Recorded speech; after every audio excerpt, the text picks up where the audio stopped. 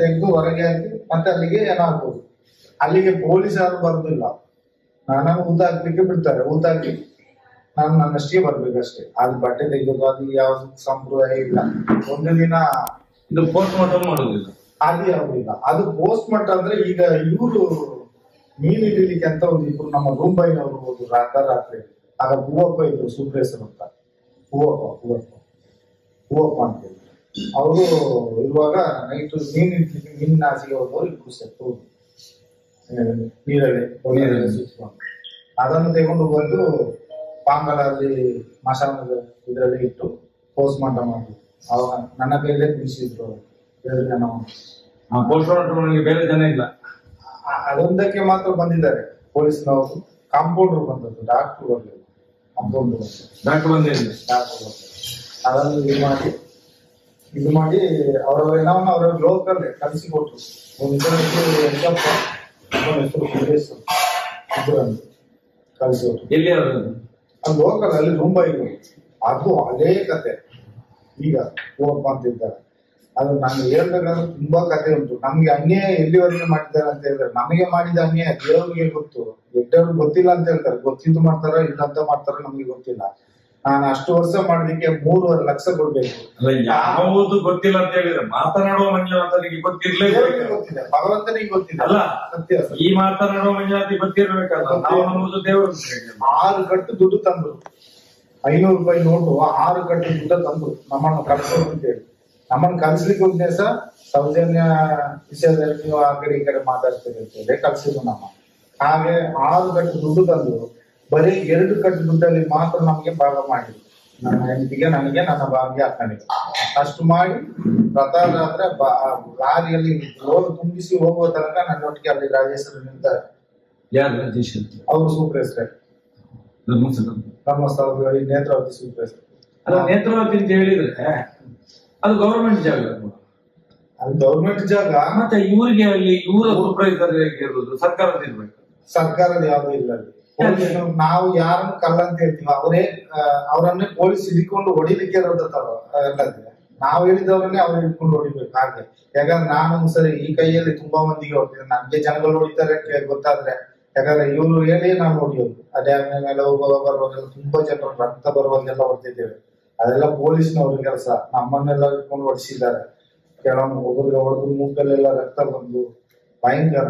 ನಿನ್ನ ಅಪ್ಪಂದ ಡ್ಯಾಮ್ ಹಾಗೆ ಈಗೆಲ್ಲ ಜಾಸ್ತಿ ಮಾಡಿ ಎಲ್ಲ ಹೋಗಿ ತುಂಬಾ ಜನ ರಕ್ತ ಸುರಿಸಿ ಹೋಗಿದ್ದಾರೆ. ಏನಿಲ್ಲದಂತ ಅಯ್ಯಪ್ಪ ಸ್ವಾಮಿಗಳು ಊಟ ಮಾಡುವಾಗ ಒಂದು ಕಾರಿನ ಹೊಗೆ ಹೋಯ್ತು ಅಂತ ಹೇಳಿ ಅವ್ರು ಗಲಾಟೆ ಮಾಡಿದಕ್ಕೆ ಆಗ ಸುಂದರ ಗೌಡ ಇದ್ದಾರೆ, ಯಾರು ಸೂಪರ್ವೈಸರ್, ಕಲ್ಲಲ್ಲಿ ಬೀರಿದ್ದಾರೆ ಎಲ್ಲರಿಗೆ. ಕಲ್ಲಲ್ಲಿ ಹೋದ್ರೆ ಲಾಸ್ಟ್ ಸ್ವಾಮಿಗಳಿಗೆ ಕೋಪ ಆಗಿ ಒಬ್ಬ ಅಯ್ಯಪ್ಪ ಸ್ವಾಮಿಗಳು ಮತ್ತೆ ಸ್ವಾಮಿಗಳೆಲ್ಲ ಸರಿ ಆಗಿದ್ದಾರೆ. ಅಯ್ಯಪ್ಪನವರು ಎಲ್ಲ ಸೇರಿಬಿಟ್ಟಲ್ಲ, ಕಲ್ಲು ತಗೊಂಡು ಹೊಡೆದು ಎಲ್ಲ ಅಲ್ಲಿ 3 ಹೋಟ್ಲಿದೆ, ಕಾಡಿಗೆ ಹೊಡಿದ್ದಾರೆ. ಮುಂಬೈನವರೆಲ್ಲ ಚೆಲ್ಲಬಲಿಯಾಗಿ ಕಾಡಿಗೆ ಹೊಡಿದ್ದೇವೆ.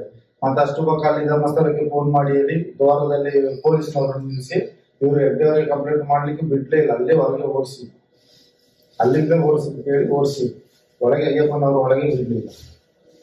ಅಲ್ಲಿ ಗೋಮಠ ಬೆಟ್ಟದಿಂದ ಗೋಮಠ ಬೆಟ್ಟ ಟರ್ನ್ ಅಲ್ಲಿ ಕೆಳಗೆ ಒಂದು ಬರ್ತದೆ. ಈ ಕಡೆ ಪಾಂಗಳ ಕಿಳಿ ಒಂದು ಮನದಾರಿ, ಈ ಕಡೆ ಪಾಂಗಳದಿಂದ ಮೇಲೆ ಅದೇ ದಾರಿ ಇಲ್ಲಿ ಹತ್ತಿರಕ್ಕೆ ಬರ್ತದೆ. ಈ ಸೆಂಟ್ರಲ್ ಪ್ಲೇಸ್ ಅಲ್ಲಿ ಒಂದು ಯಾರ್ಗೋಲ್ ಇದೆ, ಹೋಗ್ತಾ ಒಂದಿದೆ. ಆಚೆಯಿಂದ ಬರುವಾಗ ಫಸ್ಟ್ ಯಾರ್ಗೋಲ್ ಹತ್ರ ಕೆಳಗಡೆಗೆ ಪ್ಲೇಸ್ ಇದೆ. ಆ ಪ್ಲೇಸಿನಲ್ಲಿ ಏನಿಲ್ಲದೆ ನಾನು ಊದಾಕಿದೆ 70 ಜನ 75 ಏನಾದಷ್ಟು ಊದಾಕಿದೆ. ಅದು ಸ್ಮಶಾನ ಅಲ್ಲ, ಅದು ಸ್ಮಶಾನ ಅಲ್ಲ. ಆದ್ರೆ ನನ್ನನ್ನು ಅಲ್ಲಿ ಅಲ್ಲಿ ಗಾಡಿ ಇದೆ, ತರಕಾರಿ ತಳ್ಕೊಂಡು ಹೋಗುದು. ಬಸ್ ಸ್ಟ್ಯಾಂಡಿನಿಂದ ತರಕಾರಿ ತಳ್ಕೊಂಡು ಹೋಗುವ ಗಾಡಿ. ಆ ಗಾಡಿಯಲ್ಲೆಲ್ಲ ಹೆಣವನ್ನ ಹಾಕಿ ತಳ್ಕೊಂಡು ಬಂದು ಅಲ್ಲಿ ಗುಡಿ ತೆಗೆದು ಊದಾಕೋದು. ಈಗ ಒಂದು ಲೈನ್, ಈಗ ಒಂದು ಲೈನ್, ಈ ಕಡೆಯಿಂದ ಒಂದು 7-8, ಆ ಕಡೆಯಿಂದ 7-8. ಇಲ್ಲಿ ನನಗೆ ಗೊತ್ತಾಗ್ತದೆ ಅದು ಯಾವ್ದು ಒಣಗಿದೆ ಅಂತ. ಅದನ್ನು ತೆಗೆಯೋದು ಅಲ್ಲಿಗೆ ಗೊತ್ತಾಗ್ತದೆ. ಎಲ್ಬೆಲ್ಲ ಮೇಲೆ ಬರ್ತದೆ, ಅದನ್ನ ಹಾಕುದು. ಮತ್ತೆ ಅದು ಹಾಕುವಾಗ ನಾಡ್ದು ನೋಡ್ಬೋದು ಈ ಕಡೆ ಗೊತ್ತಾಗ್ತದೆ. ಅಲ್ಲಿ ಅಷ್ಟು ಏನೋ ಉದ್ದಾಗಿದೆ. ಇಲ್ಲಿ ನೇತ್ರಾವತಿ ಹತ್ರ ಲೆಕ್ಕವೇ ಇಲ್ಲ, ಒಳ್ಳೆ ಬದಿಯಲ್ಲೆಲ್ಲ ಲೆಕ್ಕವೇ ಇಲ್ಲ. ಮತ್ತೆ ಅಲ್ಲಿ ಧರ್ಮಸ್ಥಳದಲ್ಲಿ ಹೆಲ್ಮೆಟ್ರ್ ಸಾಲೆ ಹತ್ರ ಒಂದು ಈ ಕಡೆ ಭಟ್ರದು ಮನೆ, ಭಟ್ರ ಮನೆ, ದೇವರು ಪೂಜೆ ಮಾಡೋದು ಭಟ್ರ ಮನೆ. ನಮ್ಮ ಅವರು ಸರಿಯಾಗಿ ನನಗೆ ಅಷ್ಟು ಇದಿಲ್ಲ. ಅವರು ಧರ್ಮಸ್ಥಳ STM ಓದ್ತಾ ಇದ್ದಾರೆ ಮಗಳು. ಅಲ್ಲ ಕಾಲೇಜ್ ಇದು ನೀವು ಏನೋ ಉಳ್ಳೋ ಜಾಗ ಭಟ್ರ ಮನೆಯಲ್ಲಿ ಅದು ಬಾವಿ ಬಾವಿ ಎಲ್ಲಿ ಅದು ಅಲ್ಲಿ ಎಲ್ಮಿಟ್ರಿ ಶಾಲೆ ಇದೆ. ಹೈಸ್ಕೂಲ್ ಇದೆ ಅವರು. ಶಾಲೆ ಹಿಂಬದಿ ಹೈಸ್ಕೂಲ್ ಇಲ್ಲ, ಆ ಕಡೆ ಶಾಲೆ ಇದೆ ನೋಡಿ. ಆ ಶಾಲೆ ಹಿಂಬದಿಯಲ್ಲಿ ಅವ್ರದ್ದು ಮನೆ. ಆ ಊರಿಗೆ ಓದುದು STM ಕಾಲೇಜಲ್ಲಿ. ಇಲ್ಲಿ ಓದ್ತಾ ಇದ್ರು. ಎಂತ ಏನಾಯ್ತು ಗೊತ್ತಿಲ್ಲ. ನಾನು ಇಲ್ಲಿ ಒಂದು ನೇತ್ರಾವತಿ ಒಂದು ಏನ ತೆಗ್ದೆ. ಆ ದಿವಸನೇ ನನ್ನನ್ನು ಅಲ್ಲಿಗೆ ಕರ್ಕೊಂಡು ಹೋಗಿದ್ದಾರೆ ಏನ ತೆಗಿಬೇಕು ಅಂತ ಪೊಲೀಸ್ನವರು. ಅಲ್ಲಿ ಹೋಗುವಾಗ ಲಾಸ್ಟ್ಗೆ ಏನ ತೆಗ್ತಾ ಇತ್ತು. ಒಬ್ರು ಅಳೋದಿಲ್ಲ. ಕೇಳಿದ್ರೆ ಹುಡುಗಿ ಬೇಡಾದ್ರು ಅಂತ ಹೇಳ್ತಾರೆ. ಒಂದು ರವಕ್ಕೆ ನಮ್ಗೆ ಅಷ್ಟೇ ದಾವಣಿ. ಎಲ್ಲಿ ಹುಡುಗಿ ಅದು? ಧರ್ಮಸ್ಥಳದಲ್ಲಿ. ಧರ್ಮಸ್ಥಳದಲ್ಲಿ ಭಟ್ರು ಅದನ್ನು ಸೂಸೈಡ್ ಅಂತ ಮೇಲೆ ಹಾಕಿದ್ರು. ಅವರು ಎಂತ ಮಾಡಿದ್ರು, ಓಪನ್ ಮಾಡಿದ್ರು, ದಪ್ಪನ್ ಮಾಡಿದ್ರೆ ಎಂತ ಮಾಡಿದ್ರು. ನಾನು ತೆಗೆದುಕೊಟ್ಟು ಬಂದೆ ಜನವನ್ನು. ಮತ್ತೆ ಆ ಬಾಬುಲಿ ಬೆಟ್ಟದ ಟರ್ನ್ ಅಲ್ಲಿ ಹೀಗೆ ಒಂದು ಹೆಂಗ್ಸು ವೈಟ್ ಸೀರೆ ಉಂಟು ಹೆಂಗ್ಸು, ಅದು ಕೇರಳ ಹೆಂಗ್ಸು ಅಂತ ಕಾಣ್ತದೆ. ಅದೇ ಮಣ್ಣು ದಾರಿ ಇಳಿಯೋದು ಅಂತ ನೋಡಿದ್ವಿ. ಅಲ್ಲಿ ಒಂದು 3 ಬಂಡೆಯಾಗಿ ಇರುತ್ತೆ. ಬಂಡೆ ಬದಿಯಲ್ಲಿ ಮಣ್ಣು ಮಾಡಿದ್ದಾರೆ. ಜಾಸ್ತಿ ಗುಂಡಿ ತೆಗಿಲಿಕ್ಕೆ ಆಗಲಿಲ್ಲ. ಒಂದು ರೇವಣಿಗೆ ಗುಂಡಿ 1-2 ಈಗ ಸ್ಟೇಷನ್ ಇದೆ ಅದ್ರ ಪಕ್ಕನ ಅಲ್ಲಿ ಇಲ್ಲ. ಬಾಹುಬಲಿ ಬೆಟ್ಟದಲ್ಲಿ. ಬಾಹುಬಲಿ ಬೆಟ್ಟ ಮೇಲೆ ಬಾಹುಬಲಿ ಬೆಟ್ಟ ಈಗ ಟರ್ನ್ ಒಂದು ತಿರುಗುತ್ತಿದ್ದಾರೆ. ಬಾಹುಬಲಿ ಬೆಟ್ಟ ಟರ್ನ್ ಆ ಬಾಂಗ್ಲಕ್ಕೆ ಇಳಿಯುವ ಒಂದು ಮಣ್ಣು ರೋಡ್ ಬರ್ತದೆ. ಹೌದು. ಅಲ್ಲಿ ಒಂದು ಬದಿಯಲ್ಲಿ ಇತ್ತು ಬೆನ್ಸು. ರಸ್ತೆ ಬದಿಯಲ್ಲಿ. ರಸ್ತೆ ಬದಿಗೆ ಸ್ವಲ್ಪ ಅಲ್ಲಿ ಬಂಡೆ ಕಲ್ಲು ಇದೆ ದೊಡ್ಡ ದೊಡ್ಡದು. ಆ ಬಂಡೆ ಒಟ್ಟಿಗೆನೆ ಗುಡಿ ತೆಗೆದು ಅಲ್ಲಿಗೆ ಮಣ್ಣು ಮಾಡಿದೆ. 2.5 ಫೀಟ್ ಮಣ್ಣು ಮಾಡಿದೆ ನಾನು. ಮತ್ತೆ ಇಲ್ಲಿ ಭಟ್ರ ಹೋಟ್ಲ್ ಇದೆ ನೋಡಿ ಕೆಳಗೆ, ನೇತ್ರಾವತಿ ಹತ್ರ ಕೆಳಗೆ ಸಂಘದ ಭಟ್ರ ಹೋಟ್ಲ್. ಅಲ್ಲಿ ಒಂದು ಏನೋ ಸಿಕ್ತು. ಅದೊಂದು 14 ವರ್ಷ 12-14 ವರ್ಷ ಹುಡುಗಿ ಇರ್ಬೇಕು. ಪೆಟ್ಟಿಕೋಟೆ ಆಗ್ತದೆ. ಎತ್ತಿ ಇಲ್ಲ, ಸೀರೆಯಲ್ಲಿ ಕಟ್ಟಿದ್ದಾರೆ. ಕಟ್ಟಿನ ಸೇತುವೆಯಿಂದ ಇಳಿಸಿದ್ರು ಅಂತ ಗೊತ್ತಿಲ್ಲ, ಹೇಗೆ ಅಂತ ಗೊತ್ತಿಲ್ಲ. ಸೀರೆ ಉದ್ದಕ್ಕೂ ಇದೆ. ಅದನ್ನು ಆ ಕಡೆ ಬಂದು ತೇಲ್ಕೊಂಡೇ ಇತ್ತು. ಮತ್ತೆ ಅದನ್ನು ಒಂದು ದಿವಸ ನೋಡಿ ಬಾಡಿ ಸಿಗುವ ಜಾಗ ಸ್ವಲ್ಪ ಅಲ್ಲೇ ಅಲ್ಲಿ ಭಟ್ರ ಹೋಟ್ಲ್ ಇದೆ ನೋಡಿ. ಈ ಕಡೆ ಸಂಘ ಕೆಳಗೆ ಸಂಘ ಇದೆ ನೋಡಿ. ದೊಡ್ಡ ಸಂಘ, ಸಣ್ಣ ಸಂಘ, ಸಣ್ಣ ಸಂಘದ ಹೊತ್ತಿಗೆ ಅಲ್ಲಿಂದ ಭಟ್ರ ಹೋಟ್ಲ್ ಇದೆ.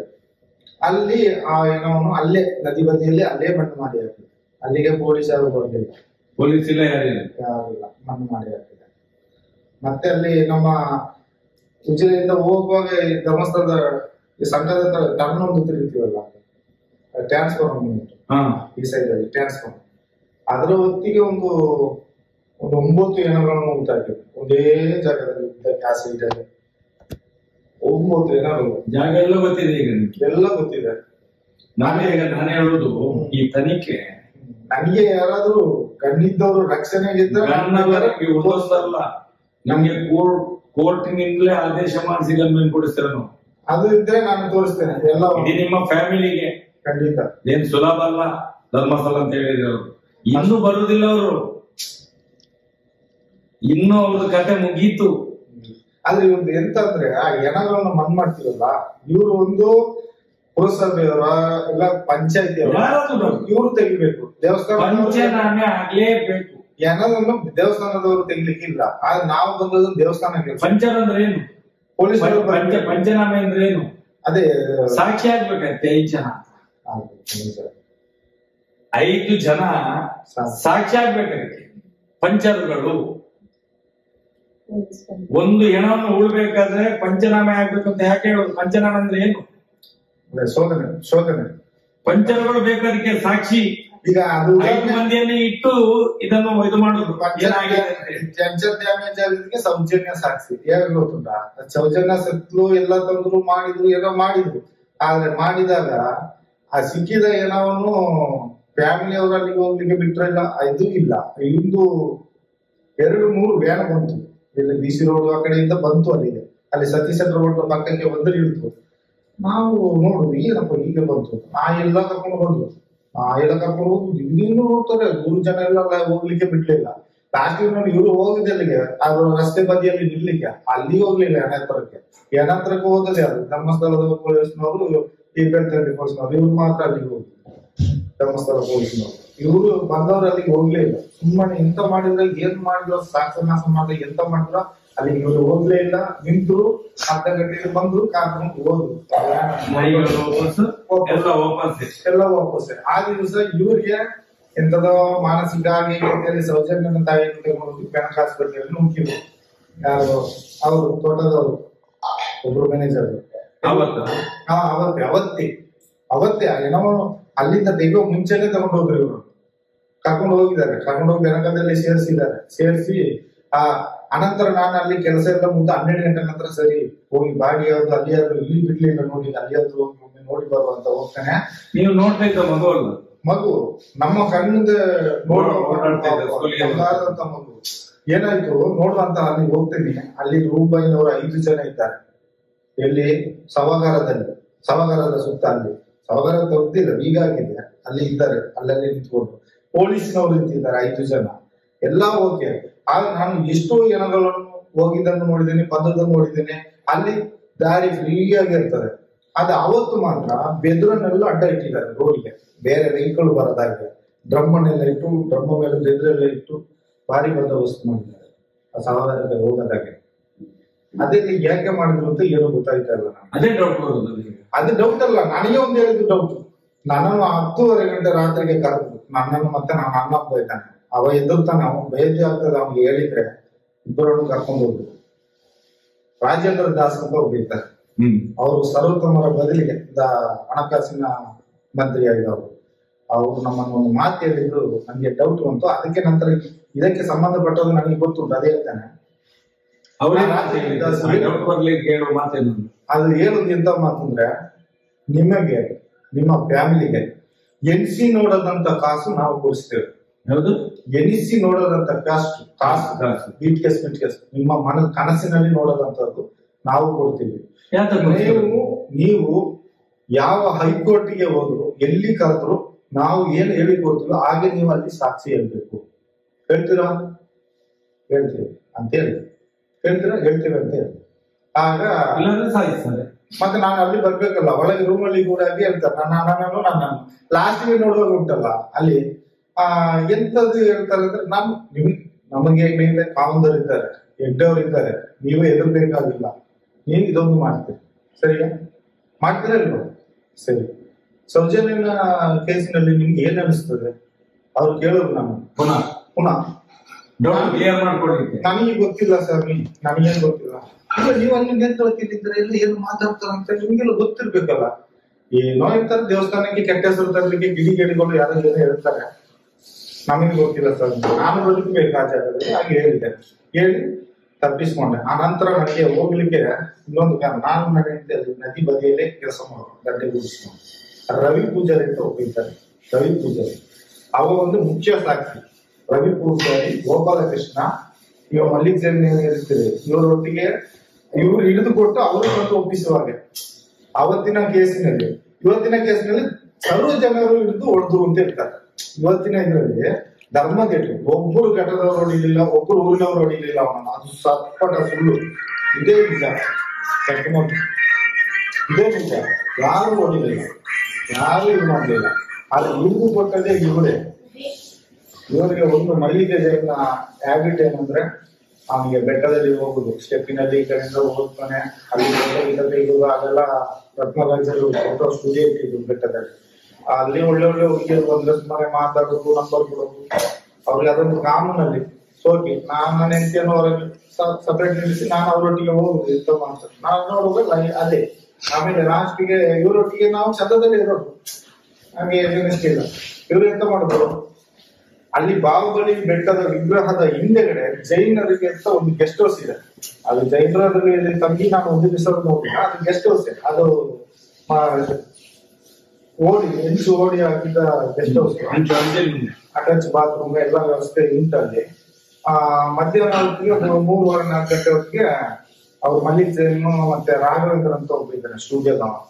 ಅವಾಗ ಫೋಟೋ ಆ ಕಾಸಲ್ಲಿ ಒಂದು 5 ರೂಪಾಯಿ ಕೊಟ್ಟು ಮತ್ತೊಂದು ರೂಪಾಯಿ ಕಳಿಸಿ ಅಪ್ಪಣದಿಂದ ಬಜ್ಜಿ ಅದು ಇದು ಎಲ್ಲ ಕಳಿಸಿದ್ರೆ ಅವ್ರೊಟ್ಟಿಗೆ ನಾನು ಕೂತ್ಕೊಂಡು ತಿಂತೀವಿ. ಅವ್ರು ಕೊಡ್ತೀವಿ, ಗೆಸ್ಟ್ ಹೌಸ್ ಅಲ್ಲಿ ಕೂತ್ಕೊಂಡು ಮಧ್ಯಾಹ್ನ ಹೊತ್ತಿಗೆಲ್ಲ ತಿಂತೀವಿ. ಆ ಕಾಂಪೌಂಡ್ ಹೊರಗೆ ಇರುತ್ತಲ್ಲ, ಈಚೆ ಸೈಡ್ ಕಾಂಪೌಂಡ್ ಬದಿಯಲ್ಲಿ ಬರ್ಲಿಕ್ಕೆ ಒಂದು ಗೇಟ್ ಕಟ್ ಮಾಡಿ ಇಟ್ಟಿದ್ದಾರೆ. ಇವ್ರು ಈ ಕಡೆಯಿಂದ ಬಂದ್ರೆ ಅಲ್ಲೇ ಹೀಗೆ ಹೋಗ್ಬೋದು, ಗೆಸ್ಟ್ ಹೌಸ್ಗೆ ಹೋಗ್ಬೋದು, ಮೇಲೆ ಬೆಟ್ಟಕ್ಕೆ ಹೋಗ್ಬೋದು ಸ್ಟೆಪ್ ಅಲ್ಲಿ. ಆ ತರ ಒಂದು ಜಾಗ ಇಟ್ಕೊಂಡಿದ್ದಾರೆ. ಅದೇ ಯಾಕೆ ಅವರು ಏನೋ ಹೋಗಿಗೆ ಇಟ್ಕೊಂಡಿದ್ದಾರೆ ಅಂತ ಗೊತ್ತಿಲ್ಲ, ಹಾಗೆ ಇಟ್ಕೊಂಡಿದ್ದಾರೆ. ಮತ್ತೊಂದು ಆ ದಾರಿಯಲ್ಲಿ ಹೋಗಿ ಎಲ್ಲಿ ಹೋಗ್ತದೆ ಅದು ಕಾಡಿಗೆ? ಇಲ್ಲ, ನಾವೀಗ ಕೆಳಗಿಂದ ತಾರ್ ರೋಡ್ ಅಲ್ಲಿ ಬರ್ತೀವಿ, ಮೇಲೆ ಹೋಗುವಾಗ ಬಾಹುಬಲಿ ಬೆಟ್ಟದ ಕಾಂಪೌಂಡ್ ಸಿಗ್ತದೆ ನಮಗೆ. ಆ ಸೈಡ್ ಅಲ್ಲಿ ಬೇರೆ ಇದು ಕಂಬಿಯಲ್ಲಿ ಕಟ್ ಮಾಡಿ ಇಟ್ಟಿದ್ದಾರೆ. ಒಂದು ದೊಡ್ಡ ಬಂಡೆ ಉಂಟು, ಬಂಡೆ ಸೈಡ್ ಅಲ್ಲಿ ಹೋದ್ರೆ ಇದು ಗೆಸ್ಟ್ ಹೌಸ್ ಒಳಗೆ ಸಹ ಹೋಗ್ಬೋದು. ಅಲ್ಲಿ ಸ್ಟೆಪ್ ಹಾಕಿದ್ರೆ ಬಾಹುಬಲಿ ಬೆಟ್ಟ ಬರೋದು, ಎರಡು ಕಡೆ ಸ್ಟೆಪ್ ಇದೆ. ಹಾಗೆ ಈಗ ಮುಚ್ಚುಡಾಯಿಸುವುದು ಇದು ಹೀಗೆ ಇತ್ತು. ಈಗ ಸೌಜನ್ಯ ಕೇಸ್ ತನಕ ಅವ್ರು ಕಚೇರಿ ಇಲ್ಲ, ಅದ್ರ ನಂತರ ಕಚೇರಿಲಿಕ್ಕೆ ಪೋಸ್ಟಿಂಗ್ ಮಾಡಿ ಕೊಟ್ಟಿದ್ದಾರೆ ಅಂತ ಕಾಣ್ತದೆ, ಏನಂತ ಗೊತ್ತಿಲ್ಲ. ಆದ್ರೆ ಈ ರವಿರಾಜನು, ರವಿ ಪೂಜಾರಿ ಮತ್ತೆ ಗೋಪಾಲಕೃಷ್ಣ ಇವರಲ್ಲಿ ಬಾಹುಬಲಿ ಬೆಟ್ಟದಲ್ಲಿ ಡ್ಯೂಟಿ ಆಗಿತ್ತು. ಡ್ಯೂಟಿ ಇವರಿಗೆ ಶಿವಕುಮಾರ ಕೊಡಿ ಎರಡು ಇತ್ತು, ಇನ್ನೂ ಇತ್ತು. ಆದ್ರೆ ಶಿವಕುಮಾರ ಕೊಡಿ ಇದ್ದ. ಇವ್ರು ಮೈ ಇವರು ಅವರಿದ್ರು, ಅವ್ರ ಎಸ್ಕೇಪ್ ಅವ್ರ ಫ್ಯಾಮಿಲಿ ಇದ್ದ ಕಾರಣ ಅವರಷ್ಟಿಗೆ ಹೋದ್ರು, ಅವ್ರ ಇದ್ರಲ್ಲಿ ಜೈನ್ ಆಗ್ಲಿಲ್ಲ. ಇವ್ರು ಸಂತೋಷನ್ ಅವ್ರನ್ನ ಹಿಡಿದು ಕೊಟ್ಟು ಇವ್ರಿಬ್ರು ಎಂತ ಮಾಡಿದ್ರು, ಇವ್ರೊಟ್ಟಿಗೆ ಸೇರಿದ್ರು. ಯಾರು ಹಿಡ್ಕೊಂಡು ಬಂದದ್ದು ಇವ್ರು, ಹಿಡಿದು ಕೊಟ್ಟದ್ದು ಇವ್ರಾದ್ರು, ಇವ್ರು ಸೃಷ್ಟಿ ಮಾಡಿದ್ರು ಇವ್ರಾದ್ರು, ಇವ್ರನ್ನ ತಂದು ಒಪ್ಪಿಸೋದು. ಯಾಕಂದ್ರೆ ರೂಮ್ ಬಾಯ್ನವ್ರಿಗೆ ಅಲ್ಲಿ ಪವರ್, ಪೊಲೀಸ್ನವ್ರಿಗೆ ಇರ್ಕೊಡೋ ಪವರ್ ರೂಮ್ ಬಾಯ್ನವ್ರಿಗೆ. ಆದ್ರೆ ಇವರಿಬ್ರು ರೂಮ್ ಬಾಯ್, ಗೋಪಾಲಕೃಷ್ಣ ಮತ್ತೆ ರವಿ ಪೂಜಾರಿ. ಆದ್ರೆ ಇನ್ನು ಕೊಟ್ಟಾಯ್ತು, ಅವನು ಕೇಸು ಮಾಡಿ ಆಯ್ತು, ಕೊಲೆಗಾರ ಅಂತ ಕೊಂಡೋಗಿ ಇವನು ಅಂತೇಳಿ ಕೊಂಡೋಗಿ ಆಯ್ತು. ಸ್ವಲ್ಪ ದಿನ ಆಯ್ತು, ದಿನ ಕಳೆದಾಗೆ ಇವನು ಸ್ವಲ್ಪ ಮುಖ ಎಲ್ಲ ಇರು ಕಪ್ಪಾಗಿದೆ ನಮ್ಮ ಹುಡುಗನ್. ಅವಾಗ ಗೋಪಾಲಕೃಷ್ಣ ಏನಾದಂತ ಅದು ಗೊತ್ತಾಗ್ಲಿಲ್ಲ, ಅವನು ಸ್ವಲ್ಪ ಕಾಣದೇ ಹೋದ ಅವನ್ನ. ಇವನು ಸಪ್ರೇಟ್ ಗೊತ್ತಾಯ್ತು. ನಾವೆಲ್ಲ ನಮ್ಮ ಜೊತೆ ಜಾಲಿಯಾಗಿ ಅಲ್ಲಿ ನದಿಯಲ್ಲೆಲ್ಲ ಈ ಸ್ನಾನ ಮಾಡ್ತಾರಲ್ಲ, ಉಂಗುರ ಚಿನ್ನ ಏನಾದ್ರೂ ಬೀಳ್ತದೆ ನದಿಯಲ್ಲಿ, ಅದನ್ನೆಲ್ಲ ತಗೊಂಡು ನಾವು ಖರ್ಚಿಗೆಲ್ಲ ಮಾಡಿಕೊಳ್ಳೋದು. ಮತ್ತೆ ಚಿಲ್ಲರೆ ಕಾಸೆಲ್ಲ ಸಿಗ್ತದೆ, ಅದನ್ನೆಲ್ಲ ನಾವು ಇಟ್ಕೊಳ್ಳೋದು, ಇದೆಲ್ಲ ಮಾಡ್ತೀವಿ. ಮುಂಬೈನವ್ರು ನಾವೆಲ್ಲ ಖುಷಿ. ಅಲ್ಲಿ ಸಾಧಾರಣ ದುಡ್ಡು ಸಿಗ್ತದೆ, ಒಂದು ಟೈಮ್ಗೆ ಹೋದ್ರೆ 400, 500 ಈ ತರ ಚಿಲ್ಲರೆ ಕಾಸೆಲ್ಲ ಸಿಗ್ತದೆ. ಮನೆಯಲ್ಲಿ ಇಲ್ಲ ಹುಡುಕಿದ ನೀರಿನಲ್ಲೇ ಸಿಕ್ಕೊಂಡು ನಮ್ದು ಇದೇ ಕೆಲಸ. ಜನ ಹಿಡ್ಕೊಂಡೋಗಿ ಬಿಸಾಡು, ಈಗ ತಲೆ ಸುದ್ದಿ ಬಿಸಾಕ್ತಾರೆ ಕೆಲವರು. ಮತ್ತೆ ಕೆಲವರು ಈಗ ಮುಳುಗಿ ಎದ್ದವಾಗ ಚೈನ್ ಎಲ್ಲ ಬಿದ್ದೋಗುತ್ತೆ, ಸೋಪ್ ಹಚ್ಚುವಾಗ ಉಂಗುರ ಬಿದ್ದೋಗುತ್ತೆ, ಎದುರು ಕಳ್ಕೊಳ್ತಾರೆ. ಅದೆಲ್ಲ ತುಂಬಾ ಉಂಟು ಅಲ್ಲಿ. ಅದನ್ನೆಲ್ಲ ತೆಕ್ಕೊಳ್ಳೋರು ಮುಂಬೈನವರೆಲ್ಲ ಕ್ಯಾಬ್ ಮಾಡಿ ಅದು ಸಿಕ್ಕಿದ ಅವ್ರವ್ರು ಇಟ್ಕೊಳ್ತಿದ್ರು. ಏನ್ ಮಾಡ್ತಿದ್ರು, ಚಂದಾಗೆ ಇರ್ತಿದ್ದ. ಏನು ಮಾತಾಡಿದ್ರು ತರ ಆಗ್ತಿದ್ದಾನೆ ಹುಡುಗ ಅಂತೇಳಿ ನಮ್ಮ ಮನೆಯವರು ಎಲ್ಲರೂ ಮಾತಾಡ್ಸೋದು. ಅವನಿಗೆ ಆ ದಿವಸ ಈ ಹುಡುಗಿ ಕಿಡ್ನಾಪ್ ಆಗೋದು ಇವಾಗ ಇನ್ವಾಲ್ವ್ ಆಗ್ಬಿಟ್ಟಿದ್ದಾರೆ ರವಿ ಪೂಜಾರಿ. ಇದು ಅವನ ಬಾಯಲ್ಲಿ ಬಂದು ನಮಗೆ ಗೊತ್ತು, ಆದ್ರೆ ನಮಗೆ ಗೊತ್ತಿಲ್ಲ ವಿಷಯ ಅಂತ. ಸೌಜನ್ಯ ಕಿಡ್ನಾಪ್ ಆದರೆ ಇನ್ವಾಲ್ವ್ ಆಗಿದ್ದಾರೆ. ಇನ್ವಾಲ್ವ್ ಅಂದ್ರೆ ಕಾವಲಿಗೆ ಹೋಗಿರ್ಬೋದು, ಇಲ್ಲ ಅವನಿಗೆ ಏನಾದ್ರು ಊಟ ಏನಾದ್ರು ತರಿಸಿ ಆ ಇದ್ರಲ್ಲಿ ಇನ್ವಾಲ್ವ್ ಆಗಿರ್ಬೋದು, ಇಲ್ಲ ಕೂಗಿದೆಲ್ಲ ಕಿವಿಯಲ್ಲಿ ಕೇಳಿ ಅವನು ಇದಾಗಿರ್ಬೋದು. ಅವ ಹೇಳುವ ಲೆಕ್ಕದಲ್ಲಿ ತುಂಬಾ ಸರಿ ಕೇಳಿದ್ವಿ. ಆದ್ರೆ ಅವನ ವಯಸ್ಸು ಒಂದು 25 ವಯಸ್ಸು ಒಳಗೆ ಇದೆ, ವಯಸ್ಸು ಅಷ್ಟು ಕೂಡ ಆಗಿಲ್ಲ ಹುಡುಗನಿಗೆ, ಕಮ್ಮಿ ವಯಸ್ಸೇ. ಆದ್ರೆ ನಮಗೆಲ್ಲ ಮದುವೆ ಆದ್ರೇನೆ ಧರ್ಮಸ್ಥಳದ ರೂಲ್ಸ್ ಸಾಲ ಕೊಡೋದು ಸಿಬ್ಬಂದಿಗಳಿಗೆ. ಆದ್ರೆ ಅವನಿಗೆ ಮದುವೆನೇ ಆಗಿಲ್ಲ. ಅವನನ್ನು ಕರೆದು ಸಣ್ಣದನಿಗಳು ದುಡ್ಡು ಕೊಟ್ಟಿದ್ದಾರೆ 25 ಸಾವಿರ. ಈಗ ಯಾಕೆ ಕೊಟ್ಟು ಅಂತ ಗೊತ್ತಿಲ್ಲ. ಅವ ಹೇಳಿ ನಮಗೆ ಗೊತ್ತು, ಎಲ್ಲೋ ಹೊರಗೆ ಬಾಯಿ ಬಿಡ್ಬೇಡ ಅಂತ ಹೇಳಿ ಕೊಟ್ಟಿದ್ದಾರೆ. ಈ ದುಡ್ಡನ್ನು ತಂದವೇನೋ ಮಾಡಿದ ಇವನೇ ಸಣ್ಣ ಎಲೆ ಮತ್ತೆ ಅದು ಭಯ ಬೇರೆ ಬಂದಿದೆ. ಈಗಲೂ ಈ ಕೇಸಿನ ಭಯ ಒಂದು ಕಡೆ ಏನ್ ಮಾಡುದು ಗೊತ್ತಿಲ್ಲ.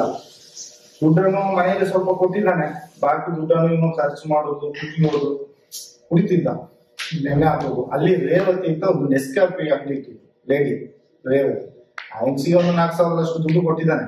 ಕೊಟ್ಟು ಏನೇ ಕಷ್ಟ ಇದ್ರು ನಮ್ಮದೇ ಆ ಹೆಂಗ್ಸಿನ ಹತ್ರ ಹೇಳ್ಕೊಂಡು ನೋಡುವಾಗ ಒಂದ್ ದಿವ್ಸ ಮತ್ತು ಸ್ವಲ್ಪ ಜಾಸ್ತಿ ನೋಡಿದ್ದ. ಅವಾಗ ನಾವು ಮಾತಾಡುವಾಗ ಹೋಗ ನೀ ಎಂತ ಗೊತ್ತಾ ಹೋಗ ಅಂತ ಹೇಳಿ ನನ್ನ ಹೇಳಿದ. ಎಂತದ್ ಮಾರ ನಿನ್ಗೇನ್ ಬಾರಿ ಗೊತ್ತು, ನೀನೆಂತ ಆಗಲ್ಲ, ನಿನ್ ಸೌಜನ್ಯ ಯಾರು ಗೊತ್ತು ನಿಮ್ಗೆ ಅಂತ ಹೇಳಿದ.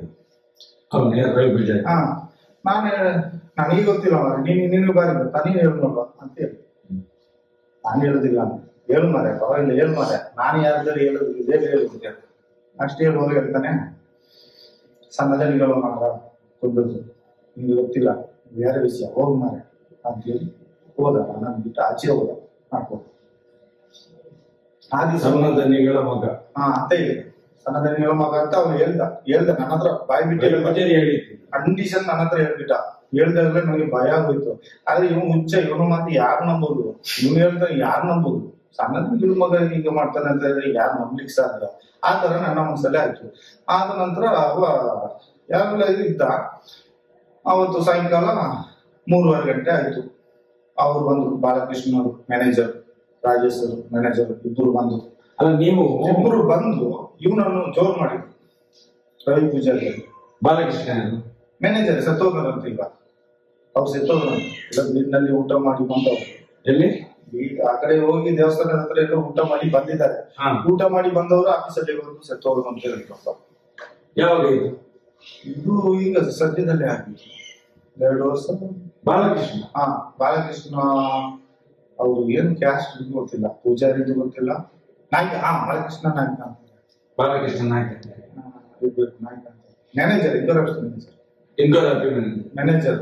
ಇವರಿಗೆಲ್ಲ ಸೌಜನ್ಯ ಸತ್ತ ಮೇಲೆ ಮ್ಯಾನೇಜರ್ ಪೋಸ್ಟ್ ಸಿಕ್ಕಿತ್ತು ಎಲ್ರಿಗೂ. ಬಾಲಕೃಷ್ಣ, ರಾಜೇಶ್ ಇವರಿಗೆಲ್ಲ ಒಂದು ಮ್ಯಾನೇಜರ್ ಪೋಸ್ಟ್ ಮತ್ತೆ ಸಿಕ್ಕಿದ್ರು. ಒಂದೇ ಲೈನಲ್ಲಿ ಸಿಕ್ಕಿದ್ರು. ಅವರು ಸತ್ತೋಗ್ಲಿಲ್ಲ. ಅವರು ಬಾಲಕೃಷ್ಣ ಮತ್ತೆ ರಾಜೇಶ್ ಇಬ್ರು ಬಂದು, ಎಂತದ ನೀನ ಡ್ಯೂಟಿ ಚೇಂಜ್ ಮಾಡಿ ಎಷ್ಟು ದಿವಸ ಆಯ್ತು, ನೀನ್ಯಾಕೆ ಡ್ಯೂಟಿಗೆ ಹೋಗೋದಿಲ್ಲ ಬಾಹುಬಲಿ ಬೆಟ್ಟಕ್ಕೆ? ನೀ ಏನಾಗಿದೆ, ದಯ್ಯದಿಲ್ಲ, ಹೋಗ್ಲಿಲ್ಲ ಹಾಗೆ ಇದೆ ಅಂತ ಎಲ್ಲ ಬೈದಿದ್ದಾರೆ. ನಾನು ಅಷ್ಟು ದೂರದಲ್ಲಿ ಬರ್ತಾ ಇದ್ದೆ. ಮತ್ತೆ ನನ್ನ ಹೆಂಡತಿ ಎಲ್ಲ ಹತ್ರದಲ್ಲಿ ನಿಂತು ಕೇಳಿದ್ದಾರೆ. ಕೇಳುವಾಗ ಈ ತರ ಬೈತಾ ಇದ್ದಾರೆ ಅಂತೇಳಿ ಅವರು ತಿಳ್ಕೊಟ್ಟಿಲ್ಲ, ದೂರ ಹೋದ್ರು.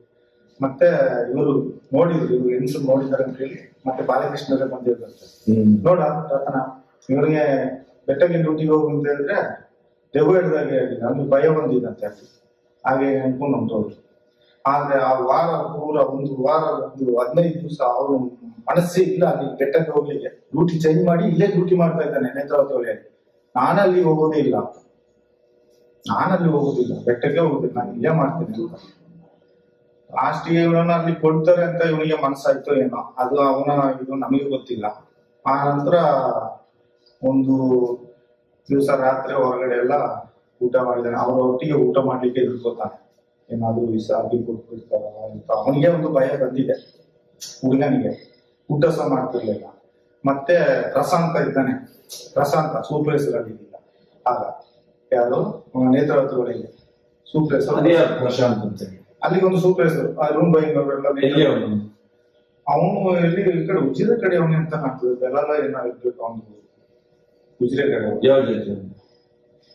ಅವನು ಪೂಜಾರಿ ಅಂತ ಪ್ರಶಾಂತ್ ಅಂತ ಹುಡುಗ, ಹೆಂಗು ಹುಡುಗ ಪ್ರಶಾಂತ್ ಅಂತ ಅವ ಇದ್ದಾನೆ. ಅವ ನಮ್ಮ ಇದರಲ್ಲಿ ಬೈತಾನೆ, ನೀನ್ಯಾಕ ರಿಟರ್ನ್ ಹೋಟ್ಲಿಗೆ ಹೋಗ್ಬೇಡ ಅಂತ, ನೀನ್ ಅಲ್ಲಿಗೆ ಹೋಗ್ತೀಯಾ?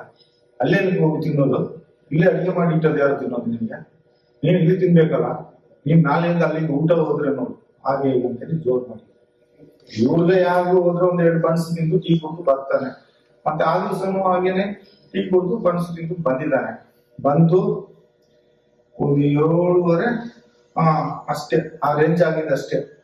ಅಷ್ಟು ಪಕ್ಕ ಅವನು ಹಗ್ಗ ಬಿದ್ದಿದ್ದಾರೆ. ಅವರು ಒಳಗಿಂದ ಒಳಗೆ ಒಬ್ರು ಇದ್ದಾರೆ ಕನ್ನಡಿಯವರು, ಅವ್ರ ಹೆಸರು ಹೇಳಲಿಕ್ಕೆ ಸಹ ಆಗ್ತದೆ. ರಾಧಾಕೃಷ್ಣ ಅಂತ ಒಬ್ರು ಇದ್ದಾರೆ. ಅವರು ಗೌಡ ಏನಂತ ಗೊತ್ತಿಲ್ಲ, ರಾಧಾಕೃಷ್ಣ ಅಲ್ಲಿ ಮಾವಿನ ಮರ ಇದೆಯಲ್ಲ ಕನ್ನಡಿ ಹತ್ರ, ಅಲ್ಲಿ ಯೋಗೇಶ್ವರ್ ಮ್ಯಾನೇಜರ್ ಇದ್ದಾರೆ ಇನ್ನೊಬ್ರು. ಅವರ ಇದರಲ್ಲಿ ಕೆಳಗೆ ನಡೆದು ಹೋಗ್ತಾರೆ.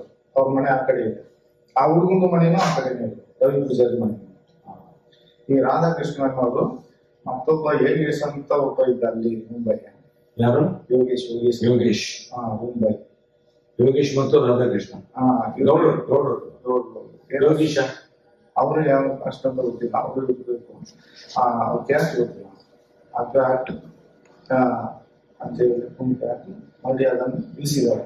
ಹೇಳಿದ್ರೆ ಯಾವುದೋ ವೇಲು ಅಂತ ಹೇಳುದು, ಹೆಂಗಸಿನ ವೇಲು ಹಾಕಿ ಅಲ್ಲೆಲ್ಲ ದಂಡೆ ಬದಿಯಲ್ಲೆಲ್ಲ ಬಟ್ಟೆ ಬಿಟ್ಟು ಹೋಗ್ತಾರೆ, ಅದನ್ನೆಲ್ಲ ಇಟ್ಟಿರ್ತಾರೆ. ಒಳ್ಳೊಳ್ಳೆ ಸೀರೆ ಅದೆಲ್ಲ ಇದ್ರೆ ತಗೊಂಡೋಗಿ ಅಲ್ಲಿ ಒಳಗೆ ಹಾಕಿ ಹೋಗ್ತಾರೆ. ಅದನ್ನು ಯಾಲಂ ಮಾಡುವಾಗ ಅದನ್ನು ತಗೊಂಡು ಹೋಗ್ತಾರೆ, ಯಾಲಂ ಮಾಡ್ಲಿಕ್ಕೆ ಸರವತ್ತಿದೆ. ಅದರಲ್ಲಿ ಯಾವ್ದೋ ಒಂದು ವೇಳನ್ನ ಹಾಗಾಗಿ ಪೊಲೀಸರು ಮುಂಚೆ ಇಳಿಸಿ ಆಯ್ತು. ನಮ್ಮನೆಲ್ಲ ಹತ್ರವೇ ಬರಬಾರ್ದು ಅಂತ ನಮ್ಗೆ ಭಯ.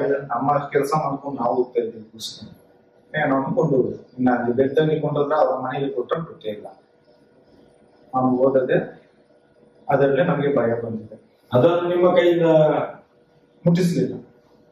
ಅದೇ ಅದು ಅವರೇ ಇಳಿಸ್ಕೊಂಡು ಮುಂಬೈನವರೇ ಇಳಿಸಿ ಅವರೇ ತಗೊಂಡವ್ರು, ಧರ್ಮಸ್ಥಳದ ಕೆಲಸದವರು ಅವರೇ ನಮ್ಮನ್ನು ಮುಟ್ಟಿಸ್ ಪೊಲೀಸ್ ನಾವು ಮುಟ್ಲೇ ಇಲ್ಲ. ಮತ್ತೆ ಪೊಲೀಸ್ ಎಲ್ಲ ಬಂದದ್ದು ಯಾವಾಗ? ಪೊಲೀಸ್ ಎಲ್ಲ ಇಳಿಸಿ ಎಲ್ಲ ಎತ್ಕೊಂಡು ಹೋಗುವಾಗ ಪೊಲೀಸ್ ಬಂದಿದ್ದಾರೆ. ಪೊಲೀಸ್ ಬಂದು ಅವರೇ ಎಂತ ಮಾಡಿದ್ರು, ಹೋಗಿದ್ದಾರೆ. ಹೋಗಿ ಕೊಂಡೋಗಿ ಮನೆಗೆ ಕೊಟ್ಟರೆ ಮತ್ತೆ ಅಲ್ಲಿ ಬೆಟ್ಟನಿಗೆ ಕೊಂಡವ್ರ ಕಥ ಗೊತ್ತಿಲ್ಲ. ಅಷ್ಟು ಮಾಡಿದ್ರು. ಮುಖ್ಯ ಸಾಕ್ಷಿ ಅಂದ್ರೆ ನೀವು ಈಗ ನಮಗೆ ಬಂದ ಮಾಹಿತಿ ಅಂತ ಅದೇ ಇವ್ರನ್ನ ನೋಡಿದ್ದೀರಾ? ಯಾರಲ್ಲಿ? ಹರ್ಷೇಂದ್ರ ನೋಡಿದ್ದೇನೆ. ಮಗನನ್ನು ಆ ಸಂದರ್ಭದಲ್ಲಿ 9-10-11 ತಾರೀಕಿಗೆ 10-11 ತಾರೀಕಿಗೆ ನಾನು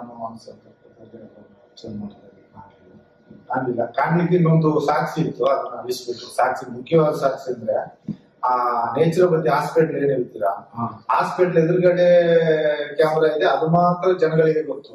ಮತ್ತೊಂದು ಅದ್ರ ಎದುರುಗಡೆ ಒಂದು ಬಸ್ ಸ್ಟಾಂಡ್ ನಿರ್ಮಾಣ ಮಾಡಿದ್ರು ಮರದಲ್ಲಿ, ಹೌದು, ಕೈ ಹಂಚಲ್ಲ. ಅದ್ರಲ್ಲಿ ಒಂದು ದೊಡ್ಡ ಡೂಮಿನಾಗಿ ಒಂದು ಕ್ಯಾಮರಾ ಇಟ್ಟಿದ್ರು. ಅದು ಈ ಕಡೆ ಸತೀಶ್ ಹೋಟ್ಲಿಂದ ನಮ್ಮ ನೇತ್ರಾವತಿ ಒಳಗಿಂದ ಹೀಗೆ ತಿಳ್ಕೊಂಡ್ರೆ ಮನ ಸಂಘ, ಆ ಸಂಘದವರಿಗೆ ಕಾಣ್ತಾ ಇತ್ತು. ಟರ್ನವರಿಗೆ ನಾವು ಯಾವ್ದಾದ್ರು ಜಾತ್ರೆಗೆ ಸುಮ್ಮನೆ ನಾವು ರೋಡಿಗೆಲ್ಲ ಕೂಡಿಟ್ಟು ಅದು ಕಾಣ್ತಾ ಇರ್ತದೆ. ನಾವಲ್ಲಿ ಟೀ ಕುಡಿಬೇಕಾದ್ರೆ ಸತ್ಯ ರೋಡ್ ಮರದ ಮನೆಯಲ್ಲಿ ಕುಡಿತಿದ್ವಿ, ಅಲ್ಲಿ ಕ್ಯಾಮರಾ ಮುಂದೆ ಕಾಣ್ತದೆ. ಕೆಲಸ ಮಾಡಿದ್ವಿ ಟೀ ಕುಡಿತಾರೆ ಅಂತ ಹೇಳಿ ಅದಕ್ಕೆ ಅಂತಲ್ಲ, ಒಂದು 10 ನಿಮಿಷ ನಿಲ್ಲೋದಕ್ಕೆ ರೆಸ್ಟಿಗೆ ಅಂತ ಅದನ್ನ ಮನೆಯಲ್ಲಿ ನಿಂತು ಕೊಡ್ತಿದ್ವಿ. ಆದ್ರೆ ಈಗ ನೋಡುವಾಗ ಅಲ್ಲಿ ಆ ಬಸ್ ಸ್ಟ್ಯಾಂಡೇ ಇಲ್ಲ, ಕಣ್ಣಿಗೆ ಕಾಣ್ತಿಲ್ಲ. ಬಸ್ ಸ್ಟ್ಯಾಂಡ್ ಅನ್ನೇ ಗೋರ್ಕಂಡ್ ಹೊಂಟೋಗಿದ್ದಾರೆ. ಬಸ್ ಸ್ಟ್ಯಾಂಡ್ ಇಂದ ಇದೇ ಇಲ್ಲ, ಗುರ್ತೇ ಇಲ್ಲ. ರಾಮನಂದರ ಮನೆಗೆ ಹೋಗುವ ಒಂದು ಬಸ್ ಸ್ಟ್ಯಾಂಡ್ ಇತ್ತು. ಹೌದು, ನೋಡಿದ್ದೇನೆ.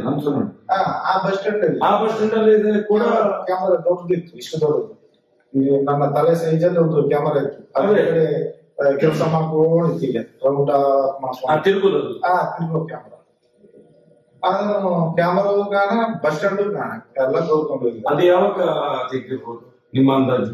ಆದ ನಂತರನೇ ಇದು ಸೌಜನ್ಯ ಕೇಸ್ ಆಯ್ತು ನೋಡಿ. ಅದ ನಂತರ ಯಾವಾಗ ತೆಗೆದ್ರು ಅಂತ ಅದು ನನಗೆ ಗೊತ್ತಿಲ್ಲ.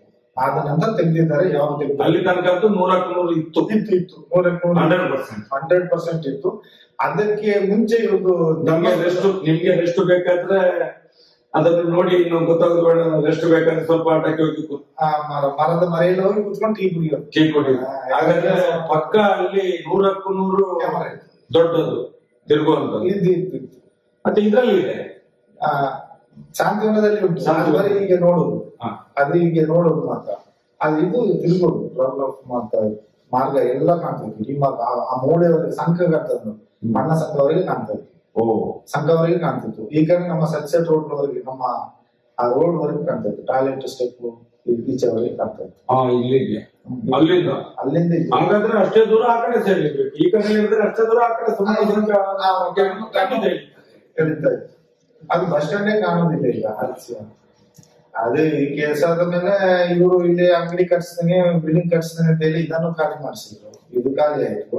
ಮತ್ತೆ ಆ ಕಡೆ ಒಂದು ಇವರೊಂದು ಅಂಗಡಿ ಹೋಟ್ಲ್ ಇಟ್ಕೊಂಡು ಅಂಗಡಿ ಇಟ್ಟಿದ್ರು. ಅದನ್ನು ಏನೋ ಪಂಚಾಯತಿ ಅವರೆಲ್ಲ ಬಿಟ್ಟು ಅದನ್ನು ಖಾಲಿ ಮಾಡಿಸಿದ್ದಾರೆ. ಅದು ಮಾಡಿಸಿ ಒಂದು ಅಪ್ಡಿಯಾಗೆಲ್ಲ ಕಟ್ಸಿ ಏನೇನೋ ಮಾಡಿದ್ದಾರೆ. ಅದರ ಮುಂಚೆ ಒಬ್ಬ ಇವರ ಹೋಟ್ಲಲ್ಲಿ ಕೆಲಸ ಮಾಡ್ತಾ ಇದ್ದಾರೆ. ಇಲ್ಲಿ ಕೆಳಗಡೆ ಅಪ್ಪಣ್ಣ ಅಂತ ಹೋಟ್ಲ್ ಇಟ್ಟಿದ್ರು. ಕುಡಿತಿದ್ರು. ಅಲ್ಲಿ ಕೆಲಸ ಮಾಡ್ತಿದ್ರು ಪ್ಲಾಟ್ ಮಂಡ್ಯವ ಸಪ್ಲೈ. ಆವಾಗ ಸ್ವಲ್ಪ ಕುಡಿಯೋದು ಜಾಸ್ತಿ. ಅವನ ಕೆಲಸ ಬಿಟ್ಟು ನಿಲ್ಲಿಸಿದ್ರು. ಮತ್ತೆ ಇವ್ರಿಗೆ ಕೆಲಸಕ್ಕೆ ಆಗಿಲ್ಲಲ್ಲ, ಹಾಗೆ ಅಲ್ಲಿ ಹೋಗಿ ಕೇಳಿಗಿರಿ ಮಾಡಿದ 1 ವಾರ 2 ವಾರ ಈಗ ಮಾಡಿದಾನೆ. ಮಾಡಿ ಸಂಬಳ ಸಹ ತಗೊಂಡು ಊರಿಗೆ ಹೋದ. ಊರಿಗೆ ಹೋಗಿ ಬಂದ ನಂತರ ಇವರು ಬೇರೆ ಜನ ಮಾಡ್ಕೊಂಡ್ರು. ಜನ ಕೆಲಸ ಬೇಡ ಅಂತ ಹೇಳಿದ್ರು. ಅವ ಬಂದವ್ ಮತ್ತೆ ಹೋಗ್ಲಿಕ್ಕೆ ಉಪಾಯ ಇಲ್ಲ ಅಂತಿಲ್ಲ. ಅಲ್ಲೇ ಬಸ್ ಸ್ಟ್ಯಾಂಡ್ ಅಲ್ಲಿ ಕೆಮ್ಕೊಂಡೇ ಬಿದ್ದಿದ್ದ. ಕೆಮ್ಕೊಂಡೇ ಬಿದ್ದಿದ್ದ, ಹುಷಾರಿಲ್ಲ. ಮತ್ತೆ ಇವ್ರು ಒಂದ್ಸರಿ ನನ್ನ ಹೆಸರನ್ನು ಕೆಡಿಸ್ಬೇಡ ಮಾರ್ರೆ, ನಾವು ನಿನ್ನ ಕೆಲಸದ ಬಿಟ್ಟಾಗಿದೆ, ಇನ್ನ ಕೆಲಸ ನೋಡ್ಕೊಂಡು ಹೋಗು ಅಂತ ಹೇಳಿದ್ದಾರೆ. ಅದ ನಂತರ ಇವನು ಕೇಳಿದ್ರು. ಮತ್ತೆ ಹುಷಾರಿಲ್ಲ ಅಂತ ಎಲ್ಲ ನಿಮ್ಮ ಹೋಟ್ಲಲ್ಲಿ ಕೆಲಸ ಮಾಡಿದ್ರು ಹಾಗೆ ಹೇಳಿದ್ರಲ್ಲ. ಮತ್ತೆ ಇವನು ಧರ್ಮಸ್ಥಳ ಬೆಳ್ತಂಗಿ ಹಾಸ್ಪಿಟಲ್ ಹೋದಾಗ ಅಡ್ಮಿಟ್ ಮಾಡಿದ್ರು. ಅಡ್ಮಿಟ್ ಮಾಡಿ ಬಂದ್ರು. ಅವ್ರು 2-3 ದಿವಸ ಇತ್ತು. ಮತ್ತೆ ಅಲ್ಲಿಗೆ ಧರ್ಮಸ್ಥಳ ಇದು ನೇತ್ರಾವತಿಗೆ ಬಂದಿದ್ದಾನೆ. ಅಲ್ಲೊಂದು ಬಸ್ ಸ್ಟ್ಯಾಂಡ್ ಇದೆ, ಕೆಳಗಡೆ ಬಸ್ ಸ್ಟಾಂಡ್. ಆ ಬಸ್ ಸ್ಟ್ಯಾಂಡ್ ಕೆಂಪು 4-5 ದಿವಸ ಬಿದ್ದಿದ್ದ ಅಲ್ಲಿಗೆ ಪ್ರಾಣ ಬಿಟ್ಟವ. ಸೆತ್ತ ಮೇಲೆ ಪೊಲೀಸ್ನವ್ರಿಗೆ ಇವ್ರು ಫೋನ್ ಮಾಡಿದ್ರೆ ಅವ್ರು ಮಾಡಿದ್ರೆ ಗೊತ್ತಿಲ್ಲ. ನಮ್ಮನ್ನು ರಾಜೇಶ್ ಅವ್ರು ನನ್ನ ಮಾಡ್ಲಿಕ್ಕೆ ಕಳಿಸಿದ್ರು. ಅವರು ನೇತ್ರಾವತಿ ಸೂಪರ್ ಸೂಪರ್ ನೇತ್ರಾವತಿ. ಈಗ ಹೆಸರು ಚೇಂಜ್ ಮಾಡಿ ಹೇಳ್ತೀನಿ ಅಂತ ತಿಳ್ಕೊಳ್ರಿ. ನಾನು ಬಂದ ನಂತರ ಆ ಧರ್ಮಸ್ಥಳ ಕ್ಷೇತ್ರಕ್ಕೆ ಕೆಲಸಕ್ಕೆ ಬಂದ ನಂತರ ಸ್ಟಾರ್ಟಿಂಗ್ ರೋಹಿತಣ್ಣ, ಆಮೇಲೆ ಸುಂದರಗೌಡ, ಆಮೇಲೆ ಹೂವಪ್ಪ, ಆಮೇಲೆ ಪುಷ್ಪರಾಜ, ಹಾಗೆ ಅದೇ ನಾ ಹೇಳಿದೆ ಪ್ರಶಾಂತ್, ಮತ್ತೆ ಯೋಗೇಶ್, ಇಷ್ಟು ಜನ ಸೂಪರ್ ಹೆಸರುಗಳು ಚೇಂಜ್ ಆಗಿಲ್ಲ.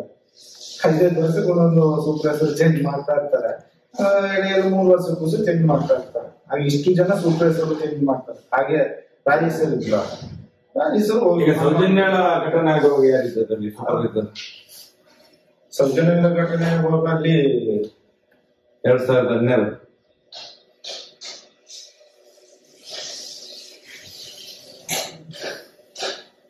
ಅಲ್ಲಿ ಯೋಗೇಶ್ ಶೆಟ್ರು ಇದ್ರು. ಯೋಗೇಶ್ ಶೆಟ್ರು ಅಂತ ಕಾಣುತ್ತೆ. ಪ್ರಶಾಂತ್ ಇದ್ರು. ಪ್ರಶಾಂತ್ 3 ವರ್ಷಕ್ಕೆ ಬಂದವರು. ಅವರ ಮುಂಚೆ ಯೋಗೇಶ್ ಶೆಟ್ರು ಇದ್ರು. ಯೋಗೇಶ್ ಶೆಟ್ರು ಅವರು ಮಾರಿಗುಡಿ ಹತ್ರ ಮನೆ, ಮಾರಿಗುಡಿ ಇದೆ ದೇವಸ್ಥಾನದ ದ್ವಾರದ ಈಚೆ ಮಾರಿಗುಡಿ. ಯೋಗೇಶ್ ಶೆಟ್ರು ಇದ್ರು. ಯೋಗೇಶ್ ಶೆಟ್ರು ಸ್ವಲ್ಪ ಸಮಯ ಇದ್ರು, ಒಂದು 3 ವರ್ಷ 4 ವರ್ಷ ಇದ್ರು. ಅದರ ನಂತರ ಪ್ರಶಾಂತ್ ಇದ್ದಾಗ ಈಗೆಲ್ಲ ಆ ಕಡೆ ಈ ಕಡೆ ಎಲ್ಲ ಕಾಡು ಇದೆ. ರಾಜೇಶ್ ಇಲ್ಲ, ಅದು ಯಾರಾದ್ರೂ ಇದ್ರದ್ದು ಹುಡುಕುವಾಗಿ 3 ವರ್ಷಕ್ಕೆ 2 ವರ್ಷಕ್ಕೆ 5 ವರ್ಷಕ್ಕೆ ಚೇಂಜ್ ಮಾಡ್ತಾ ಇರ್ತಾರೆ. ಅಷ್ಟು ಸೂಪರ್ ಇದ್ದಾರೆ. ನಾವು ಲೈಫ್ ಲಾಂಗ್ ಇವರು 3 ವರ್ಷಕ್ಕೆ ಚೇಂಜ್ ಮಾಡೋರು. ನಾವು ನನ್ಗೆ ಯಾವಾಗ್ಲೇ ಗೊತ್ತಿತ್ತು ಸೌಜನ್ಯನ ಘಟನೆ ಆಗಿ ನಾನು 3 ದಿವಸಕ್ಕೆ ಸ್ಟೇಷನ್ಗೆ ಕರೆಸ್ತಾರೆ ನಾನು ಹೋಗ್ತೇನೆ ಅಂತ. ಆದ್ರೆ ಇನ್ನೊಂದು ನನ್ಗೆ ಆಶ್ಚರ್ಯ ಅಂದ್ರೆ ಸೌಜನ್ಯನ ಅನ್ಕೊಂಡೆ ಅಲ್ಲಿ ಆತದ್ದು ಇಲ್ಲಿ ಲೀಕ್ ಔಟ್ ಆಗಿದೆ. ಉಜಿರೆಯಲ್ಲಿ ಅಂತ ಗೊತ್ತಿಲ್ಲ. ಉಜಿರೆಯಲ್ಲಿ ಎಂತ ಅಂತ ಹೇಳಿ ಈ ಕೊಳೆ ಪ್ರಕರಣ. ಆದ್ರೆ ಪಾಪ ಊರಿನವರು ಅವರನ್ನು ಎಲ್ಲಿ ರೀತಿ ಗೊತ್ತಿಲ್ಲ. ಆದ್ರೆ ಅವರ ಬಾಯಲ್ಲಿ ಆ ವಿಷಯವನ್ನು ಕೇಳಿದೆ.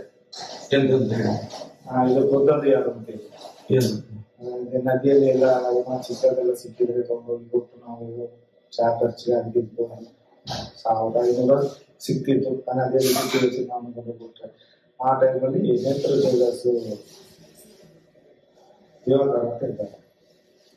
ಅವರು ನನಗೆ ಹೇಳಿದ್ದು ನಿಮ್ಮ ಒಂದು ಗೊತ್ತಾಗ್ತಾ ಇಲ್ಲ ಅಂತ ಹೇಳಿದ್ರು.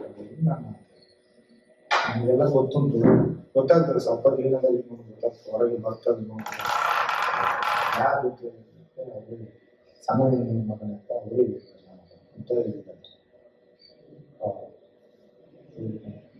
ಸಣ್ಣದನಿಗಳ ಮಗ ಅಂತ ಅವ್ರಿಗೆ ರವಿ ಪೂಜಾರಿ ಸಣ್ಣದನಿ ಅಂತ ಹೇಳಿದ್ರೆ ಹರ್ಷೇಂದ್ರ.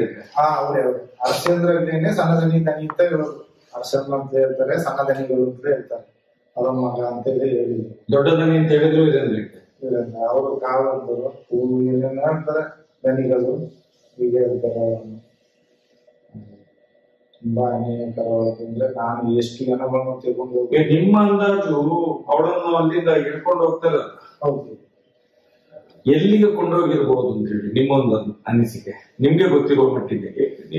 ನನಗೆ ಊರಿಗೆ ಅಲ್ಲಿಂದ ಏನಾದ್ರು ಗಾಡಿಯಲ್ಲಿ ತಗೊಂಡು ಹೋದ್ರೆ ಇವ್ರು ಎಲ್ಲಿಗೆ ಸಹ ಕೊಂಡೋಗ್ಬೋದು. ಎಲ್ಲಿಗೆ ಅಂದ್ರೆ ಇವ್ರದ್ದು ಜಾಗ ಎಲ್ಲಿ ಸುತ್ತ ಇವ್ರದೇ ಜಾಗ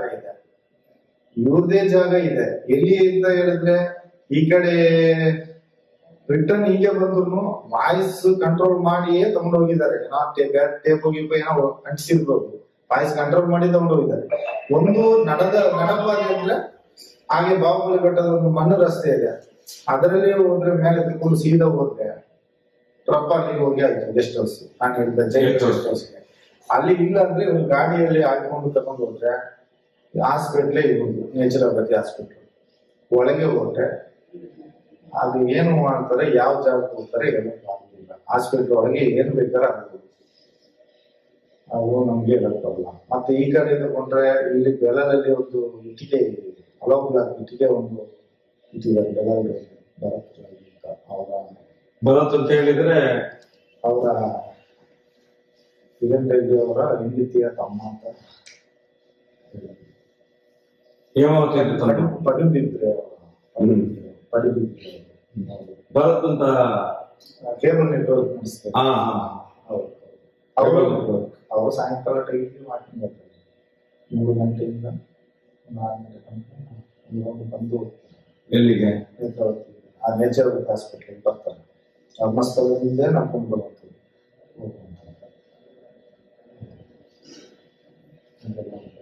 ಆ ಕಡೆ ಈಗ ಸೌಜನ್ಯ ಹೇಳ್ಕೊಂಡು ಹೋಗೋ ಆ ಕಡೆ ಕಾಡಿದೆ ಅಲ್ಲ? ಹೌದು ಇದೆ. ಈ ಕಡೆನೂ ಕಾಡಿದೆ ಅಲ್ಲ?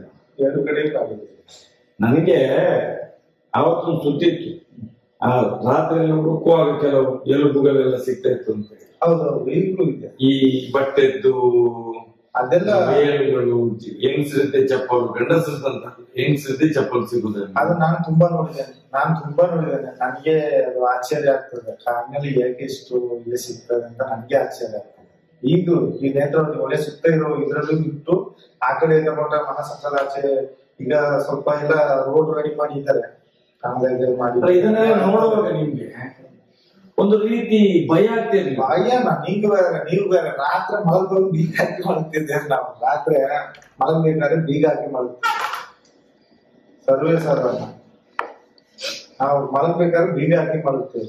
ನಾವೆಲ್ಲ ಇಲ್ಲಿ ಒಂದು ಹೆಣ ಇಲ್ಲ ಸುಡ್ಲಿಕ್ಕೆ ಹೋದ್ರೆ ನಮ್ಗೆ ರಾತ್ರಿ ಬಂದ್ರೆ ಬರೋದಿಲ್ಲ ನಮ್ಗೆ. ನಾನು ಈಗ ನೀವು ಹೇಳಿ ಈಗ ನೀವು ಹೇಳುವ ಸತ್ಯ ನೋಡಿದ್ರೆ ಖಂಡಿತ ನನಗೆ ಹಾಗಾದ್ರೆ ನೀವು ಅಲ್ಲಿ ಮಲಗುದು ಹೇಗೆ ಅಂತೇಳಿ ನೀವು ಹೇಳುವಾಗ ಈಗ ನೋಡಿದ್ರೆ 70 ಜನ ಒಂದೇ ಕಡೆಯಲ್ಲಿ ಅಲ್ಲಿಂದ ತೆಗ್ದು ಇಲ್ಲಿಗೆ ಹಾಕುದು, ಇಲ್ಲಿಂದ ತೆಗ್ದು ಬೇರೆ ಕಡೆ ಗುಂಡಿ ಇಳಿಯಲ್ಲ. ಬೇರೆ ಕಡೆ ಗುಂಡಿ ಇಳಿಯಲ್ಲ. ಆ ಕಾರಣಕ್ಕೆ ಅವ್ರನ್ನ ಕೇಳಿ ಹಾಕ್ಲಿಕ್ಕೆ ಜೊತೆಲಿ ಯಾರು ಬರುದಿಲ್ಲ. ಮತ್ತೆ ನಾನು ನನ್ನೊಟ್ಟಿಗೆ ಯಾರೊಬ್ಬ ಇರ್ತಾನೆ, ಗುಂಡಿ ನಾನು ಒಬ್ಬನೇ ತೆಗಿಬೇಕು. ಅವ್ರಿಗೆಲ್ಲ ಶಕ್ತಿ ಇರೋದ್ರೆ ಬರೋದು, ಜೊತೆಲಿ ಬರೋದು ಯಾರು ಬರ್ತಾನೆ ನಮ್ಮವ್ರು ಯಾರು. ಆದ್ರೆ ನಾನು ಎಷ್ಟು ಸತ್ತವರದು ಕೊಯ್ಯುವುದು, ಪೋಸ್ಟ್ ಮಾರ್ಟಮ್ ಮಾಡೋದು, ಅಮ್ಮ ಯಾರು ಅಮ್ಮ ಯಾರು ಯಾವ್ದಿಲ್ಲ. ನಾನು ಹೇಳ್ತೇನೆ, ಹೆಂಗಸೆ ಇದ್ರು ಸಹ ಅಷ್ಟೇ. ಒಂದ್ 2-3 ಪಾಪ ನನ್ಗೆ ಪಾಪ ಕಾಣಿಸ್ತೇನೆ. ನನ್ನ ಅಪ್ಪ ಅಮ್ಮನ ಸ್ಥಿತಿಯಲ್ಲಿ ನೋಡುವಾಗ ನನಗೆ ಅದು ಅಭ್ಯಾಸ ಆಗಿರೋದು. ನಾಯಿ ಹೇಳ್ಕೊಂಡು ಹೋಗಿ ಹಾಕೋದ್ರೆ ಹಾಕಿರುತ್ತೇನೆ. ಅದು ದೊಡ್ಡ ಕೊಟ್ಟಿನಲ್ಲಿ ಗುಂಡಿ ತೆಗೆದು ಅಭ್ಯಾಸ ಆಗಿದೆ. ರಪ್ಪ ಒಂದು 10 ನಿಮಿಷದಲ್ಲಿ ಒಂದು ಗುಂಡಿ ಅಂತ ತೆಗ್ತಾ ಆ ಕಡೆ ಈ ಕಡೆ ಕಟ್ಟು ಬಿಸಾಕ್ತೇನೆ. ದೊಡ್ಡ ಕೊಟ್ಟು, ಉದ್ದದ ಕೊಟ್ಟು. ಆಗ ಶುರುಗೆ ನಾನು ಇಲ್ಲಿ ಬರುವಾಗ ಆ ಕೊಟ್ಟ ಮೇಲೆ ಕೆಲಸ ಮಾಡಿ ಅಭ್ಯಾಸ ಇಲ್ಲ. ಮತ್ತೆ ಇಲ್ಲಿ ಬಂದ ನಂತರ ಅದು ಅಭ್ಯಾಸ ಆಯ್ತು. ಗುಂಡಿ ತೆಗೆದು ಕೆಳಗೆ ಇಳಿಯಬೇಕಿಲ್ಲ, ಮೇಲೆ ನಿಂತೆ ಕಡ್ದು ಬಿಸಾಕಿ ಏನೋ ನಾಯಿ ಅಷ್ಟೇ. ನಾಯಿಯನ್ನು ಅಷ್ಟೇ ಮಾಡಿ ಧರ್ಮಸ್ಥಳಕ್ಕೆ ಅದೇ ಅಷ್ಟೇ. ಒಂದು ಮನ್ಸ ಸತ್ರ ನಾಯಿ ಸತ್ತಾಗೇನೆ. ಮತ್ತೆ ಅಲ್ಲಿ ಏನಿಲ್ಲ. ನಮ್ಗೆ ಕೊಡೋದು ಎಷ್ಟು ಗೊತ್ತುಂಟ? ಒಂದು 50 ರೂಪಾಯಿ ಅಷ್ಟೇ. ಇಬ್ರು ಹೋದ್ರೆ 100 ರೂಪಾಯಿ, 4 ಜನ ಹೋದ್ರೆ 200 ರೂಪಾಯಿ. ಅವರಲ್ಲಿ ಬಿಲ್ ಮಾಡಿ ಕೊಡ್ತಾರೆ ಬೆಂಗಳೂರಿನಿಂದ. ಮತ್ತೆ ಮೊದಲೆಲ್ಲ ಉಸ್ಮಾನ್ ಅಂತ ಒಬ್ಬ ಇದ್ದ, ಜೀಪ್ ಡ್ರೈವರ್ ಉಸ್ಮಾನ್ ಅಂತ. ಅವನ ಜೀಪಲ್ಲಿ ಕೆಲವೊಂದೇನೋ 300 ತಂದೆ ಆಗ್ತಿದೆ. ಆಗ ಕೆಲವೊಂದು ಲೆಕ್ಕಕ್ಕಿಲ್ಲದಾಗಿದೆ, ಕೆಲವೊಂದು ಮಾತ್ರ ಬೆಳ್ತಂಡೆ ಹೋಗಿದೆ. ಅದು ಯಾರಲ್ಲಿ ಇದ್ರೆ ಅವರ ಸಂಬಂಧವರು ಅವರಲ್ಲಿ ಇದ್ರೆ ಕೊಂಡೋಗ್ತಾರೆ. ಅದು ಜನ ಕಣ್ಣು ಬಿದ್ರೆ ಹಾಗೆ ಮಾಡುದು, ಜನ ಕಣ್ಣು ಬೀಳದಿದ್ರೆ ಹೀಗೆ. ಅದೊಂದು ಹೌದು, ಜನಗಳಿಗೆ ಗೊತ್ತಾಗದಿದ್ರೆ ಹೀಗೆ. ಅದು ಅವ್ರಿಗೆ ಹೇಳ್ತಾರೆ, ಅವರು ಪೊಲೀಸ್ನವ್ರು ಹೇಳ್ತಾರೆ ನಾವು ಮಾಡೋದಿದ್ರೆ ಮತ್ತೆ ಇವರು ನಮ್ಮನ್ನು ಎದುರಿಸ್ತಾರಲ್ಲ, ಬೀಗ ಹಾಕ್ತೇನೆ ಮನೆಗೆ ಅಂತ ಹೇಳ್ತಾರೆ. ನಾವು ನಿಮ್ಮ ಲೆಕ್ಕದಲ್ಲಿ ಪೊಲೀಸರು ಕೂಡ ಅಲ್ಲಿಗೆ ಅಟ್ಯಾಚ್ಮೆಂಟ್ 100%. ಏನಿಲ್ಲ, ಒಂದು ರೈತರು ಸುಕುಮಾರ್ ಅಂತಿದ್ರು, ಒಂದು ಹೆಂಗ್ಸನ್ನು ಉರುಪುಳಿ ಏನು ಇಲ್ಲ, ಬೆತ್ತಲೆ. ಆಗ ಡ್ಯಾಮ್ ಕಟ್ಟಿಲ್ಲ. ಡ್ಯಾಮಿನ ಹತ್ರ ಒಂದು ಮರದ ಹತ್ರ ತಿಳ್ಕೊಂಡಿದ್ದಾರೆ. ನನ್ಗೆ ಗಡಗಡ ನಡುಕ. ಆ ಹೆಂಗ್ಸಿಗೆ ನನ್ನನ್ನು ನಲ್ಲಾಗಿ ಕಟ್ಲಿಕ್ಕೆ ಹೇಳ್ತಾರೆ. ನಾನು ಜೀವಮಾನದಲ್ಲಿ ಈ ಕೆಲಸ ಮಾಡುದಿಲ್ಲ ಸ್ವಾಮಿ, ನೀವು ಇಂಥ ಕೆಲಸನೇ ನನಗೆ ಬೇಡ ಅಂತ ಹೇಳಿದೆ. ಮಾತ್ರ ಅವನೇ ಕಟ್ತಾನೆ. ಲಕ್ಷ್ಮಣ ಅಂತ ರೈಟರ್, ಪೊಲೀಸ್ PC. ಈಗ ಅವ್ರು ರೈಟರ್ ಆಯ್ತಾರೆ ಎಲ್ಲ. ಇಲ್ಲಿ ಪೊಲೀಸ್ ಇದ್ದವರೇ ಇಲ್ಲೇ ರೈಟರ್ ಆಯ್ತಾರೆ, ಅಲ್ಲೇ ರೈಟರ್ ಆಯ್ತಾರೆ, ಇಲ್ಲೇ ಸೀಟ್ ಆಗ್ತದೆ ಅವ್ರು. ಏನಿಲ್ಲ, ಉದಾಹರಣೆಗೆ ಮತ್ತೆ ಅವರೇ ಕಟ್ಟಿದ್ರು, ಲಕ್ಷ್ಮಣರೇ ಕಟ್ಟಿದ್ರು, ಹೆಂಗಸಿಗೆ ರಂಗವನ್ನ ಕಟ್ಟಿದ್ರು. ಅದು ನದಿಯಲ್ಲಿ ಬಂದದ್ದು ಬೆತ್ತಲೆ ಶವ. ನದಿಯಲ್ಲಿ ಬರುದು ಅಂತ ಹೇಗೆ ಹೇಳೋದು? ಅದು ನಮ್ಗೆ ಗೊತ್ತಾಗುದಿಲ್ಲ. ಇಲ್ಲಿ ಅಲ್ಲಿ ರೂಢಿ ಹಾಕಿದ ಬರ್ತದಂತ ಹೇಗೆ ಹೇಳೋದು? ಬದಿಯಲ್ಲೇ ಇತ್ತೆ, ಸ್ಟೆಪ್ಪಿನ ಬದಿಯಲ್ಲೇ ಇತ್ತು ಬೆತ್ತಲೆ. ಬಟ್ಟೆನೇ ಇಲ್ಲ, ಮೇಲೆ ಯಾವ್ದು ಬಟ್ಟೆ ಇಲ್ಲ. ಯಾರಾದ್ರೂ ಹೋಗ್ಲಿಕ್ಕೆ ಹೋಗಿ ಬಿದ್ದಿದ್ದಾರೆ ಅಂತ ಹೇಳಲಿಕ್ಕೆ ಡ್ರೆಸ್ಸು ಯಾವ್ದು ಇಲ್ಲ, ಒಂದು ತುಂಡು ಮೇಲೆ ಬಟ್ಟೆ ಇಲ್ಲ, ಸುತ್ತದಲ್ಲಿ ಯಾವ್ದು ಬಟ್ಟೆ, ಬೆತ್ತಲೆ ಯಾವ್ದೋ ಒಂದು ಬಟ್ಟೆ. ನಮ್ಮ ಅದೇ ಹೇಳಿದ್ದಲ್ಲ, ಯಾವನಿಗೆ ತೆಗೆದಾಕ್ತಿಲ್ಲ, ಅದರಲ್ಲಿ ಒಂದು ನಂಗ ತಂದು ಅದು ಅವರೇ ಕಟ್ಟಿದ್ರು. ನಾನು ಮುಟ್ಲಿಲ್ಲ, ನಾನಾಗ ಮದುವೆ ಆಗಿಲ್ಲ, ಮತ್ತೆ ಮದುವೆ ಆದ ನಾನು ಹೋಗಿ ಅದನ್ನು ಹೇಗೆ ಮುಟ್ಟು. ಲಕ್ಷ್ಮಣ್ ಕಟ್ಟಿದ್ರು, ಲಕ್ಷ್ಮಣ್ ಅವರು ಪೊಲೀಸಿಗೆ ಕಟ್ಟಿದ್ರು. ನಾನು ನಿಮ್ಗೆ ಈಗ ಏನು ಅನಿಸ್ತದೆ ಈ ಸತ್ಯ ಹೇಳುವಾಗ? ಈಗ ಹೆಣಗಳು ಕಮ್ಮಿ ಅಂತ ಅನಿಸ್ತದೆ. ನನಗೆ ಗೊತ್ತಿದ್ದ ಮಟ್ಟಿಗೆ ಅಲ್ಲಿ ಕೆಲಸ ಮಾಡುವವರು ಸಹ ಇರ್ತಾರೆ, ಈಗ ಹೆಣ ಬೀಳುದಿಲ್ಲ ಅಂತ. ನಾನು ಇರುವಾಗ ಒಂದು ದಿನಕ್ಕೆ 4 ತೆಗಿತಿದ್ದೆ. ನೀವೀಗ ಅಲ್ಲಿನ ಕೆಲಸ ಬಿಟ್ಟು ಎಷ್ಟು ವರ್ಷ ಆಯ್ತು? 2015ರಲ್ಲಿ ನಾನು ಬಿಟ್ಟು ಕೆಲಸ. 2015 ಅಲ್ಲಿ ತನಕ 27 ವರ್ಷ ಕೆಲಸ ಮಾಡಿ. 27 ವರ್ಷ ಕೆಲಸ ಮಾಡಿ ಅಲ್ಲಿ ಧರ್ಮಸ್ಥಳ. 22 ವರ್ಷ. ಈಗ ಈ 2015 ಮೇಲೆ ಬಿಟ್ಟೆ. ನಾನು ಬಿಟ್ಟೆ. ನನಗೆ ನಿಮ್ಗೆ ಸೌಜನ್ಯನ ಘಟನೆ ಹೌದೌದು. ಅದ ನಂತರ ನಾನು ಕಳಿಸಿದ್ದು ಸೌಜನ್ಯನ ಘಟನೆ 2017. ಹೌದೌದು, ಆಯ್ತು. ಅದ್ರ ಮೇಲೆ 2015 ತನಕ ಎಷ್ಟು ನಿಮ್ಗೆ ಮತ್ತೆ ಇಲ್ಲ, ಅಷ್ಟಿಲ್ಲ. ಆಗ ನಾನು ಇರುವಾಗಲೇ ಇಲ್ಲ. ನೀವು ಇರುವಾಗಲೂ ಕೂಡ 2012ರಿಂದ ಸೌಜನ್ಯ ಅದೊಂದು ಇನ್ಸನ್ನು ಆ ಡ್ಯಾಮ್ ಇದೆ ನೋಡಿ, ಡ್ಯಾಮ್ ಕಟ್ಟಿ ಆಗಿತ್ತು. ಡ್ಯಾಮಿನ ಯಾವ ಡ್ಯಾಮ್? ನಮ್ಮ ನೀರಿದ್ದು ಇಲ್ಲಿ ಇಲ್ಲ, ಅಲ್ಲಿ ನೇತ್ರಾವತಿ ಹತ್ರ ಡ್ಯಾಮ್ ಹತ್ರ ಮೀನಿಗೆಲ್ಲ ಬಿಸಾಡ್ತಾರೆ ನೋಡಿ, ಕೋರಿಗೆಲ್ಲ ಜನಗಳು. ಅಲ್ಲಿ ಒಂದು ಇದೆ ಡ್ಯಾಮ್. ಅದು ಬಟ್ಟೆ ಸೀರೆ ಎಲ್ಲ ಇದೆ, ಲಂಗ ಇದೆ, ಒಳಗಡೆ ಚಡ್ಡಿ ಇಲ್ಲ. ಹೆಂಗಸಿ ಒಂದು 25 ವಯಸ್ಸು ಹುಡುಗಿ. 25. ಮದುವೆ ಆಗಿದ್ದ? ತಾಳಿ ಗಿಳಿ ಏನಾದ್ರು? ಅದೇನು ಇಲ್ಲ, ಇತ್ತು ಅಂತ ಗೊತ್ತಿಲ್ಲ. ಚೈನೆ ಅಂತದ್ದು ಒಂದು ಇತ್ತು ಕರಿಮಣಿಯಾಗಿ. ಚಿನ್ನ ಅಂತಲ್ಲ, ಅದನ್ನು ಪೋಸ್ಟ್ ಮಾರ್ಟಮ್ ಮಾಡಿದ್ದ. ಅದನ್ನು ಅಲ್ಲಿಗೆ ಹಾಕಿದ್ರು. ಅಲ್ಲಿ ಇತ್ತಲ್ಲ ಆ ಹೆಣವನ್ನು, ಅದನ್ನು ಇಲ್ಲಿ ಜನಗಳು ಯಾತ್ರಿಕರೆಲ್ಲ ನೋಡ್ತಾರೆ, ಹಾಗೇ ತಗೊಂಡು ಹೋಗ್ಬಿಡು ಅಂತ ಹೇಳಿದ್ರು. ನನಗೆ ಈಜು ಗೊತ್ತು, ಯಾಕಂದ್ರೆ ಅಲ್ಲಿ ಬಿದ್ದ ಹೆಣಗಳು ಯಾರ ಸಾಯ್ತಾರಂದ್ರೆ ಅದು ಹೆಣ ತೆಗೆಯೋದೇ ನಾನು. ಅಲ್ಲಿ ನದಿಯಲ್ಲೆಲ್ಲ ಹೆಣ ಹುಡುಕೋದು ನಾನೇ, ತೆಗೆಯೋದು ನಾನೇ. ಹಾಗೆ ಅದನ್ನ ಹಾಗೇ ಕರ್ಕೊಂಡು ಆಚೆ ದಡಿಕೆ ಕರ್ಕೊಂಡು ಈಜ್ಕೊಂಡು ಏನೋ ಈಜ್ಕೊಂಡು ತಗೊಂಡು ಹೋಗಿ ಆಚೆ ಆಶ್ರಮ ಇದೆ. ಅದು ಆಶ್ರಮ ಏನೋ ಒಂದು ಆಚಾರ್ಯರು ಅಂತ ಹೇಳ್ತಾ ಇದ್ರು. ಒಂದು ಸ್ವಾಮೀಜಿ ಇದ್ದ ಆಶ್ರಮ, ಚೆನ್ನೈ ಅವರು ಇವ್ರಿಗೆ ಬದು ಕೊಟ್ಬಿಟ್ಟು ಅಂತ ಜಾಗವನ್ನು. ಇವರು ಇಲ್ಲಿಂದ ಉಪ್ಪಿನಕಾಯಿ ಊಟ ಎಲ್ಲ ಕಳಿಸ್ತಿದ್ರು ಸ್ವಾಮೀಜಿ ಅವರಿಗೆ. ಮತ್ತೆ ಅವರು ಸಾಯುವಾಗ ಇವರೇ ದಫನ್ ಮಾಡಿದ್ರಲ್ಲ ಅಲ್ಲೇ. ಆ ಸ್ವಾಮಿಯವರು ಸತ್ತ ಮೇಲೆ ಅವ್ರನ್ನ ಅಲ್ಲೇ ದಫನ್ ಮಾಡಿ. ವಯಸ್ಸಾಗಿತ್ತು, ಎಂತಂತ ಗೊತ್ತಿಲ್ಲ. ಆದ್ರೆ ನಾವು ಹೋಗುವಾಗ ಕ್ಲೀನ್ ಮಾಡುವಾಗ ನಮ್ಗೆ ವಸ್ತು 10 ರೂಪಾಯಿ ನೋಟು, ಹೊಸ ನೋಟ್ ಕೊಡ್ತೀವಿ ನಾವು ಅಲ್ಲಿ ಕ್ಲೀನ್ ಮಾಡ್ಲಿಕ್ಕೆಲ್ಲ ಹೋಗುವಾಗ. ಅಂದ್ರೆ ಆ ಜಾಗ ಎಲ್ಲ ಇವ್ರಿಗೆ ಕೊಟ್ಟಿದ್ದಾರೆ, ಎಂತ ಮಾಡಿದ್ರು ಗೊತ್ತಿಲ್ಲ. ಅದು ಕೊಟ್ಟಿರ್ಲಿಕ್ಕಿಲ್ಲ, ಅವರ ಹೆಸರಲ್ಲಿತ್ತು ಶೇಷಾಚಾರ್ಯರ ಏನೋ ಒಂದು ಆಚಾರ್ಯ ಅಂತ ಹೆಸರು. ಏನ್ ಹೆಸರು ಇರ್ತದ? ಒಂದು ಚಾರ್ಯ ಅಂತ ಬರ್ತದೆ, ಆಚಾರ್ಯ ಬರ್ತದೆ. ಅವ್ರು ಚೆನ್ನೈ ಅವರು, ಅಲ್ಲಿಂದ ಬಂದು ಇಲ್ಲಿ ಜಾಗ ಕೊಂಡ್ಕೊಂಡು ಸೆಟ್ಲ್ ಆದವರು. ಆ ಜಾಗವನ್ನು ಎಷ್ಟು ಜಾಗ ಇದೆ? ಅದು ಲಬ್ಬರ್ ತೋಟ ಹಾಕಿದಲ್ಲ, ಅದೆಲ್ಲ ಉದ್ದೆ ಆಚೆ ನದಿ ಒಳೆ ಆಚೆ. ಹೌದಾ? ಲಬ್ಬರ್ ತೋಟ ಹಾಕಿದ ಆಶ್ರಮ ಗೇಟ್ ಎಲ್ಲ, ಅಲ್ಲಿ ಒಂದು ಗೇಟ್ ಇಟ್ಟಿದ್ದಾರೆ. ಮತ್ತೆ ಈ ಹೆಣವನ್ನು ಕೊಂಡೋಗಿ ಯಾಕೋ ಗೌರವ ಇರ್ಲಿಲ್ವಾಗ? ಆಗಿಲ್ಲ, ಅವ್ರು ತೀರ್ಕೊಂಡಿದ್ರು. ಅದರಲ್ಲಿ ಕೊಂಡಾಗ ಈ ಹಣವನ್ನು ಅಲ್ಲಿಗೆ ತಗೊಂಡೋಗಿ ಪೊಲೀಸರು ಬರ್ಲಿಲ್ಲ. ಒಂದು ಆ ಕಡೆ ಒಂದು ಜಾಗದಲ್ಲಿ ಹೊಂಡದಲ್ಲಿ ಅಲ್ಲಿಗೆ ಪೊಲೀಸ್ ಗಿಲ್ಸ್ ಏನಿಲ್ಲ, ಯಾರು ಎಂತ ಅಂತ ಏನಿಲ್ಲ. ಬರ್ತಾರೆ, ಬಂದ್ರು ಡ್ಯಾಮ್ನಲ್ಲಿ ನಿಂತರು, ನೋಡಿದ್ರು ಅಷ್ಟೇ. ಹೋದ್ರು ಈ ಕಡೆಯಿಂದ ಆ ಕಡೆ ನೋಡು ಇಲ್ಲ, ನಾವು ನೋಡ್ತಾರೆ, ಇಲ್ಲಿ ನೋಡ್ತಾರೆ ಮಾಡಿ ಅಲ್ಲ. ಹೇಳಿದ್ರಲ್ಲ, ಈ ದಡದಿಂದ ಆ ದಡಗೆ ಹೇಳ್ಕೊಂಡು ಹೋಗಿ ಅಲ್ಲಿಗೆ ಬರೋದಿಲ್ಲ, ಅಲ್ಲಿಗೆ ಬರುತ್ತೆ. ಇಲ್ಲಿ ನೋಡೋದು, ಇಲ್ಲಿ ಹೇಳ್ಕೊಂಡು ಹೋಗಿ ತಗೊಂಡೋಗಿ ಅಲ್ಲಿ ಮತ್ ಮಾಡಿದ್ವಿ. ಹಾಗೆ ಒಂದು 3/4% ಲೆಕ್ಕ ಇಲ್ಲದೆ ಮನೆಯಲ್ಲಿ ಹಾಕಿದ್ದೀವಿ. ಒಂದು 4% ಬೆಳ್ತಂಗಿ ಕಳಿಸಿದ್ವಿ. ಇನ್ನೊಂದು 4% ಮಾತ್ರ ಪೊಲೀಸ್ನವರು ಫಾರ್ಮಾಲಿಟಿಗೆ ಬಂದಾಗೆ ಬಂದು ಈಚೆ ಒಂದು ಗುಂಡು ಕಣ್ಣಲ್ಲಿ ಇದ್ದಾರೆ. ಆ ಪ್ರತಿಮಾ ಸ್ಟುಡಿಯೋದಲ್ಲಿ ಕೆಲಸ ಮಾಡ್ತಾ ಇದ್ರು. ನೇತ್ರಾವತಿ ಹೊಳೆ ಬದಿಯಲ್ಲಿ ಒಂದು ಸ್ಟುಡಿಯೋ ಇಟ್ಟಿದ್ದಾರೆ ಈಗ, ಈಚೆ ಬದಿಯಲ್ಲಿ, ನದಿ ಕನ್ಯಾಡಿ ಬರುವ ರಸ್ತೆ ಬದಿಯಲ್ಲಿ. ಅವರನ್ನು ಕರೆಸಿ ಒಂದು ಫೋಟೋ ತೆಗಿಸ್ತಾರೆ ಅಷ್ಟೇ. ಒಂದು ಸರಿ ಒಂದು ಏನೋ ಕೇಳ್ಕೊಂಡು ಬಂದರೆ ಅದನ್ನು ಊತಾರಿಕೆ ಆಗಿದೆ. ನಾವು ಇಲ್ಲಿ ಯಾವುದೇ ಪಾಂಡಲ ಇದ್ರೆ ಮಾಸಾನಲ್ಲಿ ಊತಾರಿಕೆ ಆಗಿದೆ. ಅವ್ರು ಕೇಳ್ಕೊಂಡು ಮತ್ತೆ ತೆಗಿಸೋದೆಲ್ಲ ಬೇಡ, ನಾವು ಅನಾಥ ಇದು ಅಂತೇಳಿ ಅನ್ನು ಮಾಡಿದ್ವಿ ಅಂತೇಳಿ ಮತ್ತೆ ಪೊಲೀಸ್ನವ್ರಿಗೆ ಹೇಳಿ ಅವರು ಹತ್ಕೊಂಡು ಹೋದ್ರು. ಒಂದು ಪಾರ್ಟಿ ಮಾತಾಡಿ ಆ ಕಡೆ ಘಟನೆ ಸೈಡ್. ಮತ್ತೊಂದು ನಮ್ಮ ಹತ್ರ ಇದರಲ್ಲಿ ಆ ಧರ್ಮಸ್ಥಳದ ದ್ವಾರದ ಈಚೆ ಒಂದು ಹೆಂಗಸನ್ನು ಏನ್ ಮಾಡಿದ್ರೆ ಗೊತ್ತಿಲ್ಲ. ಅದಕ್ಕೆ ನಾವು ಮುಖದ ಮೇಲೆ ಪೇಪರ್ ಆಸಿಡ್ ಹಾಕಿ ಬೆಂಕಿ ಹಚ್ಚಿ ರಸ್ತೆ ಬದಿಯಲ್ಲೇ ಮಲಗಿಸಿಟ್ರು. ಆ ಮಳಗುಡಿಯ ಶಿವಪ್ಪ ಅಂತಾರಲ್ಲ ಅವರ ಮನೆ ಮೇಲೆ, ಆ ಶಿವಪ್ಪನ ಮನೆಯಲ್ಲಿ ಮನೆ ಮೇಲೆ ಭಾರತದಲ್ಲಿ ಇಂಟರ್ಲಾಕ್ ನಡೆದು ಹೋಗ್ತಾರೆ ನೋಡಿ, ಯಾತ್ರಿಕರೆಲ್ಲ ನಡೆದು ಹೋಗ್ತಾರೆ. ಆ ಜಾಗದಲ್ಲಿ ಮಲಗಿಸಿಬಿಟ್ರು. ಅದಕ್ಕೆ ಪೊಲೀಸ್ನವರೆಲ್ಲ ಬಂದ್ರು ಮತ್ತೆ ಎಲ್ಲ ನೋಡಿದ್ರು, ನಾಯಿ ಸಹ ಕರೆಸಿದ್ರು. ಯಾವ ಕಲ್ಲನ್ನು ಇರ್ಲಿಲ್ಲ, ಏನು ಮಾಡ್ಲಿಲ್ಲ. ಅದರಲ್ಲಿ ಅದೊಂದು ಮಾಹಿತಿ ಇತ್ತು ನನಗೆ. ಆ ಮಾರಿಗುಡಿ ಹತ್ರ ಒಂದು ಹೆಂಗ್ಸ್, ಅದೇ ಮೈಸೂರಿನ ಹೆಂಗ್ಸ್ ಅಂತ ಹೇಳಿ ಪೇಪರ್ ಇತ್ತು, ಮೈಸೂರು ಪೇಪರ್ ಇತ್ತು, ಮೈಸೂರು ಪೇಪರ್ ಇತ್ತು, ಉದಯವಾಣಿ ಪೇಪರ್ ಅಂತ ಮೈಸೂರು ಇತ್ತು, ಪೇಪರ್ ಮೈಸೂರು ಇತ್ತು. ಉದಯವಾಣಿ ಪೇಪರ್ ಮುಖಕ್ಕೆಲ್ಲ ಸಿಡಿ ಹಾಕಿದ್ರು. ಅದರಲ್ಲಿ ಧರ್ಮಸ್ಥಳದ ಇದೇ ಈಗ ಸೌಜನ್ಯ ಗ್ಯಾಂಗ್ ಅಲ್ಲಿ ಇದ್ದಾರಲ್ಲ, 3-4 ಮಂದಿ ಇದ್ದಾರೆ ಹೆಸರಿದೆ.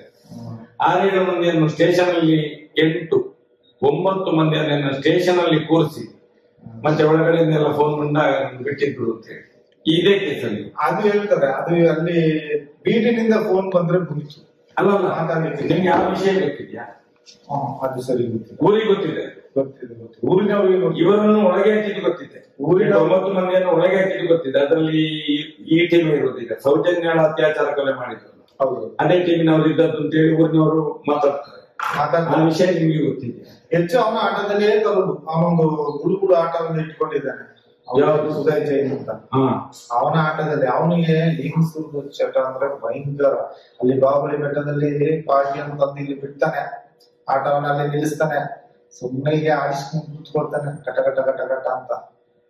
ಯಾರು ಕೇಳುವುದಿಲ್ಲ, ಅವನು ಆಟದಲ್ಲಿ ಕೂತ್ಕೊಂಡೇ ಆಡಿಸ್ತಾ ಇರ್ತಾನೆ. ನಾನು ತುಂಬಾ ಸರಿ ನೋಡಿದೆ, ಹತ್ರದಿಂದ ನೋಡಿದ್ದೇನೆ. ವಿಚಾರ ಮಾಡಿ ಏನ್ ಮಾಡಿ ಅಂತ ಏನು ಮಾಡಕ್ಕಲ್ಲ. ಅವನೊಬ್ಬ ಜೈನ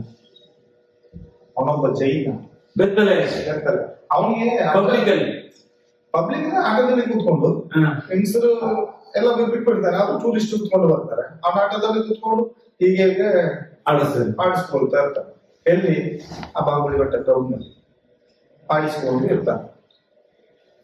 ಹೀಗೆ ಉಂಟು ಎಲ್ಲ ಈಜಿದೆ. ಮೇಲಿದ್ದ ತೋಳೆಲ್ಲ ಈಜಿದೆ, ಬಲೂನಾಗೆ ಹೀಗೆ ಉಂಟು. ನಾನು ಕಂಡಾರ ಆಟದಲ್ಲಿ ಕೂತ್ಕೊಂಡು ಅವನಿಗೆ ಅಡ್ರೆಸ್ಸೇ ಇಲ್ಲ. ಇವಾಗ ಈ ಸೌಜನ್ಯನ ಕೇಸಲ್ಲಿ ದತ್ತು ಮಗನಾಗಿ ಒಳ್ಳೆ ಡ್ರೆಸ್ಸು ವೇಸ್ಟ್ ಎಲ್ಲ ಕೊಟ್ಟು ಹೋಗಿದ್ದಾರೆ. ಅವನ ಜಿಮ್ಮಣದಲ್ಲಿ ಅದೆಲ್ಲ ಮಾಡಿರೋದು ಇಲ್ಲ. ಅವನಿಗೆ ಒಂದು ಪಂಚೆ ಗಿಂಚೆ ಉಟ್ಕೊಳ್ತಾನೆ, ಎಲ್ಲ ಬ್ಯಾಂಕ್ ಇಟ್ಟಿದ್ರು ಗಿಂಚ ಇಟ್ಕೊಂಡು ಅವನಿಗೆ ಟವಲ್ ಮೇಲೆ ಮನೆ ಮಾಡ್ಕೊಂಡು ಹೀಗೆ ಆಡಿಸ್ಕೊಂಡು ಅವ್ನು ಹೊಡೆಯೋದೇ ಕೆಲಸ ಕೈಯಲ್ಲಿ. ಅವನಿಗೆ ಎಡೆಯಲ್ಲೆಲ್ಲ ಒಂದು ಮದುವೆ ಮಾಡಿದ್ರು. ಮದುವೆ ಮಾಡಿ ಒಂದು ದಿವಸನ ನೈಟ್ ಇದ್ದದೇನೋ, ಹುಡುಗಿಯನ್ನ ಎಂತ ಮಾಡಿದಾನಂತಿಲ್ಲ, ಹಾಕಿದ ಚಿನ್ನವನ್ನೆಲ್ಲ ಎತ್ಕೊಂಡು ಓಡಿದ್ದಾರೆ. ಚಿನ್ನ ಏನೋ ಮದುವೆ ಎಲ್ಲ ಮಾಡಿದ್ರು ನೋಡಿ, ಎತ್ಕೊಂಡು ಓಡಿದ್ದಾರೆ. ಸಾಮೂಹಿಕದಲ್ಲಿ ಏನೋ ಮಾಡಿಸಿದ್ರು ಅಂತ ಕಾಣ್ತದೆ ಅವನಿಗೆ ಮದುವೆ. ಒಂದೇ ದಿನ ರಾತ್ರಿ ಇದ್ದದ ಅವನ ಒಟ್ಟಿಗೆ ಆ ಹುಡುಗಿ ಒಂದೇ ದಿವಸದಲ್ಲಿ ಹೋಗಿದ್ದಾರೆ. ಧರ್ಮಸ್ಥಳದಲ್ಲಿ ಇದ್ರೆ ಕಾಮುಕ ಅವನಷ್ಟು ಕಾಮುಕ ಯಾರಿಲ್ಲ ನನಗೆ ಗೊತ್ತಿದ್ದ. ಮತ್ತೆ ನನ್ನ ಎದುರಲ್ಲಿ ಯಾರು ಮಾಡೋದು ಹೊಡಿತಾನೆ. ಅವನನ್ನು ಬಿಚ್ಚಿಸಿ ನೋಡಿದ್ರು ಸರಿ, ಅವನು ಮೇಲೆ ಇದ್ರಲ್ಲ ಜಾರಿದೆ, ಹೀಗೆ ಎತ್ತಿದ್ದಾನೆ ಬಾಲುನ, ಹೀಗೆ ಉಂಟು.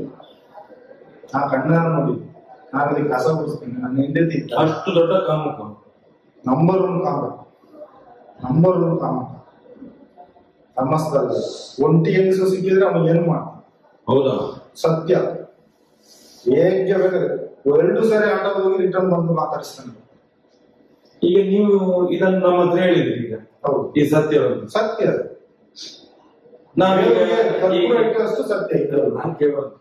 ನಾವೀಗ ಈ ಮಾಹಿತಿಗಳನ್ನು ಪೊಲೀಸ್ನವರಿಗೆ, ಈ ಕೋರ್ಟಿಗೆ ಮತ್ತೆ ದೊಡ್ಡ ದೊಡ್ಡ IR ಆಫೀಸರ್ಗಳಿಗೆಲ್ಲ ಕೊಡ್ತೇವೆ.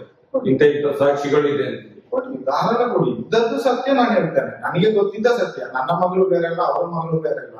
ಆದ್ರೆ ಒಂದು ಮಗಳು ಜೀವ ಹೋದಕ್ಕಾಗಿ ನಾನು ಕೊಡ್ಲಿಲ್ಲ.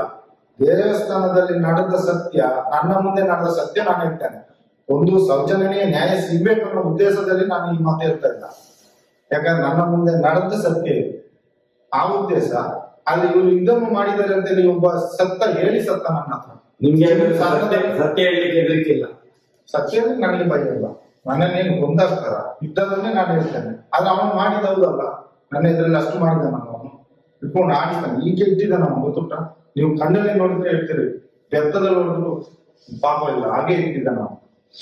ದೇವರ ಸತ್ಯ ಹೇಳ್ತೇನೆ. ಬಾಹುಬಲಿ ಬೆಟ್ಟದ ನಾನು ಅದಕ್ಕೆ ಭಾಗ್ಯ ಆಟದವರೆಲ್ಲ ಇಲ್ಲಿ ನಿಲ್ಲಿಸಿ ಆಟವನ್ನು ಅವರಷ್ಟೇ ಅವ್ರು ಇರ್ತಾರೆ, ಅವ್ರ ಆತರ ಕೆಲಸ ಮಾಡ್ತಾರೆ. ಆದ್ರೆ ಇವ ಮಾತ್ರ ಇಟ್ಕೊಂಡು ಒಪ್ಕೊಳ್ತಾನೆ. ಕೇಳುವುದಿಲ್ಲ. ಅವ ಏನ್ ಗೊತ್ತಾ, ಅಡ್ರೆಸ್ ಕೆರಫ್ ಅಡ್ರೆಸ್, ಅವ್ನು ಯಾರಿಗೆ ಗೊತ್ತಾ ಏನು ನನಗೆ ಗೊತ್ತಿಲ್ಲ. ತಂದೆ ಇರ್ಬೇಕು, ತಾಯಿ ಇರ್ಬೇಕು, ಅದು ಅವನ ಪರ್ಸನ್. ನಾವು ಹೊರಊರಿನವರು, ನಮ್ಗೆ ಅಷ್ಟು ಅಡ್ರೆಸ್ ತಿಳ್ಕೊಳ್ಳೋಷ್ಟು ಶಕ್ತಿ ಇಲ್ಲ. ಆದ್ರೆ ಇವಾಗ ಏನ್ ಮಾಡ್ತಿದ್ರೆ, ಪ್ರತಿಮಾ ಸ್ಟುಡಿಯೋ ಇದೆ ನೋಡಿ, ಅಲ್ಲಿ ಬಂದು ನೈಟ್ ಮಲ್ಕೊಳ್ತಾನೆ. ಹಗಲು ರಾತ್ರಿ ಎಲ್ಲ ಆಟೋ ಓಡಿಸ್ತಾನೆ, ಅಲ್ಲಿ ಬಂದು ಕೂತ್ಕೊಳ್ತಾನೆ, ಬೆಳಿಗ್ಗೆ ಎದ್ರೆ ಆಟೋ ಓಡಿಸ್ತಾನೆ. ಇದೇ ಕೆಲಸ. ಇದು ಬಿಟ್ರೆ ಅವನಿಗೆ ಕ್ಯಾರಫ್ ಬರುತ್ತೆ, ಎಲ್ಲಿ ಆಟೋದಲ್ಲೇ ಮಲ್ಕೊಂಡಿದ್ದೆ ಒಳ್ಳೆ. ಆದ್ರೆ ಈಗ ನೋಡಿದ್ರೆ ಬೀದಿನಲ್ಲಿ ದತ್ತುಪುತ್ರನಾಗೆ ಕಾಣ್ತಾನ. ಭೇಟಿ ಎಲ್ಲ ಕೊಡುವಾಗ ನಾನು ಸಹ ನೋಡ್ತೇನೆ, ಅದು ಇದ್ರಲ್ಲಿ ಆ ನ್ಯೂಸಿನಲ್ಲಿ ಎಲ್ಲ ನೋಡುವಾಗ ಏನಪ್ಪ ಇವನನ್ನು ಕೊಂಡ್ಕೊಂಡ್ರ ದತ್ತಿಗೆ ಅಂತ ನಾನು ನೋಡುದು. ಅವನು ಚಪ್ಪಲಿ ಬಿಡುವ ಜಾಗದಲ್ಲಿ ಸಹ ಬಿಟ್ಟಿಲ್ಲ ಅವನು. ಆದ್ರೂ ಅಷ್ಟು ಒಂದು ಜಾತಿ ವಿಷಯದಲ್ಲಿ ಮೇಲೆ ಹೋಗಿದ್ದಾನೆ, ಏನೋ ಗೊತ್ತಿಲ್ಲ, ಅಷ್ಟು ಕಾಣ್ತಾನೆ. ಈಗ ಏನಿಲ್ಲ, ಪ್ರಮೋಷನ್ ಇಂಥ ಕೆಲಸ ಮಾಡಿದ್ರೆ ಪ್ರಮೋಷನ್. ಇಲ್ಲಿ ಬಂದು ಉಜಿರೆಯಲ್ಲಿ ನನ್ನ ಒಬ್ಬ ಕೆಲಸ ಮಾಡ್ತಾನೆ, ಕನಸು. ಅವನು ಇರೋದು ಒಂದು ಕಡೆ ಬಾಡಿ, ಅವನ ಜೀವನಕ್ಕೆ ಮಾಡ್ತಾನೆ.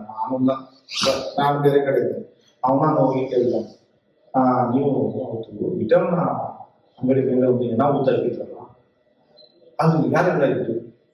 ನೀವು ನಾ ಸಣ್ಣ ಮಕ್ಕಳಿಗೆಲ್ಲ ದುಡ್ಡಿಸ್ಕೊಡ್ತೀನ, ನಾನು ದುಡ್ಡು ತೆಗಿಸ್ಕೊಡ್ತೀನ. ನಾವ್ ಹೇಳ್ದಂಗೆ ಹೇಳು, ನೀನು ಅವತ್ತು ವಿಟಲ್ ಕಲ್ಲಿದ್ದು ಹಾಕಿ ಚಚ್ಚಿ ಅವನೇ ಮಣ್ಣು ಮಾಡಿದ್ದು ಅಂತ ಹೇಳಿದ್ವಿ. ನಾನು ಸಣ್ಣದಂಗ ದುಡ್ಡಿಸ್ಕೊಡ್ತೇನೆ ಅಂತ ಹೇಳಿ ಅವನಿಗೆ ಹೇಳ್ದಾನೆ, ನನ್ನ ಅಣ್ಣನಿಗೆ. ಮತ್ತೆ ಹೇಳಿ ಅವ್ರು ಹೇಳ್ದಾನೆ, ಆ ವಿಷಯದಲ್ಲಿ ನಾನಿಲ್ಲಪ್ಪ, ಅದು ಯಾರಿದ್ರು ಅವರನ್ನು ಕೇಳಪ್ಪ, ನಾನು ಆ ದಿವಸ ಊರಿಗೆ ಹೋಗ್ತೇನೆ, ನನಗೆ ಗೊತ್ತಿಲ್ಲ ಅಂತ ಹೇಳ್ತಾನೆ ಅವನು. ಅದ ನಂತರ ನನ್ನ ನಂಬರ್ ಕೇಳಿದಾನೆ, ಚಿನ್ನ ನಂಬರ್ ಇದ್ರೆ ಕೊಡು ಅಂತ ಕೇಳ್ತಾನೆ 2 ವರ್ಷಗಳು. ಆದ್ರೆ ಅವನಿಗೆ ನಮಗೆ ಜಗಳ ಆಗಿದೆ, ಅವ್ನು ಹೇಳಿದ್ದಾನೆ ನನಗೆ ಗೊತ್ತಿಲ್ಲ ಅಂತ ನನ್ನ ಅಣ್ಣ ಹೇಳಿದ್ದಾನೆ. ನನ್ನ ನಂಬರ್ ಕೊಡು, ಅವನಿಗೆ ಫೋನ್ ಮಾಡ್ಲಿಕ್ಕೆ ಅದು ಅಂತ ಹೇಳಿ ಅವನ ನಂಬರ್ ನನ್ನ ಅಣ್ಣನ ಹತ್ರ ಕೊಟ್ಟು ಹೋಗಿದ್ದಾನೆ. ಇವತ್ತು ನಾನು ಬಂದು ಹೇಳ್ತಾನೆ, ನನ್ನ ಅಣ್ಣ ಹೇಳ್ತಾನೆ, ನೀನ್ ಯಾಕೆ ಬಂದೆ ಮಾಡಿದ್ವಿ, ಬರ್ಬೇಡ ನಾವು ಇನ್ನೂ ಬಂದು ಹುಡ್ಕೊಂಡಿದ್ದಾರೆ ಹಾಗೆ ಹೀಗೆ ಅಂತ ಬೆಳಿಗ್ಗೆ ಹೇಳ್ತಾ ಇದ್ದಾನೆ. ಏನೆಲ್ಲ ಮಾಡ್ತಾರೆ ನನಗೆ ಇದೇ. ಈಗ ನಿಮ್ಮ ಒಟ್ಟಿಗೆ ಒಂದು ಫೋಟೋ ಹಾಕಿ ನನ್ನ ಒಟ್ಟಿಗೆ ತೆಗೆದದ್ದು ಸರಿ, ನಿಮ್ಮ ಹತ್ರಕ್ಕೆ ಬರೋದಿಲ್ಲ ಸತ್ಯ. ಆದ್ರೆ ಅವರು ಇನ್ನು ಇವತ್ತಿಂದ ನಿಮ್ಗೆ ಏನಾದ್ರೂ ಇಷ್ಟ ಆಯ್ತು ಅಂತ ಹೇಳಿದ್ರೆ ಇವತ್ತು ಕತೆ ಮುಗೀತು. ದೇವರ ಸತ್ಯವಾಗಿ ನಮ್ಮ ಸ್ಥಳದಲ್ಲಿ ಇಷ್ಟು ಸತ್ಯ. ಆದ್ರೆ ನಾನು ಎಷ್ಟು ಜನರನ್ನು ಬದುಕಿಸಿದ್ದೇನೆ, ಅಲ್ಲಿ ಎಷ್ಟು ಜನರನ್ನು ಕಾಪಾಡಿದ್ದೇನೆ, ಅದನ್ನೆಲ್ಲ ನೆನೆಸಿ ನೋಡದೆ ನನ್ನನ್ನು ಬಿಟ್ಟು ಓಡಿಸಿದ್ರು ನೋಡಿ. ಇದು ಕೇವಲ ಸೌಜನ್ಯನ ವಿಷಯದಲ್ಲಿ. ಆದ್ರೆ ಇವರು ಸಾಕ್ಷಿ, ಸುಳ್ಳು ಸಾಕ್ಷಿಯಲ್ಲಿ ನೀನು ಹೇಳಿದಷ್ಟು, ನೀನು ಎಣಿಸಿ ನೋಡಿದಷ್ಟು ಕಾಸು ನಾವು ಕೊಡ್ತೀವಿ, ನಿನ್ ನಮಗೆ ಮೇಲೆ ಎಡ್ಡೆಯವರಿದ್ದಾರೆ, ಕಾಮದವರಿದ್ದಾರೆ, ನೀನ್ ಎದುರುಬೇಡ ಅಂತೇಳಿ ರಾಜೇಂದ್ರ ದಾಸ್ ಹೇಳ್ತಾನೆ. ನಾನು ಇವನಿಗೆ ಸಾಕ್ಷಿಯಲ್ಲಿಗೆ ಹೋಗಿ ನಾನು ಜೈಲಿಗೆ ಹೋದ್ರೆ ಈ ದುಡ್ಡು ಯಾರು ತಗೊಳ್ಳೋದು ಸ್ವಾಮಿ? ನನ್ನ ಹೆಂಡತಿ ಮಕ್ಕಳನ್ನ ಯಾರು ನೋಡ್ತೀವಿ? ಅದಕ್ಕೆ ಬುದ್ಧಿ ಕೊಟ್ಟು ನನ್ನನ್ನು ಊರು ಬಿಟ್ಟು ಓಡಿಸಿದ್ದು ದೇವರು, ನನ್ನನ್ನು ಕಾಪಾಡಿ ಇವರ ದೃಷ್ಟಿಯಲ್ಲಿ ಸಿಕ್ಕಬಾರ್ದು ಅಂತ. ಅವರು ನಾರಾಯಣನ ಜೊತೆ ಕೊಂಡ್ರಲ್ಲ, ಆ ಇವರು ಆಣೆ ಹೋಗ್ತಾರೆ, ಅವನನ್ನು ನಾನು ಎಷ್ಟು ನೋಡ್ತಿದ್ದೀನಿ ಪಾಪ, ನಾನು ಎನಿಸಿದ್ರೆ ಭಯ ಆಗ್ತದೆ. ಆ ಚಂದ್ರಶೇಖರ್ ಭಟ್ರು ಅಂತ ಒಬ್ಬರಿದ್ದಾರೆ ಎಂಕ್ವೈರಿ ಅಲ್ಲಿ, ಅದು ನನಗೆ ಅವ್ರಿಗೆ ಗೊತ್ತಿಲ್ಲ, ಪರಿಚಯ ಇಲ್ಲ. ಅವ್ರು ಹುಚ್ಚ, ಅವನ ಧರ್ಮಸ್ಥಳದೊಳಗೆ ಬರ್ಬಾರ್ದು, ಒಟ್ಟಿ ಅಂತ ನನ್ನೊಟ್ಟಿಗೆ 2 ರೂಪಾಯಿಯನ್ನು ಕೊಟ್ಟು ಓಡಿಸೋದು, ಒಟ್ಟಿಯೋದು, ಇಟ್ಕೊಂಡು ಓಡಿಸಿ ಬೆತ್ತದಲ್ಲಿ ಹೊಡಿ. ಈಗ ನಿಮ್ಮ ದೃಷ್ಟಿಯಲ್ಲಿ ನಿಮ್ಗೆ ಏನಾದ್ರು ಅದರ ವಿಷಯದಲ್ಲಿ ಗೊತ್ತಿಲ್ಲ? ಈಗ ಟಪಾಲ್ ಮಾಡ್ತಾ ಇದ್ದೀವಿ, ಹೌದೌದು, ಅದಕ್ಕೆ ಏನಾದ್ರು ನಿಮ್ಗೆ ಅದರ ವಿಷಯದಲ್ಲಿ ಗೊತ್ತಿದೆ? ಅದ್ರ ವಿಷಯದಲ್ಲಿ ಅಂದ್ರೆ ಅವತ್ತು ಸಾಯಂಕಾಲ ನಾವು ಗಣಪತಿ ಕೂರಿಸಿದ್ದಾರೆ ಹೊಸ ಬಸ್ ಸ್ಟ್ಯಾಂಡ್. ಗಣಪತಿ ಕೂರಿಸಿ ನಾವೆಲ್ಲ ಹೋಗಿ, ನನ್ನ ಅಣ್ಣನ ಮಗಳು ನಾನು ಎಲ್ಲ ನೋಡ್ಕೊಂಡು ಬರುವಾಗ ಅವ್ರಿಗೆ ಒಂದು ಅಭ್ಯಾಸ ಉಂಟು, ಯಾರು ಆಸಕ್ತವ್ರು ನಾರಾಯಣ ಅಂತಾರಲ್ಲ, ಅವ್ರಿಗೆ ಯಾವಾಗ್ಲೂ ಒಂದು ಪಾಚನೆ ತಗೊಂಡು ಹೀಗೆ ಸ್ಟೈಲ್ ಮಾಡೋದು, ಅದು ಅವ್ರದ್ದು ವೃತ್ತಿ, ಅವ್ರದ್ದು ಅಭ್ಯಾಸ.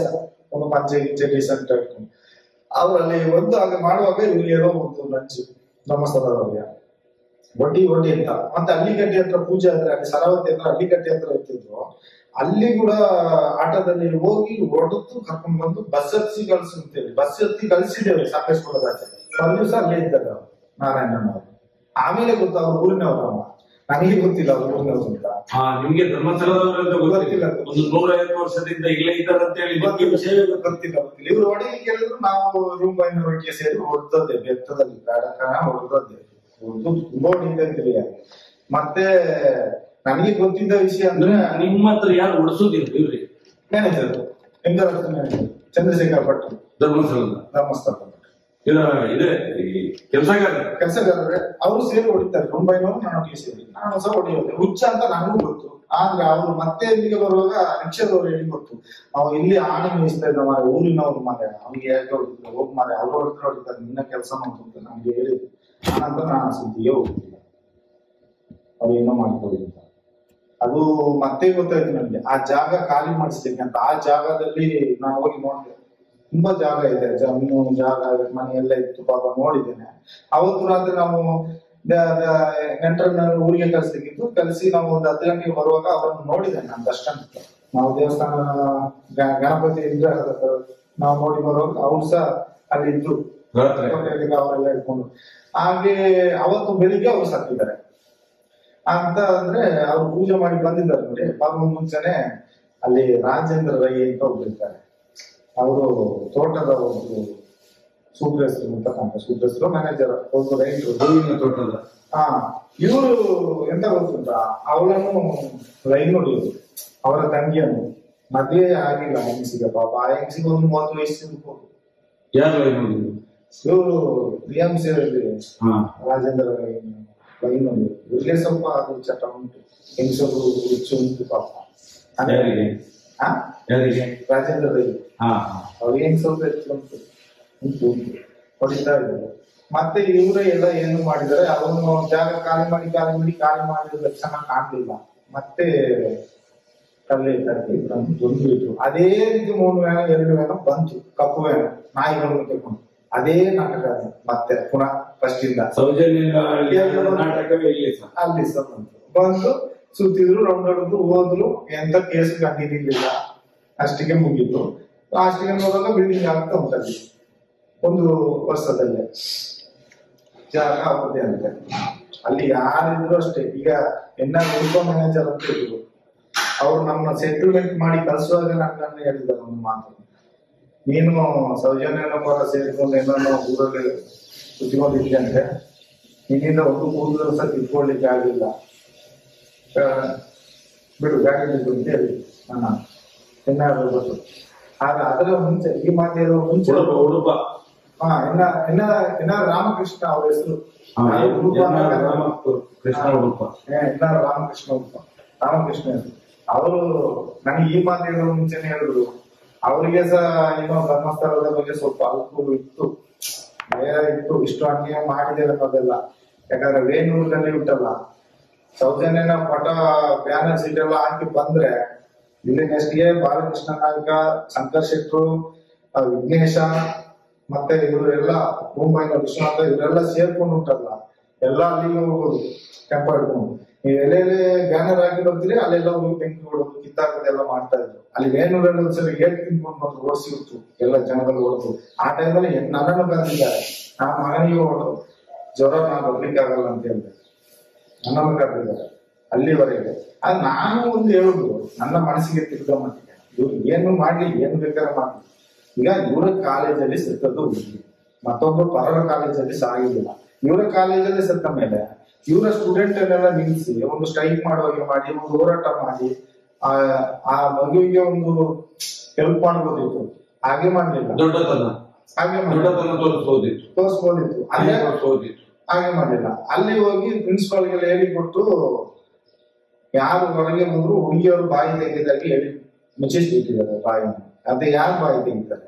ಈಗ ಹುಡುಗಿಯರು ಬಾಯಿ ಬಿಟ್ರೇನೆ ಆ ಕಾಲೇಜಲ್ಲಿ ಏನೆಲ್ಲ ನಡೀತದೆ ಎಲ್ಲ ಡೀಟೇಲ್ ಬರ್ತದೆ. ಆದ್ರೆ ಒಂದು ಹುಡುಗಿ ಹೇಳಲಿಕ್ಕೆ ಸಾಧ್ಯ ಇಲ್ಲ, ಜೀವದ ಅಂಗಲ್ಲೇ ಇರ್ತಾರೆ ಪಾಪ ಭಯದಲ್ಲೇ. ಮತ್ತೆ ನೀವೇನೋ ಹುಡುಗಿ ಕರ್ಕೊಂಡ ಕಷ್ಟಕ್ಕೆ ನೀವೊಂದು ಸ್ಟ್ರೈಕ್ ಮಾಡ್ತೀರಿ, ನ್ಯಾಯ ಬೇಕು ಅನ್ನೋದು ಅದೊಂದು ಧರ್ಮದ ವಿಷಯ. ಆದ್ರೆ ಇವರು ಪರ ಸ್ಟ್ರೈಕ್ ಮಾಡಿದ್ರು ಆ STM ಕಾಲೇಜಲ್ಲಿ ಬಂದು ಜನ ಕೂಡಿಸಿ, ಭಕ್ತರು DMC ನಮ್ಮನ್ನೆಲ್ಲ ಕರೆಸಿ, ಕೆಲಸದವರೆಲ್ಲ ಅವತ್ತಿಗೆ ಅಟೆಂಡೆನ್ಸ್ ಇದೆ, ಕೆಲಸ ಮಾಡಬೇಡಿ, ಎಲ್ಲ ಮೀಟಿಂಗ್ ಹೋಗಿದ್ದೇವೆ, ನಮ್ಮನ್ನೆಲ್ಲರಿಗೂ ಕರೆಸಿದ್ರು. ಅದು ತುಂಬಾ ಅನ್ಯಾಯ. ನೀವು ಮಾಡ್ತೀರಿ ಅಂತ ಅವ್ರು ಮಾಡ್ಬಾರ್ದು, ಅದು ಮಾಡ್ತಾರೆ, ಅದು ನನಗೆ ಆಶ್ಚರ್ಯ. ದರ್ಪ ಮಾಡಿದಾಗ ಆಯ್ತು. ದರ್ಪ ಅಂದ್ರೆ ಹೇಗೆ? ಇದು ರೌಡಿಸಮ್, ಉತ್ತರಗೆ ಪ್ರತಿ ಉತ್ತರ ಇವರು ಕೊಡುವ ರೀತಿ ಅಲ್ಲ, ಒಟ್ಟಿಗೆ ಸೇರಿ ಮಾಡ್ಬೇಕಿತ್ತು. ಅವತ್ತು ಪೊಲೀಸ್ ಕರ್ಸಿದ್ರು ಅಷ್ಟೇ, ಸಾಹಸ ನಾಶ ಮಾಡ್ಲಿಕ್ಕೆ ಪೊಲೀಸ್ ಕರ್ಸಿದ್ರು ಅವರನ್ನು. ಯಾಕಂದ್ರೆ ಮುಂದಿದ್ರೆ ಊರಿನವ್ರಿಗೆ ಗೊತ್ತಾಗ್ತದೆ ಅಂತ ಎಲ್ಲ ಪೊಲೀಸ್ನವರೇ ಇದು ಮಾಡಿ ಹಾಕಿದ್ದಾರೆ. ಅದು ನಾನು ನೋಡಿದ ಮಟ್ಟಿಗೆ, ನನಗೆ ತಿಳಿದ ಮಟ್ಟಿಗೆ, ಉದಾಹರಣೆಗೆ ಒಂದು ಉದಾಹರಣೆ ಹೇಳ್ತಾನೆ. ಚಂದ್ರಶೇಖರಯ್ಯ ಅಂತ ಒಬ್ಬ ಪೊಲೀಸ್ ರೈತರು, ಅವರು ಬರುವಾಗ ಒಂದು ಸೂಟ್ ಕೇಸ್, ಒಂದು ಬ್ಯಾಗ್, ಹೆಂಡತಿಯನ್ನು ಕರ್ಕೊಂಡು ಬರ್ತಾರೆ ಇಲ್ಲಿಗೆ ಸ್ಟೇಷನ್ಗೆ ಕೆಲಸಕ್ಕೆ, ರೈತರ್ ಆಗಿ ಬರ್ತಾರೆ ಲೇಟ್ ಆಗಿ. ಇವ್ರು ಬರ್ಬೇಕಾದ್ರೆ ಮಾಹಿತಿ ಕಚೇರಿ ಮೇಲ್ಗಡೆ ಒಂದು ರೂಮ್ ಕೊಡ್ತಾರೆ. ಅದು ರೂಮೇ ಮಾತ್ರ ಅವ್ರಿಗೆ, ಆ ರೂಮ್ ಮಾತ್ರ, ಸ್ವಂತ ಏನು ಬಿಡುಗಾಸಿಲ್ಲ ಸಂಬಳ. ಇವ್ರಿಗೆ ಎಲ್ಲಿದ್ದವರು ಹೊರಗೆ ಬರ್ಬೇಕಾದ್ರೆ ಒಂದು ಒದೆಯೋ ಲಕ್ಷಣ ಅಲ್ಲಿ ಇರುವ ಅಷ್ಟು ಯಾತ್ರಿಕರು ಎದುರ್ಬೇಕು. ಒಂದು ಸ್ಟೈಲ್ ಹೊಡಿತಾರೆ, ಅದರಲ್ಲಿ ಎದ್ದವರು ಫ್ಲಾಟ್ ಆಗ್ಬೇಕು. ಆ ತರ ಹೊಡೆದು ಮಸ್ಕ ಮಾಡಿ ಏನಾಯ್ತು, ಸ್ಟಾರ್ ಬಂತು, ಗನ್ ಇಸ್ಕೊಂಡ್ರು ಸೊಂಟಕ್ಕೆ ರಕ್ಷಣೆಗೆ ಬೇಕು ಅಂತ. ಹಾಗೆ ಈಗ ಅವರೆಲ್ಲ ಚಾಲ ಕೆಲಸ ಮಾಡ್ಕೊಂಡು ದೇವಸ್ಥಾನದ ಇದ ಮಾಡ್ಕೊಂಡು ಈಗ ಏನಾಗಿದೆ, STM ಕಾಲೇಜಿನ ಆಪೋಸಿಟ್ ಒಳಗೆ ಹೋದ್ರೆ 2 ಅಪ್ಪಿಯರು ಮಾಡಿ ಮನೆ ಒಂದು ಕೋಟೆ ಸಮಯ ಬಾಡಿಗೆ ಬಿಟ್ಟಿದ್ರೆ 1 ಕೋಟೆ ಸಮಯ ಅವರು ಚಂದ್ರಶೇಖರ್ ಇಲ್ಲಿ ಚಂದ್ರಶೇಖರ್ ಅಂತ ಎಲ್ಲ ಅವರಿಗೆಲ್ಲ ಗೊತ್ತಿದೆ. ಮತ್ತೆ Krishna police nine post man ಕೆಲಸ ಇಲ್ಲಿ ಬೆಳ್ತಂಡೆಯಲ್ಲಿ ಏನು ಸಾಕ್ಷಿ ಆದ್ರು ಇಲ್ಲಿಂದ ಸಿಗ್ತಾರೆ, ಅಲ್ಲಿಂದ ಒಂದು ಕಾಂಗ್ರೆಸ್ಕೊಂಡು ಬರ್ತಾರೆ. ಎಲ್ಲ ಓಡಿಸಿ ಎಲ್ಲ ನೀವು ನಾನು ಹೇಳೋದು ಧರ್ಮದಲ್ಲಿ ನ್ಯಾಯ ಮಾಡ್ತೀವಿ, ದೇವ್ರ ಮೇಲಿದ್ದಾನೆ, ದೇವರೇ ಕೊಡಿಸ್ಬೇಕು ನ್ಯಾಯ ಅಷ್ಟಲ್ಲದೆ. ಖಂಡಿತ ಇವ್ರ ಹತ್ರ ತಪ್ಪಿಸ್ಲಿಕ್ಕೆ ಸಾಧ್ಯನೇ ಇಲ್ಲ, ಒಳ್ಳಿಕೆ ನೋಡ್ತಾರೆ. ಕಾನೂನಿನ ಕಣ್ಣಿಗೆ ಮಣ್ಣು ಹಾಕ್ಬೋದು, ಪೊಲೀಸ್ನವ್ರಿಗೆ ದುಡ್ಡು ಕೊಡ್ಬೋದು, ಅಣ್ಣಪ್ಪನಿಗೆ ಮಂಜುನಾಥ. ಆದ್ರೆ ನಾನು ಇನ್ನೊಂದು ಅನ್ಯಾಯ ನನ್ನ ಕೈಲಿ ಮಾಡಿಸಿದ್ದಾರೆ ಅಂತ ಗೊತ್ತುಂಟಾ? ಇದು ಡೀಟೇಲ್ ಆಗಿ ಜನಗಳಿಗೆ ತಿಳಿಯುವಂತ ವಿಷಯ, ಇದು ಭಗವಂತನಿಗೆ ಗೊತ್ತಿಲ್ಲದ ವಿಷಯ. ಅಲ್ಲಿ ಭಿಕ್ಷಿಕರು ಯಾರು ಭಿಕ್ಷೆ ಬೇಡ್ತಾರೆ ನೋಡಿ ಧರ್ಮಸ್ಥಳದಲ್ಲಿ, ಅವರನ್ನು ಉಳಿಸ್ಬೇಕು ನಮ್ಮ ಕೈಯಲ್ಲಿ. ನಾವು ಉಂಟ, ರಕ್ತ ಹರಿತದೆ, ಕಿವು ಹಿಡಿದಿದೆ, ಕೈ ಮುರಿದಿದೆ, ಕೋಳಿ ಹಿಡ್ಕೊಂಡ್ ಬರ್ತಾನೆ, ಯಾರು ನೋಡ್ಬಾರ ಒಟ್ಟಿ ಎಲ್ತ ಬಿಸಾಡು ಹಾಕಿ ಹೀಗೆ ಅಂತ ಹೇಳಿ ಆ ಕುಂಟ್ರನ್ನು ಕೆಲವು ಸಾಯಿಸಿದ್ದೆ ಜಾಸ್ತಿ. ಯಾಕಂದ್ರೆ ಸಾಯಿಸಿದ್ದು ಕೆಲವು ಏಟದಿಂದ ಸತ್ತಿದ್ದಾರೆ. ಅದು ಕಾರಣ ಇದೆ. ಇವ್ರಿದ್ರೆ ನೀವು ದೇವಸ್ಥಾನಕ್ಕೆ ಬಂದ್ರೆ ಏನ್ ಮಾಡ್ತೀರಿ, ಇವ್ರಿಗೆ ಭಿಕ್ಷೆ ಡಬ್ಬಿಗೆ ಕಾಸು ಹಾಕಲ್ಲ. ಕಾರಣ ಅದೇ, ಧರ್ಮಸ್ಥಳ ಅಂದ್ರೆ ಧರ್ಮವಾಗಿ ಇರ್ಬೇಕು. ಇಲ್ಲಿ ಒಬ್ಬ ಭಿಕ್ಷಿಕನು ನಾವು ನೋಡ್ಲಿಲ್ಲ ಅಂದ್ರೆ ಮಟ್ಟಿಗೆ ಜನಗಳಿಗೆ ಆಕರ್ಷಣೆ ಆಗ್ಬೇಕು. ಯಾಕೆ ಸುಬ್ರಹ್ಮಣ್ಯ ಹೋಗಿ, ತಿರುಪತಿ ಹೋಗಿ, ಚಾಮುಂಡೇಶ್ವರಿ ಹೋಗಿ, ಕೊಲ್ಲೂರು ಹೋಗಿ, ಎಲ್ಲಿ ಹೋಗಿ ಯಾವ ದೇವಸ್ಥಾನದಲ್ಲ ಒಬ್ಬನಾದ್ರೂ ಭಿಕ್ಷಿಕ ಆಗ್ತಾನೆ. ನೀವು ನೇತ್ರಾವತಿಯಿಂದ ಹಿಡ್ಕೊಂಡ್ರೆ ಧರ್ಮಸ್ಥಳದವರೆಗೆ ಒಬ್ಬ ಭಿಕ್ಷಿಕ ಇರ್ಲಿಕ್ಕೆ ಅವರು ಬಿಡುದಿಲ್ಲ. ಕಾರಣ ಇಷ್ಟೇ, ಡಬ್ಬಿಗೆ ಕಾಸು ಬಿಡ್ಬೇಕು, ನಮ್ಮನ್ನು ಓಡಿಸೋದು. ನಮ್ಗೆ ಅರ್ಥ ಆಯ್ತು ಇವ್ರು ಯಾಕೆ ಇದು ಓಡಿಸ್ತಾರೆ ಅಂತ. ಭಿಕ್ಷೆಯಿಂದ ಅವ್ರಿಗೇನು ಉಪದ್ರ ಇಲ್ಲ, ಅವ ಹೊರಗಿದ್ದಾನೆ, ಅವನನ್ನು ಓಡಿಸ್ಲಿಕ್ಕೆ ಕಾರಣ ಅದೇ. ಇವನು ಹೊಡಿಯೋದು ಹಿಂಗಾರಲ್ಲಿ 30 ರೂಪಾಯಿ ಕೊಡ್ತಾರೆ, ಒಂದು ಮಂಗಳೂರಾಚೆ ಟಿಕೆಟ್, ಒಂದು ಸಕಲೇಶ್ಪುರದ ಟಿಕೆಟ್ ತೆಗಿಸೋದು ಕಲ್ಸೋದು. ಒಬ್ಬೊಬ್ಬ ಬಂಟ ಭಿಕ್ಷಿಕ ಇರ್ತಾನೆ, ಅವ್ನು ರಿಟರ್ನ್ ಒಂದು ದಿವಸ ಅಲ್ಲಿಗೆ ಬರ್ತಾನೆ, ಮತ್ತೆ ಅವ್ನು ಹೊಡೆದು ಕಲಿಸಿದ್ರೆ ಬರೋದಿಲ್ಲ ಅಂತೇಳಿ ಒಡಿಸಿ ಕಲ್ಸೋದು, ಟಿಕೆಟ್ ಕಲಿಸಿ. ಸತ್ತವರು ಇದ್ದಾರೆ, ಅದನ್ನೇ ಗಾಡಿಗೆ ತಗೊಂಡು ಹೋಗಿ ಹಾಕಿದ್ರು ನಾವು ತುಂಬಾ ಸತ್ತವರನ್ನು. ಒಂದೊಂದು ಕೆಲವು ಸತ್ತಿದ್ದಾರೆ, ಅವರನ್ನು ತಗೊಂಡೋಗಿ ಬೆಟ್ಟದಲ್ಲಿ ಊತಾಕಿದ್ರು. ಇದೇ ಇವರ ಪೂರ್ತಿ ಏನು ಈ DMC ಧರ್ಮಸ್ಥಳದ ಕೆಲಸದವರೇ ಎಲ್ಲ ಸೇರ್ಕೊಂಡು ಮಾಡುದು. ಹೌದು, ಇನ್ಕರಾಪ್ಷನ್ DMC ಇದಕ್ಕೆ ಬರುದಿಲ್ಲ. DMC ಬಂದು ಒಂದು ಕಟ್ಟಡ ಕಾಂಟ್ರಾಕ್ಟ್ ತಗೊಂಡು ಕಟ್ಟಿ ಅದಕ್ಕೆ ಮಾಹಿತಿ ಕಚೇರಿ ಏನಿದ್ದಾರೆ ಅವರೇ ಈ ಕೆಲಸ ಮಾಡಿದ್ರು. ಮತ್ತೆ ನನ್ನಂತವರು ಮನುಷ್ಯರೆಲ್ಲ ಇದ್ದಾರೆ, ಒಂದು 5-6 ಜನ ಹಿಡಿದು ಮಣ್ಣು ಮಾಡಿಸಿರ್ತಾರೆ. ಒಬ್ಬನನ್ನು ಕಟ್ಟಿ ಒಂದು ಪೊಲೀಸ್ ಇದ್ದಾನೆ, ಅವ ಏನಕ್ಕೆ ತಿನ್ಲಿಕ್ಕೆ ಇದ್ದವನ ಪೊಲೀಸು. ಒಬ್ಬ ಪೊಲೀಸ್ನ ಸಹಕಾರದಲ್ಲಿ ಒಬ್ಬನನ್ನು ಕಾಡಲ್ಲಿ ಬಿಸಾಡಿ ಬಂದಿದ್ದೇವೆ ಮಧ್ಯರಾತ್ರಿ 2 ಗಂಟೆಗೆ. ಯಾಕೆಂದ್ರೆ ಒಬ್ಬ ಇದ್ದ, ಅವ ಭಯಂಕರ ಘಾಟಿ ಇದ್ ಮಾಡ್ತಾ ಇದ್ದ, ಅಂದ್ರೆ ಹುಚ್ಚರಾಗಿ. ಅವನಂತಂದು ಹುಚ್ಚಾಸ್ಪತ್ರೆ ಸೇರಿಸ್ಬೇಕು, ಇಲ್ಲ ಬೆಳ್ತಂಡೆ ಹಾಸ್ಪಿಟ್ಲ್ ಸೇರಿಸ್ಬೇಕು, ಇಲ್ಲ ಪೊಲೀಸ್ ಸ್ಟೇಷನ್ಗೆ ಹೋಗ್ಬೇಕು. ಅದು ಬಿಟ್ಟು ಅವನನ್ನು ಕಾಲು ಕಟ್ಟಿ, ಕೈ ಕಟ್ಟಿ, ಬಾಯಿ ಕಟ್ಟಿ ಕೂಗದಾಗೆ ಅಂಬಾಸೆಡರ್ ಕಾರಲ್ಲಿ ಹಾಕಿ, ಅವ್ರ ಹೆಸರು ರಾಮಚಂದ್ರ ಅಂತ ಕಾಣ್ತದೆ, ಪೊಲೀಸ್ ಹೆಸರು ನೆನಪಿಲ್ಲ ನನಗೆ. ಅವರನ್ನು ನಮ್ಮ ಪಕ್ಕದಲ್ಲಿ ಕೂರಿಸ್ಕೊಂಡು ಅವನನ್ನು ತಗೊಂಡು ಅಲ್ಲಿ ಈ ರೋಡಲ್ಲಿ ಹೋಗಿ ಆಚೆ ಸಕಲೇಶ್ಪುರ ಹೋಗೋ ರೋಡ್ ಹೋಗ್ತಲ್ಲ, ಕುದುರೆ ಎಲ್ಲ ದಾಟಿ ಅಲ್ಲೇ ಒಂದು ಬೈಪಾಸ್ ಎಲ್ಲ ದಾಟಿ ಧರ್ಮಸ್ಥಳ ಬೈಪಾಸ್ ದಾಟಿ ಸ್ವಲ್ಪ ದೂರ ಹೋಗಿ ಈಗ ಒಂದು ದಾರಿ ಒಂದು ರೋಡ್ ಹೋಗ್ತದೆ. ಆ ರೋಡಲ್ಲಿ ಹೋಗಿ ಅರ್ಧ ಕಾಡಿಗೆ ಹೋಗಿ ಬಿಚ್ಚಿ ಒಂದು ಓಟ, ಯಾಕಂದ್ರೆ ನಾವು ಕಲ್ಲು ತೆಗೆದು ಹೊಡೆದ್ರೆ ರಿಟರ್ನ್ ಒಂದು ಓಡಿಕೊಂಡು ಕಾರ್ ಓಡಿ ಬರುದು, ಒಂದು ಸೇರ್ಕೊಳ್ತಿದ್ವಿ. ಅವನು ಸತ್ನ ಹುಡುಗ ಅದು ಗೊತ್ತಿಲ್ಲ ನನಗೆ. ಹಾಗೆಲ್ಲ ಮಾಡಿದೆ, ಅಂಥದ್ದೆಲ್ಲ ಮಾಡಿದ್ದಾರೆ ಧರ್ಮಸ್ಥಳದಲ್ಲಿ. ನನ್ನ ಅನುಭವ, ನಾನು ಮಾಡಿದ್ದು ಪಾಪ ಇದೆಲ್ಲ ನನ್ನ ಕೈಲಿ ಮಾಡಿಸಿದ ಪಾಪ. ನೋಡಿದ್ರೆ ನಾನು ಕೊಲೆಗಾರನಾಗಿ ನನ್ನ ಮನೆಗೆ ದುಡ್ದಾಗೆ ಇದಾಗಿದೆ. ಆಗಿದೆಲ್ಲ ದೇವಸ್ಥಾನಕ್ಕೆ ಮಾಡಿದ್ದು ನಾನು, ನನ್ನನ್ನು ಇಟ್ಕೊಂಡು ನನ್ನವರೊಟ್ಟಿಗೆ ಮಾಡಿಸಿದ ಕೆಲಸ. ಇವತ್ತು ಸತ್ಯ ಹೇಳ್ತಿದ್ದೀರ, ಸತ್ಯ ಹೇಳ್ಬೇಕಾಗಿ ಬಂತು ನನ್ನ ಮನಸ್ಸಲ್ಲಿ. ಏನು ಅಂತೇಳಿ ಯಾರು ಕರಲಿಲ್ಲ ನೋಡಿ. ನಿಮ್ಗೆ ನೀವು ಉದ್ದೇಶ ಪೂರ್ವಕ ಮಾಡಿದ್ದ ಮಾಡಿಸಿದ್ದು ಕ್ಷಮೆ ಖಂಡಿತವಾಗಿರ್ತದೆ ದೇವರಲ್ಲಿ ಇದೆ. ಆದ್ರೆ ಮಾಡುವವನಿಗಿಂತ ಮಾಡಿಸುವವನಿಗೆ ಪೆಟ್ಟು ಬಿಡುದು. ಅದು ಮಣ್ಣು ಮಾಡೋದು ಪುಣ್ಯದ ಕೆಲಸ, ಅದು ನಾನು ಮಾಡಿದ್ದೇನೆ. ಮಣ್ಣು ಮಾಡೋದು ಪುಣ್ಯದ ಕೆಲಸ. ನನ್ನನ್ನು ಒಡಿಸಿದ್ರು ನೋಡಿ, ಅದು ನಮ್ಗೆ ತುಂಬಾ ಬೇಸರದ ವಿಷಯ.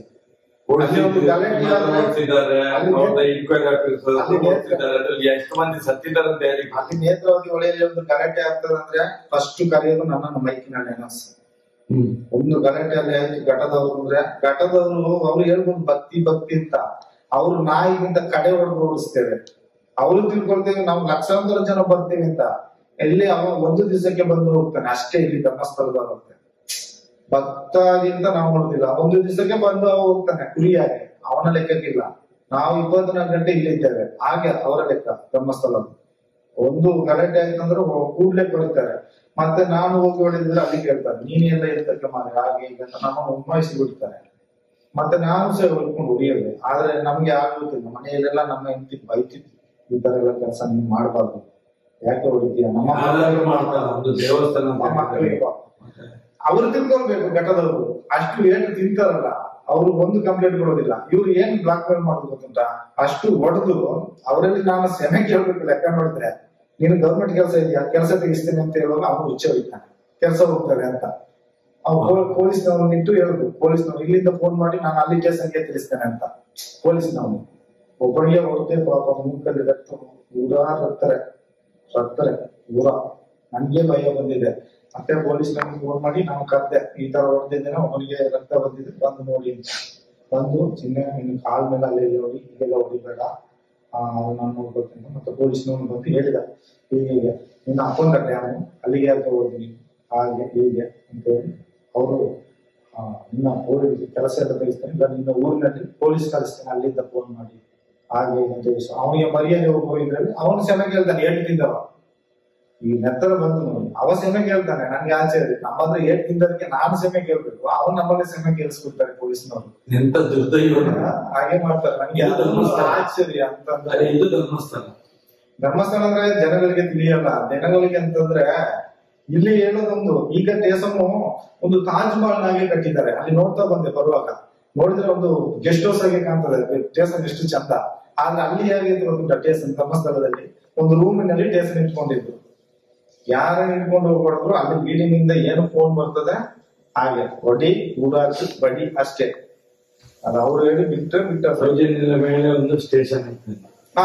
ಇದು ಒಂದು ಸ್ಟೇಷನ್ ಲಕ್ಷಣ ಕಾಣ್ತಾ ಉಂಟು. ಆದ್ರೆ ಅಲ್ಲಿ ಪೊಲೀಸರು ಇದ್ದಾರೆ ಇಲ್ಲಿ, ಅದು ನಮ್ಗೆ ಗೊತ್ತಿಲ್ಲ. ಆದ್ರೆ ಸ್ಟೇಷನ್ ಲಕ್ಷಣ ಇಲ್ಲಿ ಕಾಣ್ತಾ ಉಂಟು. ಆಗ ಸ್ಟೇಷನ್ ಅವ್ರಿಗೆ ಕಾಲಿಗೆ ಅಡಿಯೇ ಇತ್ತು. ಯಾಕಂದ್ರೆ ಬಾಡಿಗೆ ಇಲ್ಲ, ಕರೆಂಟ್ ಇಲ್ಲ ಎಲ್ಲ ಅವ್ರದೇ ಸೌಕರ್ಯ. ಇಲ್ಲಿ ಒಂದು ಸಂಬಳ, ಅಲ್ಲಿ ಒಂದು ಸಂಬಳ. ಮತ್ತೊಂದು ತಾರೀಕು ಆಗುವಾಗ ಅಲ್ಲಿ ಹೋಗಿ ನಮಸ್ಕಾರ ಮಾಡಿ ಎಲ್ಲೊಂದು ಚೀಟ್ ತಗೊಳ್ತಾರೆ, ಕವರಲ್ಲಿ ಮುಗಿ ಕವರ್ ಅದು ಕೊಡ್ತಾರೆ ಪೊಲೀಸ್ನವರು. ಆ ಉದ್ದೇಶಕ್ಕೆ ಅಲ್ಲಿ ಸರ್ಕಾರ ಸಂಬಳ ಬೇರೆ, ಅರ್ಧ ಅವರ ಅಕೌಂಟ್ಗೆ ಬೀಳೋದು. ಇದು ಕೈಯಲ್ಲಿ ಇಸ್ಕೊಳ್ಳೋದು, ಕವರ್ ಇದು ಕೈಯಲ್ಲಿ ಇಸ್ಕೊಳ್ಳೋದು ಇರ್ತಿರ್ತಾರಲ್ಲ, ಅವ್ರು ಎಷ್ಟು ಜನ ಪೊಲೀಸರು ಅಷ್ಟು ಜನಕ್ಕೆ ಒಂದೊಂದು ಕವರ್ ಹಾಕಿ ಅಲ್ಲಿ ಕೊಂಡೋಗಿ ಎಕ್ಸ್ಟ್ರಾ ಅಂತ ಕೊಡ್ತಿರ್ತಾರೆ. ಇವರು ಅವತ್ತು ಅಲ್ಲಿ ಹೋಗಿ ನಮಸ್ಕಾರ ಇಸ್ಕೊಂಡು ಬರ್ತಾರೆ. ಅದು ಅವರಿಗೆ ಒಂದು ಕ್ಷೇತ್ರಕ್ಕೆ ವಿಶ್ವಾಸವಾಗಿದ್ದೀರಿ, ಕ್ಷೇತ್ರಕ್ಕೆ ಆ ಒಂದು ಉದ್ದೇಶದಲ್ಲಿ ಕೊಡುವುದು. ಯಾಕಂದ್ರೆ ಕ್ಷೇತ್ರವನ್ನು ನಡೆಸೋದೇ ಅವರು, ಪೊಲೀಸು ಅವರದೇ, ಹೊಡೆಯೋದು ಅವರೇ. ಅதாவது ಕಣ್ಣಿನ ದೃಷ್ಟಿಗೋಸ್ಕರ ಗೌರ್ಮೆಂಟ್ ಪೊಲೀಸ್, ಪಾಲನೆಗೆ ಅವರು. ಯಾಕಂದ್ರೆ ಮೋದಿಯೇ ಬಂದು ಅವರ ಕಾಲಡಿಯಲ್ಲಿ ಬಿದ್ದು ಸೆಮೆಗೆಯಲ್ಲಿ ಹೋಗಿದ್ದಾರೆ. ಸೆಮೆ ಅಂದ್ರೆ ಸ್ವಾಮೀಜಿಯಿಂದ ಕಾಲಲ್ಲಿ ನಿಂತಿದ್ರು. ನಾನು ನಿಮ್ಮಂತವ್ರ ಕಾಲಲ್ಲಿ ಬೀಳ್ಬೇಕು ಅಂತ ಅನ್ಕೊಳ್ತೀನಿ. ಯಾಕಂದ್ರೆ 10 ಜನರಿಗೆ ಒಂದು ಒಳ್ಳೇದಾಗ್ಬೇಕು ಅಂತ ಮನಸ್ಸಲ್ಲಿ ಇರ್ತೀರಿ. ಆದ್ರೆ ಅವರು ಅಲ್ಲಿಗೆ ಬಂದು ಕಾಲಲ್ಲಿ ಬಿದ್ದು ಹೋಗಿದ್ದಾರೆ. ಕಾಲಲ್ಲಿ ಅವರು ಮೋದಿ ಅವರು ಇವರು ಹೇಗೆ ಹೇಳೋದು ಅಂತ ನಮ್ಗೆ ಗೊತ್ತಾಗ ನಂಗೆ ಆಶ್ಚರ್ಯ ಆಗ್ತದೆ. ಅವರೊಂದು ರಾಷ್ಟ್ರಪತಿ ಹೋಗ್ಬೇಕು ಜೆಂಟ್ಸ್ ಸ್ಟಾರ್ಟಿಂಗ್ ಅಲ್ಲಿ ಬಂದು ಅವ್ರು ಬರ್ಬೇಕಾದ್ರೆ ಏನ್ ಮಾಡ್ತಿದ್ರು ಗೊತ್ತಾ, ಒಂದು ಕಾರ್ ರೆಡಿ ಮಾಡಿದ್ರು, ಟಾಪ್ ಇಲ್ಲದ ಕಾರ್, ಅದ್ರ ಮೇಲೆ ಹುಳಿಯ ಚರ್ಮ ಇದೆ ನೋಡಿ, ಹುಳಿಯ ಚರ್ಮ ಎಂತದ ಅದನ್ನು ಹಾಸಿದ್ರು. ಅದ್ರ ಮೇಲೆ ರಾಜ್ಯಪಾಲನ ಕೂರಿಸಿ ಮುಂದೆ ಆನೆ 2 ಬಿಟ್ಟು ಅದರಲ್ಲಿ 2 ಇದನ್ನು ಬೀಸಿಸಿ, ಹಾಗೆ ಒಂದು ರೆಕ್ಕೆಯಾಗಿ ಬೀಸಿಸಿ ಇಲ್ಲಿಂದ ದೂರದಿಂದ ಮೆರವಣಿಗೆ ಕರ್ಕೊಂಡು ಹೋಗಿ ಅಲ್ಲಿ ಜ್ಯೂಸ್ ಎಲ್ಲ ಕೊಡಿಸಿ ಅಲ್ಲಿ ದೇವಸ್ಥಾನದ ನಿರ್ವಹಣೆ ಚೆನ್ನಾಗಿ ನಡೀತಾ ಇದೆ ಅಂತೇಳಿ ಸೈನ್ ಇಸ್ಕೊಂಡು ಚಂದದಲ್ಲಿ ಕಲಿಸಿಬಿಡ್ತಾರೆ. ಇಷ್ಟು ಎಲ್ಲ ನಡೆಯುವಾಗ ಯಾರು ಗಂಡು ರಾಜ್ಯಪಾಲರಲ್ಲಿ ಮಾಡಿದ್ದಾರೆ, ಹೆಣ್ಣು ರಾಜ್ಯಪಾಲರ ಹುಟ್ಟಿ ಬಂದ್ರೆ ಮಾಡ್ಬೇಕಷ್ಟೇ. ಅದು ಕೂಡ ಜಗತ್ತಲ್ಲಿ ಇದು ಗೌರ್ಮೆಂಟ್ ಮಾಡ್ಬೇಕು ಅನ್ನೋದು ಸಣ್ಣ ವಿಷಯ ಅಲ್ಲ. ಇನ್ನೊಬ್ಬ ಮಗ ಹುಟ್ಟಿ ಬರ್ಬೇಕು, ಪ್ರಪಂಚದಲ್ಲಿ ಹುಟ್ಟಿ ಬರ್ಬೇಕು, ದೇವರಾಗಿ ಹುಟ್ಟಿ ಬರ್ಬೇಕು, ಆದ್ರೆ ಮಾತ್ರ ಗೌರ್ಮೆಂಟ್ ಮಾಡ್ಲಿಕ್ಕೆ ಸಾಧ್ಯ. ನಾನು ಸತ್ಯ ಹೇಳ್ತೇನೆ, ನನಗೆ ತಿಳಿದ ಅನುಭವ, 35 ವರ್ಷ ಅವರ ಕಾಲಡಿ ಇದ್ದ ಅನುಭವ, ಅವರಿಗೆ ಅಷ್ಟು ಶಕ್ತಿ ಬರಲ್ಲ. ಬೇರೆ ಒಂದು ಫೋನ್ ನಲ್ಲಿ ಏನ್ ಬೇಕಾದ್ರೆ ಮಾಡ್ತಾರೆ. ಗಿರ್ಗಿಟ್ಲೆ ಆಡಿಸ್ಬೇಕಾದ್ರೆ ಸರ್ಕಾರವನ್ನೇ ಗಿರ್ಗಿಟ್ಲೆ ಆಡಿಸ್ತಾರೆ. ಒಂದು ಸರಿ ಜಂಟಿ ರಾಜಕೀಯ ಆಯಿತು, ಬಿಜೆಪಿ ಕಾಂಗ್ರೆಸ್ JDS ಏನೋ ಇರ್ಬೇಕಾದ್ರೆ ಕೆಲವು ಶಾಸಕರೆಲ್ಲ ಬೆಂಗಳೂರು ಏನೋ ಬೊಂಬೈ ಏನೋ ಯಾಕಡೆ ಹೊರಗಡೆ ಉಂಟು ವಿದೇಶಕ್ಕೆ ಇದು ಮಾಡ್ಲಿಕ್ಕೆ. ಕಾರಣ ಯಾರು? ಸಿದ್ದರಾಮಯ್ಯ. ಇವ್ರು ಬಂದು ಎಲ್ಲಿ ಕೂತ್ಕೊಂಡ್ರು, ಸಾಂತ್ವನ ಹಾಸ್ಪಿಟಲ್ ಬಂದು ತಿಳ್ಕೊಂಡು ಚೆನ್ನಾಗಿ ಅವ್ರು ಹೇಗೆ ಹೇಳ್ಕೊಡ್ತಾರೆ ಹಾಗೆ ಮಾಡಿಸ್ಕೊಂಡು ಕೂತಿದ್ರು. ಇವರೇ ರಾಜಕೀಯ ಮಾಡಿಸ್ತಾರೆ. ರಾಷ್ಟ್ರ ಪ್ರಶಸ್ತಿ ಕೊಡದೆ ಏನ್ ಮಾಡ್ತಾರೆ ಹೇಳಿ? ಇವರೇ ರಾಜಕೀಯ ಮಾಡಿಸ್ತಾರೆ. ಸಿದ್ದರಾಮಯ್ಯ 100ಕ್ಕೆ 100 ಹೆಗ್ಡೆ ಅವರಿಗೆ ವಿರುದ್ಧವಾಗಿ ಒಂದು ಸ್ಟೆಪ್ ತೆಗೊಳ್ಳಿಕ್ಕೆ ಸಾಧ್ಯ ಇಲ್ಲ. ಹಾಗೆ ತೆಗೊಳ್ಬೇಕಾದ್ರೆ ಅವರ ಪರ್ಮಿಷನ್ ಅಲ್ಲೇ ತಗೊಳ್ಬೇಕು. ನಾನು ಹೀಗೆ ಮಾಡ್ತಾ ಇದ್ದೇನೆ, ನೀವು ಹೀಗೆ ಮಾಡಿ ಅಂತ ಅವ್ರು ಅಲ್ಲುವಾಗಿ ಅಳಿಸಿ ಮತ್ತೆ ಇವರು ಮಾಡಿಸ್ತಾರೆ ಅಷ್ಟೇ. ಅಲ್ಲ ಇವರು ಸ್ವಂತ ಸ್ವಇಚ್ಛೆಯಲ್ಲಿ ಸಿದ್ದರಾಮಯ್ಯ ಮಾಡ್ಲಿಕ್ಕಿಲ್ಲ. ಸಿದ್ದರಾಮಯ್ಯ ಬರ್ಬೇಕಾದ್ರೆ ಉದ್ದೇಶ ಏನ್ ಗೊತ್ತುಂಟ, ನಾವಲ್ಲಿ ಕಸ ಮುಗಿಸ್ತಾ ಇದ್ದೇವೆ ನೇತ್ರಾವತಿಯಲ್ಲಿ, ಆಗ ಅವ್ರಿಗೆ ಏನೂ ಇಲ್ಲ. ನಡ್ಕೊಂಡು ಬಂದು ಒಂದು 5-6 ಜನದೊಟ್ಟಿಗೆ ನಡ್ಕೊಂಡು ಬಂದು ಅಲ್ಲಿ ನೇತ್ರಾವತಿಯಲ್ಲಿ ಸತೀಶ್ ಶೆಟ್ಟರ್ ಹೋಟ್ಲ್ ಇದೆ. ಸತೀಶ್ ಶೆಟ್ಟರ್ ಹೋಟ್ಲಲ್ಲಿ ಸಾಧಾರಣ ಒಂದು ಲೋಟದಲ್ಲಿ ಒಂದು ಟೀ ಕುಡ್ಕೊಂಡು ನಮ್ಮನ್ನೆಲ್ಲ ಮಾತಾಡಿಸ್ಕೊಂಡು ನಡ್ಕೊಂಡು ಹಾಗೆಲ್ಲ ಏನು ಏನೂ ಇಲ್ಲ ಅವರು. ಇವಾಗ ಮುಖ್ಯಮಂತ್ರಿ ಅದೇ ರಸ್ತೆಯಲ್ಲಿ ಬರ್ಬೇಕಾದ್ರೆ ಈಗ ಅಷ್ಟು ಪೊಲೀಸ್ ಇರ್ತಾರೆ. ಏನು ಮಾಡ್ಲಿಕ್ಕೆ ಆಗ್ತದೆ? ಏನು ಮಾಡ್ಲಿಕ್ಕೆ ಆಗಲ್ಲ. ಎಲ್ಲ ಅವರು ಸ್ಟಾರ್, ಎಲ್ಲ ಧರ್ಮಸ್ಥಳದ ಮಹಿಮೆ, ಧರ್ಮಸ್ಥಳದ ದುಡ್ಡಿನ ಮಹಿಮೆ. ಈ ದುಡ್ಡನ್ನು ಉಂಟಲ್ಲ ಗೌರ್ಮೆಂಟ್ ಲೆಕ್ಕ ತಗೊಂಡ್ರೆ ನಮ್ಮ ಕರ್ನಾಟಕ ರಾಜ್ಯವನ್ನು ಗೌರ್ಮೆಂಟ್ ದುಡ್ಡು ಕಟ್ಟಬೇಕಾಗಿಲ್ಲ. ಧರ್ಮಸ್ಥಳ ಒಂದು ದುಡ್ಡೇ ಸಾಕು. ತಿರುಪತಿ ಸುಮ್ಮನೆ ಹೆಸರಿಗೆ, ತಿರುಪತಿ ಅಂತ ಕೆಲಸ, ತಿರುಪತಿ ದುಡ್ಡು ಅಂತ ಹೇಳಿ ಸುಮ್ಮನೆ ಪ್ರಚಾರ ಮಾಡಿಬಿಟ್ಟಿದ್ದಾರೆ. ಆದ್ರೆ ಇಲ್ಲಿ ಗೋಣಿ ತಂದು ಸುರಿಯೋದು ಇಲ್ಲಿಗೇನೆ. ಯಾವುದು ಸುಲ್ಕೇಸ್ ತಂದು ಸುರಿಯೋದು ಇಲ್ಲಿಗೇನೆ. ಸಸ್ಪೆನ್ಸ್ ಅಲ್ಲಿ ಬರೋದೆಲ್ಲ ಮನೆ ಒಳಗೆ ಹೋಗಿ ಕೊಡ್ತಾರೆ. ಸಸ್ಪೆನ್ಸ್ ಇಲ್ಲದೆಲ್ಲ ಒಳಗೆ ತಗೊಂಡು ಸುರಿತಾರೆ. ಚಿನ್ನ, ತುಲಾಭಾರ, ಅದು ಇದು 6-3 ಅಂತ ಇಲ್ಲಿ ಬೇಜಾನ್ ಬರ್ತದೆ. ಈಗ ಇನ್ನೊಂದು ನ್ಯೂಸ್ ಕೇಳಿದೆ, ಆಯುರ್ವೇದಿಕ್ ಹಾಸ್ಪಿಟಲ್ ಇನ್ನೊಂದು ಕಟ್ಟಿದ್ದಾರೆ ಉಜಿರೆಗೆ, ಧರ್ಮಸ್ಥಳ ಹಾಸ್ಪಿಟಲ್. ಆ ಹಾಸ್ಪಿಟಲ್ಗೆ ಇಂಟರ್ಲಾಕ್ ಹಾಕ್ಲಿಕ್ಕೆ ಬಂದವರು ನನಗೆ ಒಂದು ಸಸ್ಪೆನ್ಸ್ ವಿಷಯ ಹೇಳಿದ್ರು. ಈಚೆ ಕುಂದಾಪುರಿಯ ಇಂಥದ ಅಲ್ಲಿ ಬರ್ತದೆ ಆ ಊರಿನ ಹೆಸರು, ಅವರ ಅಪ್ಪನ ಊರು, ತಂದೆಯ ಊರು, ತಾಯಿ ಊರು ಗೊತ್ತಿಲ್ಲ, ಹೆಗ್ಡೆ ಅವರು. ಇವರಿಗೆ ಒಂದು ಸಮಯಕ್ಕೆ ತಲೆಮಾರು ಇಲ್ಲ ನೋಡಿ. ಇವರ ತಲೆಮಾರಿಗೆ ಹೆಂಗಸು ಮಾತ್ರ, ಹೆಣ್ಣು ಮಗಳು ಮಾತ್ರ, ಗಂಡು ಮಕ್ಕಳು ಇಲ್ಲ. ಆದ ಕಾರಣ ಒಂದ್ ವೇಳೆ ಎಲ್ಲಾದ್ರೂ ಗೌರ್ಮೆಂಟ್ ಹೋದ್ರೆ ಬದುಕಲಿಕ್ಕೆ ಜೀವನ ಬೇಕಲ್ಲ, ಎಲ್ಲ ದೊಡ್ಡ ಬಿಲ್ಡಿಂಗ್ ಒಂದು ಕಟ್ಟಿ ಇಟ್ಟಿದ್ದಾರಂತ ಆ ಕಡೆ. ಅವರ ತಾಯಿ ತಂದೆ ಊರು ಅಂತ ಗೊತ್ತಿಲ್ಲ. ಅವ್ರು ಹೇಳಿದ್ರು, ಕೆಲಸ ಮಾಡಿದವ್ರು ಬಂದು ಹೇಳಿದ್ರು ನಂಗೆ ಇಂಟರ್ಲಾಕ್ ಹಾಕಿದವರು, ಅಡಿಯಲ್ಲಿ ಸೊರಂಗದಾಗೆ ಕಟ್ಟಿ ಇಟ್ಟಿದ್ದಾರಂತೆ. ಚಿನ್ನವೆಲ್ಲ ತಗೊಂಡೋಗಿ ತುಂಬಿಸ್ಲಿಕ್ಕೆ ಹೋಗೋದು ಎಲ್ಲ ಪೂರ ಅದು ಕಂಡಿಡ್ಲಿಕ್ಕೆ ಅವ್ರು ಹೇಳಿದ್ರು ನನಗೆ. ಅವತ್ತು ಯಾರು ಇಂಟರ್ಲಾಕ್ ಹಾಕ್ಲಿಕ್ಕೆ ಹೋದ್ರು ನೋಡಿ, ಅವ್ರು ನೋಡಿ ಬಂದಿದ್ರು. ಇಲ್ಲಿ ಇಂಟರ್ಲಾಕ್ ಹಾಕಿದವರು ಹೇಳಿದ್ರು ನನಗೆ, ಇಲ್ಲಿ ಉಜಿರೆಯಲ್ಲಿ ಇಂಟರ್ಲಾಕ್ ಹಾಕಿದ್ರು ನೋಡಿ, ಇಂಟರ್ಲಾಕ್ ನಡ್ಕೊಂಡು ಹೋಗೋ ಪಾದಿಗೆ ಅವ್ರು ಹೇಳಿದ್ರು ಅಲ್ಲಿ ಕೆಲಸ ಆಗ್ತಾ ಉಂಟು, ಹೀಗೆ ಅಲ್ಲಿ ಕಟ್ತಾ ಇದ್ದಾರೆ. ಅದು ಜಾಗ ಅವ್ರಿಗೆ ಸಸ್ಪೆನ್ಸ್, ನಮಗೆ ಗೊತ್ತಿಲ್ಲ. ಇವರು ನೋಟ್ ಎಲ್ಲ ಚೇಂಜ್ ಮಾಡ್ಬಿಡ್ತಾರೆ, ಚಿನ್ನವನ್ನೇ ಚೇಂಜ್ ಮಾಡ್ಲಿಕ್ಕೆ ಆಗ ಚಿನ್ನವನ್ನೆಲ್ಲ ಬಿಸ್ಕೆಟ್ ಮಾಡಿ ತಗೊಂಡು ಅಲ್ಲಿ ಸಿಗ್ತಾ ಇರ್ತಾರೆ. ಒಂದು ಕಾಲಕ್ಕೆ ಚಿನ್ನದಲ್ಲಿ ಬದುಕಬಹುದು, ನೋಟ್ನಲ್ಲಿ ಬದುಕಲಿಕ್ಕೆ ಆಗ ಬೆಂಕಿ ಹಾಕ್ಬೇಕು ನೋಟ.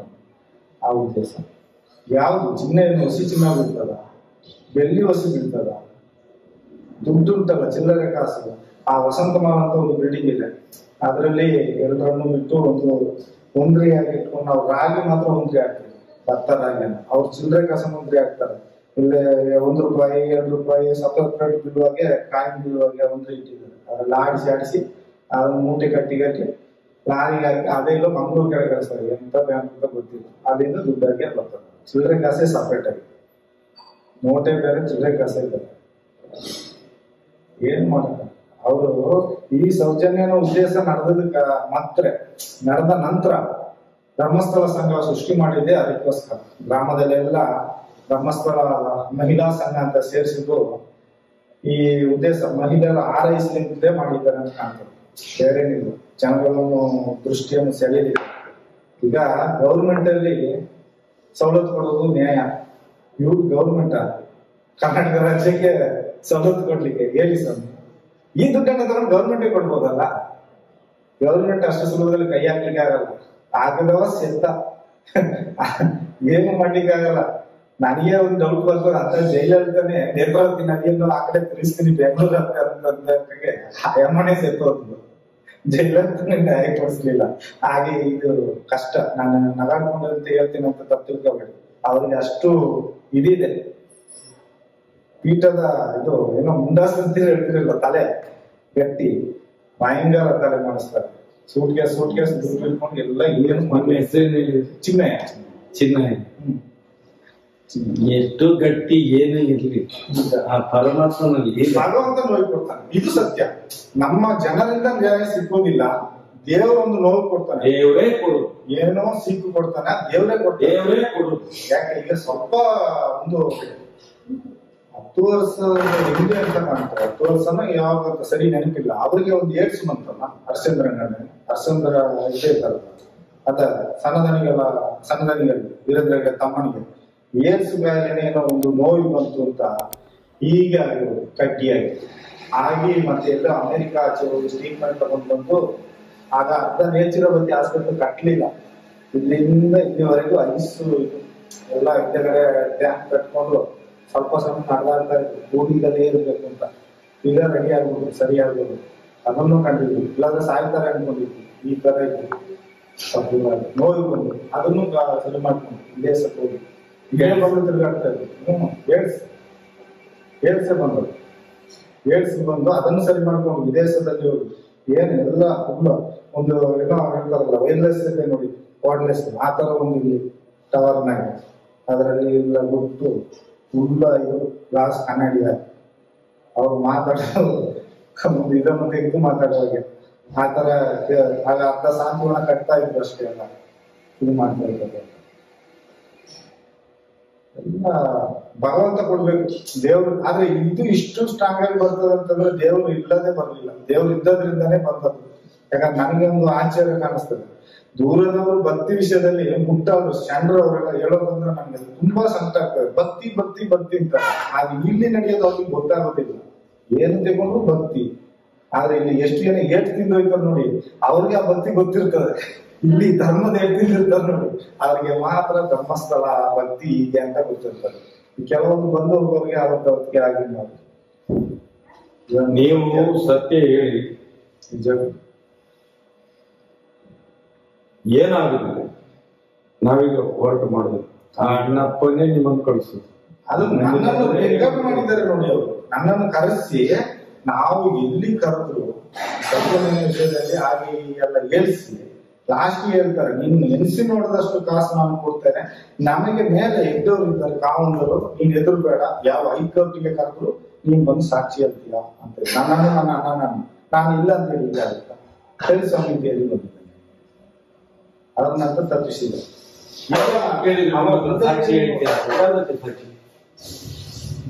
ಅವ್ರು ಏನೋ ಸಾಕ್ಷಿ ಹೇಳಿ ಅವ್ರು ಹೇಳ್ಕೊಟ್ಟಾಗ ಹೇಳ್ಬೇಕು, ಏನಂತ ಗೊತ್ತಿಲ್ಲ. ಅದು ಅವತ್ತಿಗೆ ಹೇಳ್ತಾನೆ ಅಂತಾರೆ. ನಾನು ಅದನ್ನು ಕೇಳಿದ್ದೇನೆ, ಏನ್ ಹೇಳ್ಬೇಕು ಸರ್ ಅಂತ ಹೇಳಿದೆ. ಏನ್ ಹೇಳ್ಬೇಕು ಹೇಳಿ ಸರ್ ಅಂತ. ಇಲ್ಲ ನಾವು ಹೇಳ್ತೀವಿ ಅವತ್ತಿಗೆ, ನಾವು ಹೇಳಿಕೊಟ್ಟಾಗೆ ನೀವು ಹೇಳಿದ್ರೆ ಆಯ್ತು ಅಂತ ಹೇಳ್ತಾರೆ. ಈ ಸುಳ್ಳು ಸಾಕ್ಷಿಯಲ್ಲಿ ಲಾಸ್ಟ್ ನಾನು ಒಳಗೋಗ್ಬೇಕು. ಅವ್ರು ಕೊಡೋ ದುಡ್ಡು ಯಾರು ಕೊಡೋದು? ಲಂಚ ಕೊಡ್ತಾರೆ ಇಲ್ಲ ಅಂತ. ಈ ತರ ಸುಳ್ಳು ಸಾಕ್ಷಿಯಲ್ಲಿ ಹೋಗ್ಬೇಕು ನಾನು. ಅದಕ್ಕೆ ನಾನು ಭಿಕ್ಷೆ ಹೇಳ್ಕೊಂಡು ತಿನ್ನೋದು. ಇದು ರಾಜೇಂದ್ರ ದಾಸ್ ನೋಡಿ, ರಾಜೇಂದ್ರ ದಾಸ್ ಅದೆಂತ ಹೆಚ್ಚಿಗೆ ಕ್ಯಾಮ್ರಾ ಇಟ್ಕೊಂಡು ಬಂದಿರ್ತಾನೆ. ರೂಮ್ ನಲ್ಲಿ ಕೂರ್ಸ್ಕೊಂಡು ಎಂಗರಾಡ್ಸ್ ನಂಬರ್ 2 ರೂಮ್ ಅಲ್ಲಿ ಕೂರ್ಸ್ಕೊಂಡು ನಮ್ಮ ಇಬ್ಬರನ್ನು ಕೂರಿಸಿ ಹೇಳ್ತಾರೆ. ಯಾಕಂದ್ರೆ ನಾವು ಹೆಣ ತೆಗೆಯೋದು ನೋಡಿ, ನಮ್ಮ ಕೈಲಿ ಕೇಳಿಸುವಂತ ಏನೋ ಹೇಳ್ತಾನೆ, ಕೈಗೆ ಹೇಳ್ಬೇಕು ಅಂತ. ಅದು ಅಂತ ಪರಿಸ್ಥಿತಿ ಬಂದಾಗ ಹೇಳ್ಬೇಕು ಅಂತ ಹೇಳ್ತಾನೆ. ಆದ್ರೆ ಏನ್ ವಿಷಯ ಅಂತ ಹೇಳಿಲ್ಲ. ಅದು ಹೇಳಿದ್ರೆ ನಮ್ಗೆ ಸೂಟ್ ಕೇಸ್ ನಾವು ಕನಸಲ್ಲಿ ಎನಿಸದಂತ ಕಾಸು ಅಂತಾರೆ ಅವ್ರು ಹೇಳುದು. ನೀವು ಯಾರಿಗೆ ಎದುರ್ಬೇಕು, ನಿಮ್ಗೆ ಮೇಲೆ ಎತ್ತೇಳಿದ್ದಾರೆ ಕಾಮಗಾರಿ ಏನು ಎದುರ್ಬೇಕಲ್ಲ ಅಂತ ಹೇಳಿ ಅಣ್ಣಪ್ಪ ಮಂಜುನಾಥನೇ 2015 ಓಡಿಸಿದ್ರು. ದೇವರೇ ಕಳಿಸಿದ್ರು ನನ್ನ. ನಿಜವಾಗಿ ಹೇಳ್ಬೇಕಾದ್ರೆ ಆ ಭಗವಂತನೇ ನನ್ನನ್ನು ಕಳಿಸಿದ್ರು. ನನಗೆ ಬುದ್ಧಿ ಕೊಟ್ಟೇ ಓಡಿಸಿದ್ರು. ಬೇಡ ಹೋಗು, ಈ ಏರಿಯಾದಲ್ಲಿ ಇದ್ರೆ ನನ್ನನ್ನು ನದಿಗೆ ಹಾಕ್ಬಿಡ್ತಿದ್ರು, ಪಾಲ್ ಮಾಡಿ ಹಾಕ್ತಿದ್ರು. ಗೊತ್ತಾಗ್ತದೆ ನಿಜ. ಅದೇ ಅಳಿಯ ಬೇರೆ ಕಾಲ್ ಹಲೋ ವಸ್ತಾನ ನೈಟ್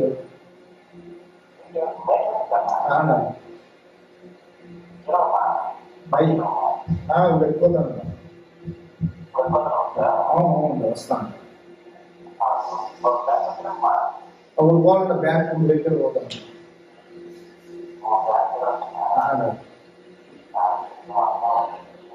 ಸರಿ ಸರಿ ಸರಿ. ನೋಡಿ ನಮ್ಮ ಅಳಿಯವರು ಮದ್ದೂರಲ್ಲಿ ಇದ್ದಾರೆ. ಅವರು ಈ ಸೌಜನ್ಯ ನ್ಯೂಸ್ ಎಲ್ಲ ನೋಡ್ತಾ ಇದ್ದಾರೆ. ಅವರೆಲ್ಲ ನಂಗೆ ಧೈರ್ಯ ಕೊಡುದು, ಹೋಗಿ ನೀನ್ ಹೇಳಿ ಬಾ, ಏನಾದ್ರು ಹೇಳಿ, ದೇವರು ಎಷ್ಟು ದಿವಸ ಜೀವನದಲ್ಲಿ ಇರ್ತಾರೆ. ಏನಾಗುದಿಲ್ಲ ಏನಾಗುದಿಲ್ಲ, ಇದು ಸತ್ಯ. ಕಾಯುವ ಅಣ್ಣಪ್ಪ ಮಂಜುನಾಥ ಅವ್ರು ಹೇಳ್ತಾರೆ ನೋಡಿ, ನೀವು ಬದುಕೋದ್ರಲ್ಲಿ ಒಂದು ಒಳ್ಳೇದು ಮಾಡಿ ಮಾವ, ಸಾಯಿದ ಎಷ್ಟು ದಿವಸ ಇರ್ತದೆ, ಜೀವ ಬದುಕ್ತದೆ, ಮಾಡಿ ಸಾಯಿ ಅಂತ. ನನ್ನ ಅಳಿಯ ನನ್ನ ಮಗು ಸರಿ ಬೆಳ್ತಾನೆ.